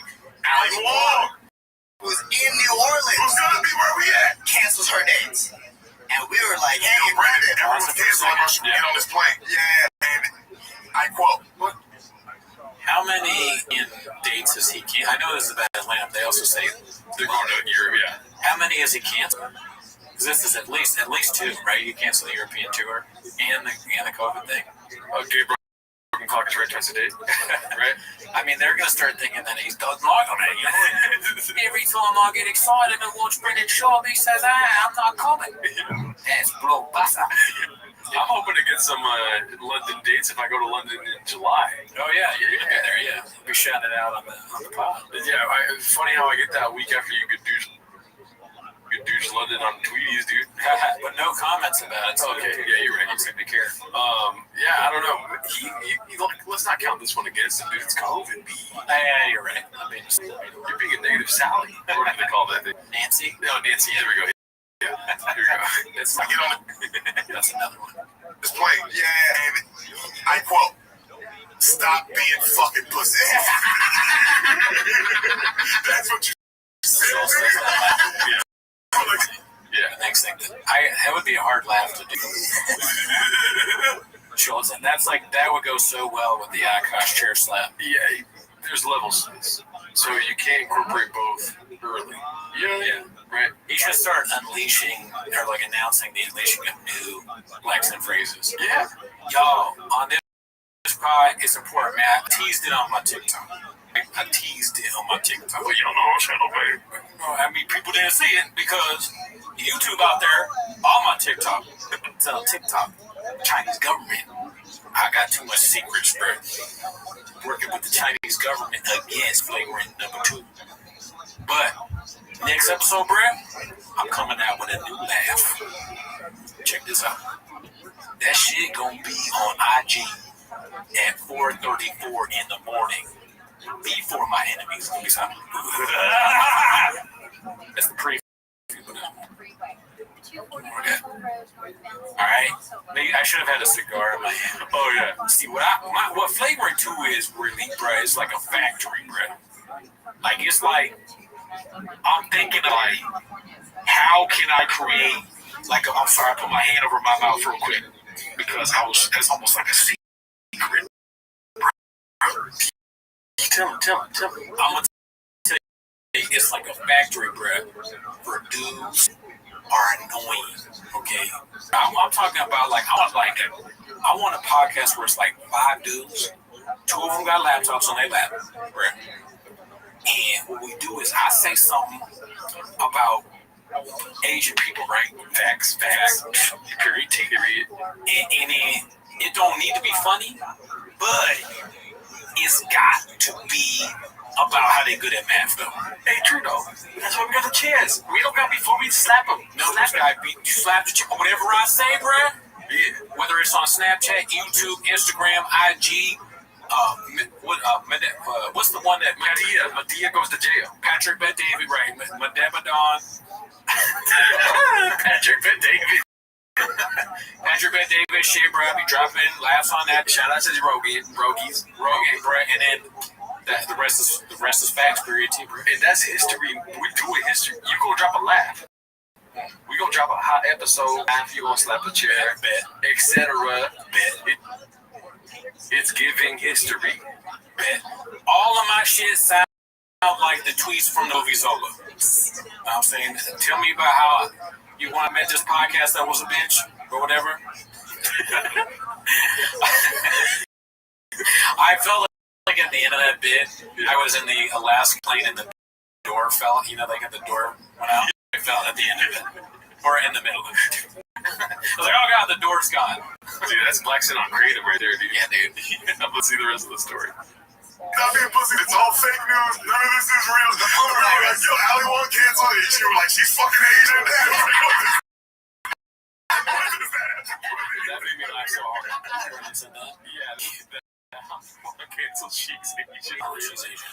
She's Asian as shit. Yeah, he didn't say that. Wait, he's like, mom's Asian. He's surprised.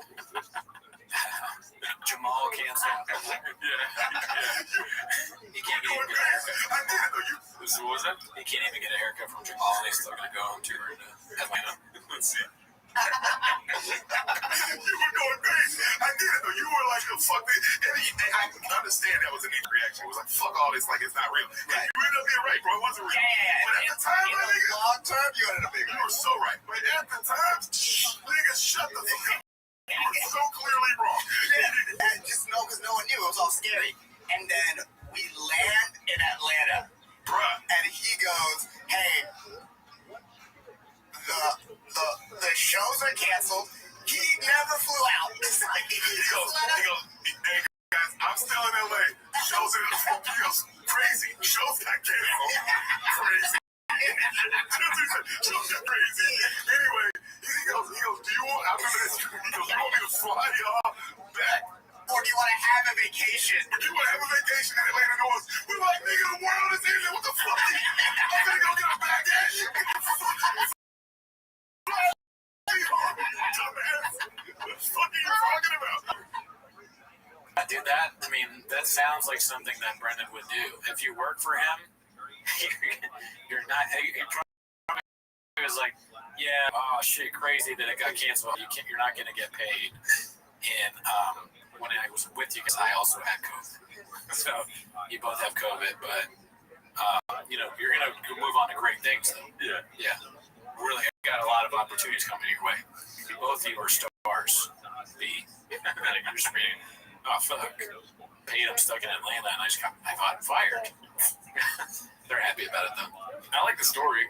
Yeah, it's funny. Yeah, it's a view into the world of Brendan too, how he does his shit. I don't even look at Brendan negatively in that story. I'm just like, that's funny. It is funny. It sucks to be in that position. You know what I mean? I'll probably.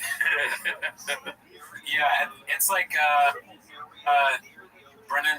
dealing with Brendan Schaub kind of sounds like how assistant, and then to a lesser extent how assistants dealt with Andy Dick. Yeah, it's like you have a crazy man In this case, you have someone with severe CT who's in charge of where you're going to be and what's going to happen. Yeah. So, if you sign up for that, every once in a while in the city with nothing to do. It is a lot. It's also a lot like being stuck in a sauna and having to figure your way out of it. Yeah, I mean, you just got to be like Kobayashi, dude. Yeah. Eat all those dicks. Yeah. Alrighty, well, this one's posted by LazyCan2328. It's called General Lee attempts a double leg. Daddy Toe parries with a dick suck. Very funny title, dude. Let's see here. Fuck, look at that. I would yeah, I would fuck. Look how slow he is. Bring him up. I would be leg kicking him right now. Whap. Whap. I take them knees out. Oh, that was a shitty body kick. Wow. And he just threw like Brendan Schaub a little bit. But all he did is throw him. Brendan Schaub is a good fighter. I get it. He knocked out Merkel. I get it. I love him. So look at this. He's right next to you. He's not even biting you. This is the biggest pussy lizard of all time. He's not even biting. Yeah. Rogan was like, be cool, dude. Cool, dude. I love how serious he got. He's not willing to be playful when it comes to Schaub. Yeah. But what made me laugh about that clip, Rogan watches fighting an alien as if that's a real thing that could happen. Like he's like, I'm ready. And just like Captain Kirk, he has a bad leg kick. Nah, dude. Like if the aliens come and they exist, I'm gonna fuck them up. I got leg kicks. I got a gun. He's like preparing for this. But Rogan is fighting what you are to flappers, right? So he's got to take it seriously. Okay. Yeah. I guess if fighting is his flappers, then I understand. Yeah. And also, there's a lot of good douching episode on Reddit. What are they saying? Just that it was a bad episode. Dude, I love that episode. I love Bobby Lee and Rogan. Yeah, it was a good episode, dude. Do yourself a favor, dude. I wish Rogan had gotten into it. Like, okay, yeah, he's a good fighter. Who cares? But it's like Bobby Lee's making this joke. Let's hear some comedy from the comedians. You guys are murderers. Make some jokes. Yeah. But also, if somebody were to talk shit about you and I'm on the earwaves, dude, I'd defend you. Thank you. I appreciate that. Well, defend me, but also, do some jokes in there. Yeah. And if it's something like that, I don't need to defend me on that. If I'm watching a clip with somebody and they say something to the effect of that alien has smaller teeth than Brendan, I would stand up for my boy and be like, no, he has smaller teeth than Brendan. Well, thank you. I appreciate you making sure people know that I have small teeth. That's great. What's something that you would defend me about? Defend you.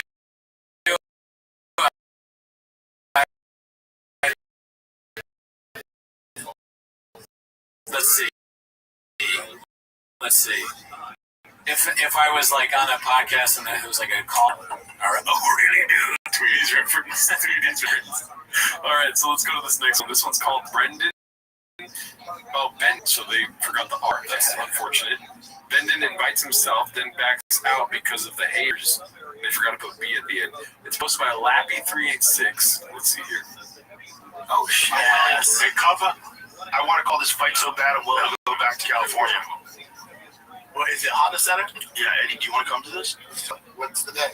I'm doing commentary. It's in February. It is. No, is it? 16th and 17th of February in Geneva. 16th and 17th? Yes, sir. Come on, son. You ain't got nothing better to do. I might even go that one. Go. I'm in Dallas. What are you doing? Stand up? Tinfoil hat? No. Seminar? Seminar. Nice. February 17th in Dallas. 10 Planet Dallas. Get a hold of Chauncey. Get on that. But I'll be back that night. But I won't land till 7, 9, 8 or 9. I'll be down to go if you can make it, Eddie. I don't want to roll by myself and get fucking sniped out with some UFC hater. That's a big. Hey, Brendan, no one invited you because they don't think you're funny. Cool. Yeah, I want to Callan voice. I want to be on a fight companion and then just say Callan things once in a while. Like, that was a good punch. Yeah. Look at those eyes. John, great fighter, but he's gay. I mean, it's so funny and sad that Rogan's like inviting another guy to do comedy instead of Brendan in front of Brendan. He's not like, Brendan Brennan's probably been doing it longer than Eddie, right? I think he was saying At the same time. no. I think you're missing. Missing it? What was it? He's gonna go commentate the fight. So they're saying to come to the fight. Oh, I totally missed it. Maybe I'm wrong. I don't even know. Yeah, no, I mean, I'm sure I missed it. That's part of the. That's another bit. In fact, I did that. Yeah. So if you thought that was just me not getting it, well, you're wrong in your blockbuster. Yeah, right. It's exactly the same as when Brennan had the mustache, and he said it wasn't just for men, but it was natural, but he used just for men. So good news on you. 3 letters, dude. 4D chess. Yeah, that's all that. That's owner alert. We don't know if I mean, honestly, it's off the rails. So. Yeah, I mean, we're not technically one of the 1,000, so we don't say language. Right? That's another thing. It's I'm just a civilian, so I didn't get it. Yeah, I mean, how could I? I was too busy looking at those days. I was just watching the Masters at work. Alright, this next one's posted by PP Stains in the Front, best name on the Reddit. It's called Papa vs. Joey Diaz in Toe's enthusiasm for moving to Austin. Let's see. Brian, the king of New Jersey, ladies and gentlemen. We've been trying to get him to move here for 3 years. They keep telling me to go fuck myself. You never know. You never fucking know. I am so happy Joey Diaz is back on, dude. Yeah, dude. What did I have to do to get back on Joe Rogan? Oh, how do I get to the fight companion? I got this. She had no leg. I had to blow me for 5 minutes and Joe Rogan put the fuck to get in there. I had to fuck Jamie if I could get in there. I had to bend over backwards from Jamie. I said, pull it up. I pulled his dick out. He put it inside of me. I had to pull up his cock chin. And I saw a fucking cold rock on his dick. I fucking snorted it from left field like Kobayashi. I sucked his dick and I said, here's another star, Lee. And I made Lee come and watch and eat weed gummies or whatever he does. He's not fat no more, good guy. Lisa, I'll buy you. Oh, okay. Shout out Lisa. I know you tell me we need to go. You know I love you all, man. I know you too. First we can chat here, whatever I need to do here and do Tuesday, Wednesday. That's all almost done. Godfather done. We'll give you Tuesday, Wednesday, and Thursday. Let's go. You'll see in my comments, maybe your words on red light. Oh, why don't you bring the mothership, Red? I don't deserve to be there. I don't have to be involved in this conversation. I'm not there yet. Once a month, do a residency. Try it once, come in for a few days, come back a couple months later, and we start picking it up. Had you're meeting your boss, and your boss is thinking about a promotion. Three bills bigger, bro. You're gonna watch the whole everything. You're gonna handle it. Joey, thank you so much, cocksucker. That's how Joey talks about. Oh my God. You know, anybody talk shit about my guy Joe Rogan can get the fucking horns, all right? Think you're safe? You walk in the 7-Eleven one day, someone's gonna hit you with a baseball bat. You know what? That should not be named. That's always watching. Greg I never met him. But it's just such a weird thing to talk about on. I don't know if I don't know.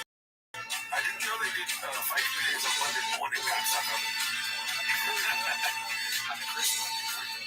It's just hey, come to my club. I'm hiring you. It's a weird thing to talk about on airwaves. Yeah. Can you do me a favor? Can you do the Mortal Kombat, but in Joey Diaz voice?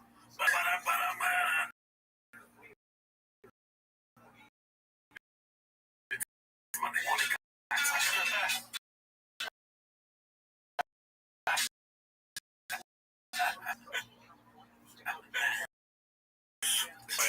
Just didn't want to do it anymore. Just depressed out there.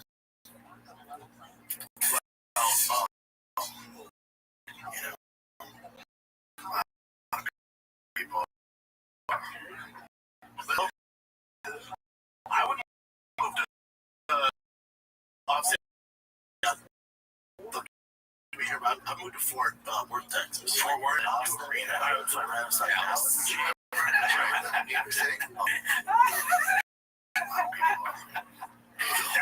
Oh my God! It's just a slip of the tongue. It's not serious.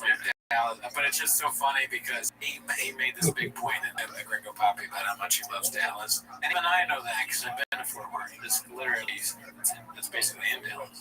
The Air Force is. Yeah, but that's just man, I love classic shit. It's right near Austin.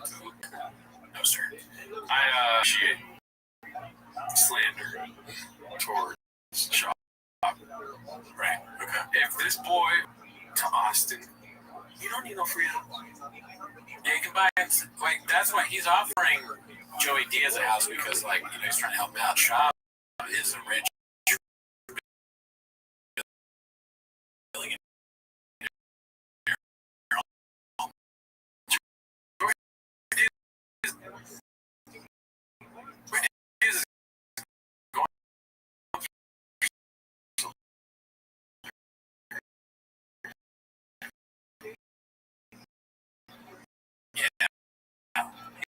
He's just trying to figure it out.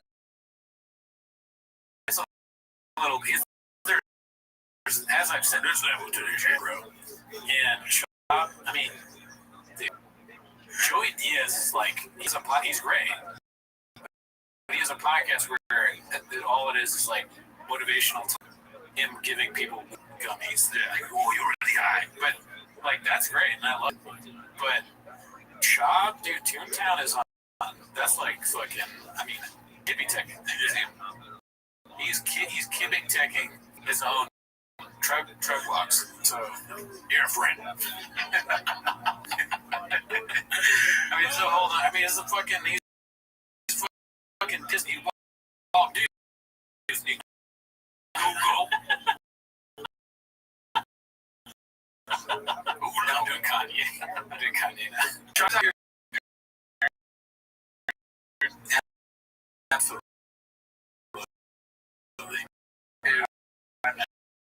Yeah, well, Joey Diaz is stuck on one more day. So, okay, Steve Jobs, Nikola Tesla, Oppenheimer. Yeah.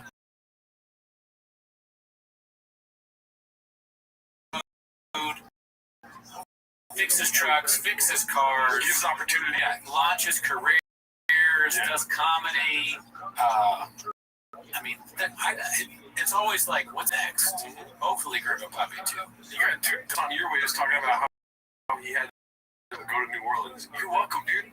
Yeah, we beg for him to talk to us. Yeah. Send us a message. Be on the show. Sit in this chair. Please do, brother. Like a good douche. Yes. I'll take anything I can get. So for all those people right here on this camera right here, for all those people talking shit about Britain and not getting a spot,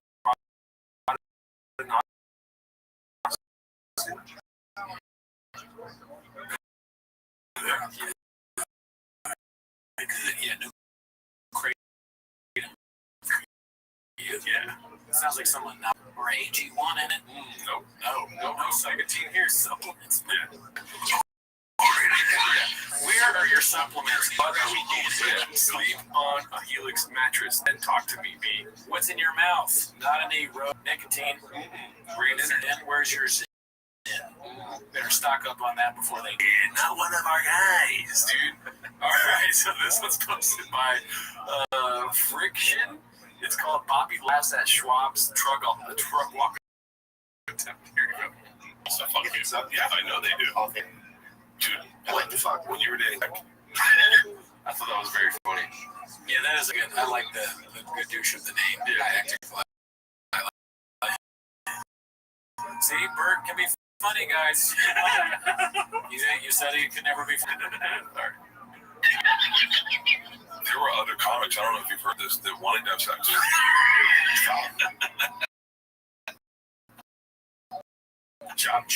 I'll try it.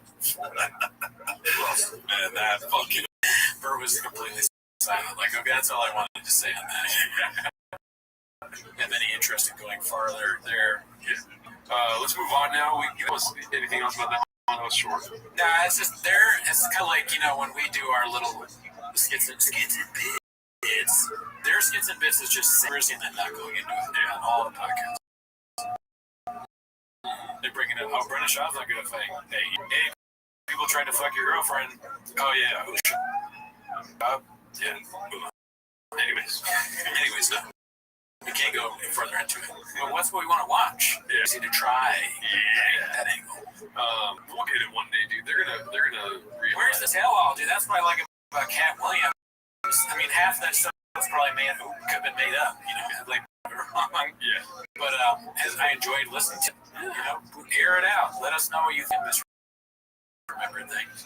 Run us some 5, dude. Yeah. Then talk to us. Yeah. Thanks all too bad. All right, this one's posted by Gordo SF. It's called Papa Follows Daddy Rogan to the Bathroom.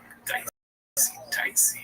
Entertaining and average. It's pretty quiet. Yeah, it's already quiet. You guys do this together. We're gonna go pee, dude. Joe said, don't you have to piss to Brendan? Maybe he's taken out of context. Maybe he said he had to piss earlier. Yeah. It does. Out of context, it definitely sounds like, women doing that. Yeah. Men on airwaves aren't supposed to do that. Since 2024 now. So. We're no longer writing 2023 interjects. We're sugarcoating things for you. At times, let's take you to the bedroom and put sugar on your dick until it's delicious. That's just what I do now.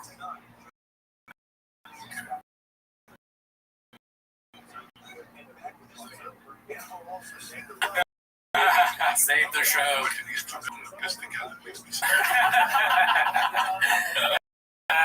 Watching it two guys go piss together makes me sad. That was funny too. Yeah. Joey Diaz is on one, dude. All right, so I've kind of lined these three up together because I thought they were all very funny, and there's a finale. The third one's the finale.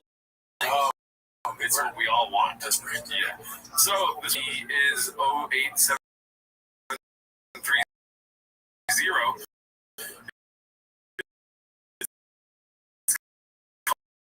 We all have our predictions, and it's Papa looking, or Brian looking at file. Yeah. Real. Where is that? Right here. Boom. I'm so happy if it worked. Yes. See? Stuff. That's the first thing I've ever known that you didn't know, dude. All right. So, fuck. What I don't like about, this is great.